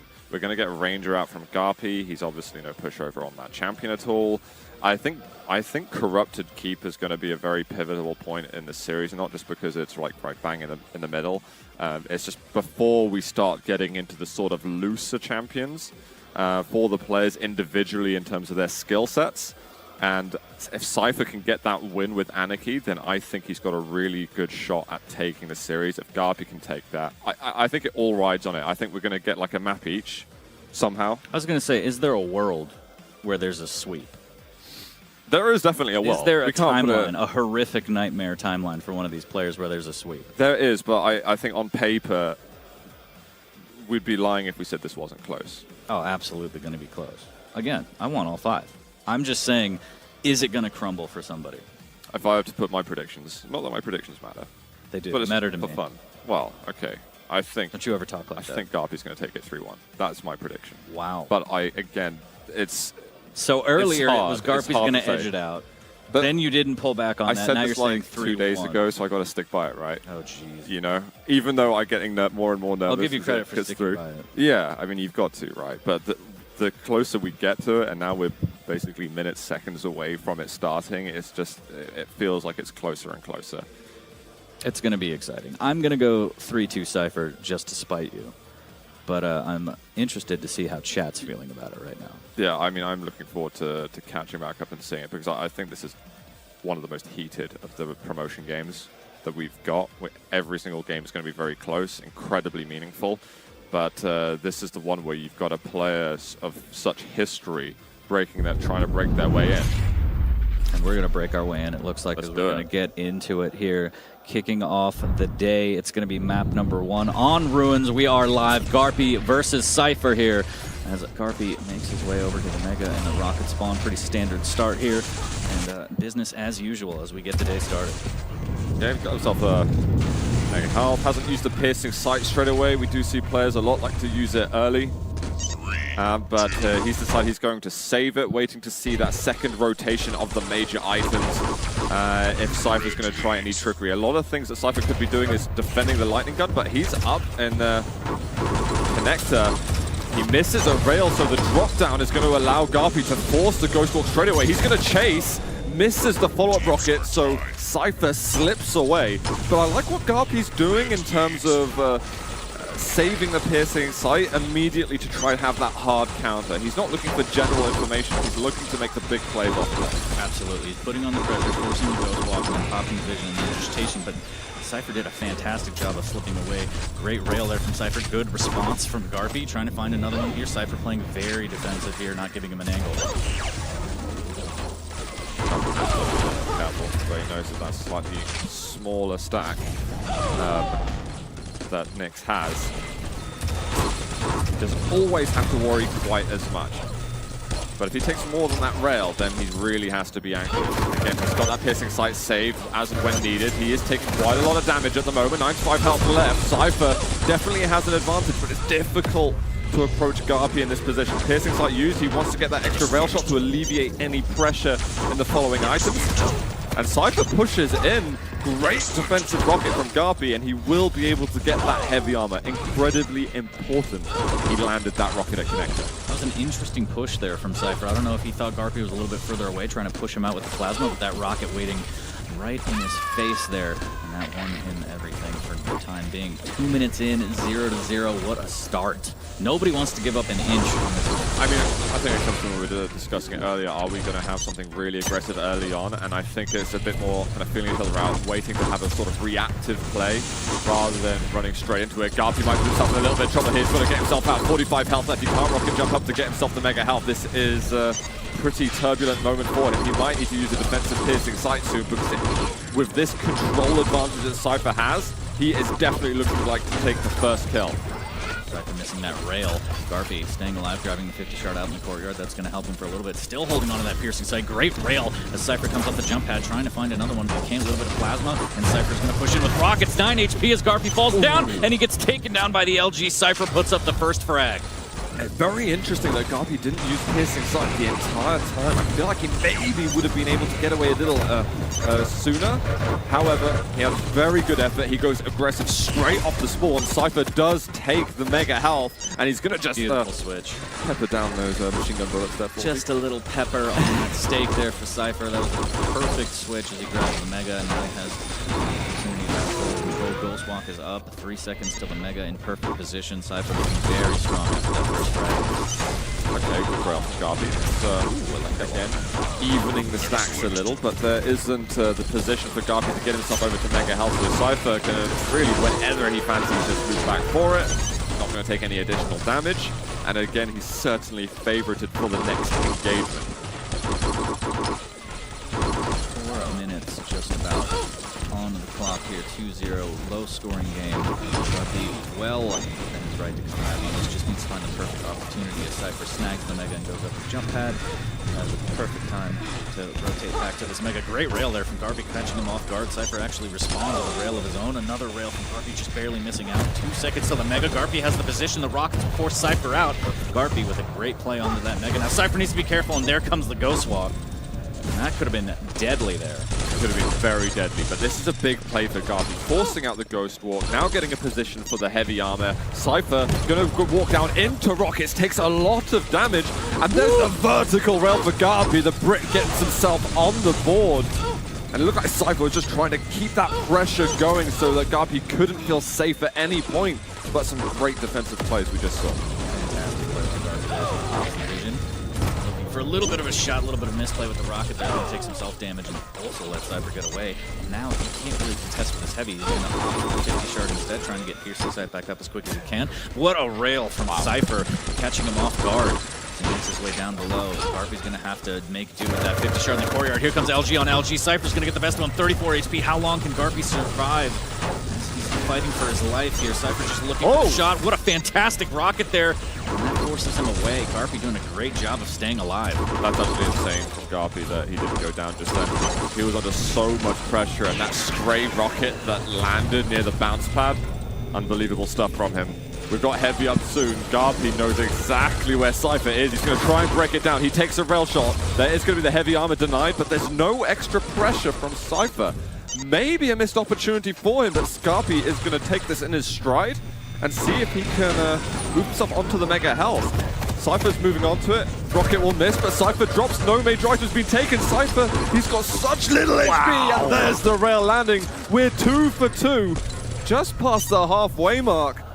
And what we were talking about fireworks, 40, it's so even at the start of this important series. So aggressive, the Mega was up, I don't know. Cypher risking it all, and now it's 2-2 as Garby takes advantage and hits everything he needs to. He has the vision, he might drop down here on the rail. There's a little bit of a rocket, no damage yet. A little bit of spam there. Oh, great rocket there as he's dropping down and he wants this kill. There's the LG, forces out the Ghostwalk, has the vision to chase this, and this could be dire for Cypher here. And there it is, the LG to finish it off. Garby takes the lead 3-2. Garby is going for this sort of full counter style. Oh, no, steady on, mate. You can get yourself up there. He's going for this full counter style with the piercing sight, which I don't see a lot of, honestly. People are very happy to use it for general information, but he really is trying to put the hard counter in. And Cypher, over the last couple of minutes, has been struggling versus it a bit. That's a good rail to start though. LG on LG here. Is Cypher going to hold on to it? 68 HP. That's going to force Garby back. Both players extremely weak. Garby's going to get a 50 and pop the vision here as he makes his way back to the Mega. Cypher, is he going to contest for this? What a rocket! The prediction right in the face. And Cypher's like, what just happened to me? The rail coming out. Can Garby find the angle? And right in the feet again, keeping Cypher so low. What a shot by Garby. That's an insane rail at the end. There was a pixel or two. Right in the boot. Yeah. And he's not been able to lock down Cypher again, but he's been...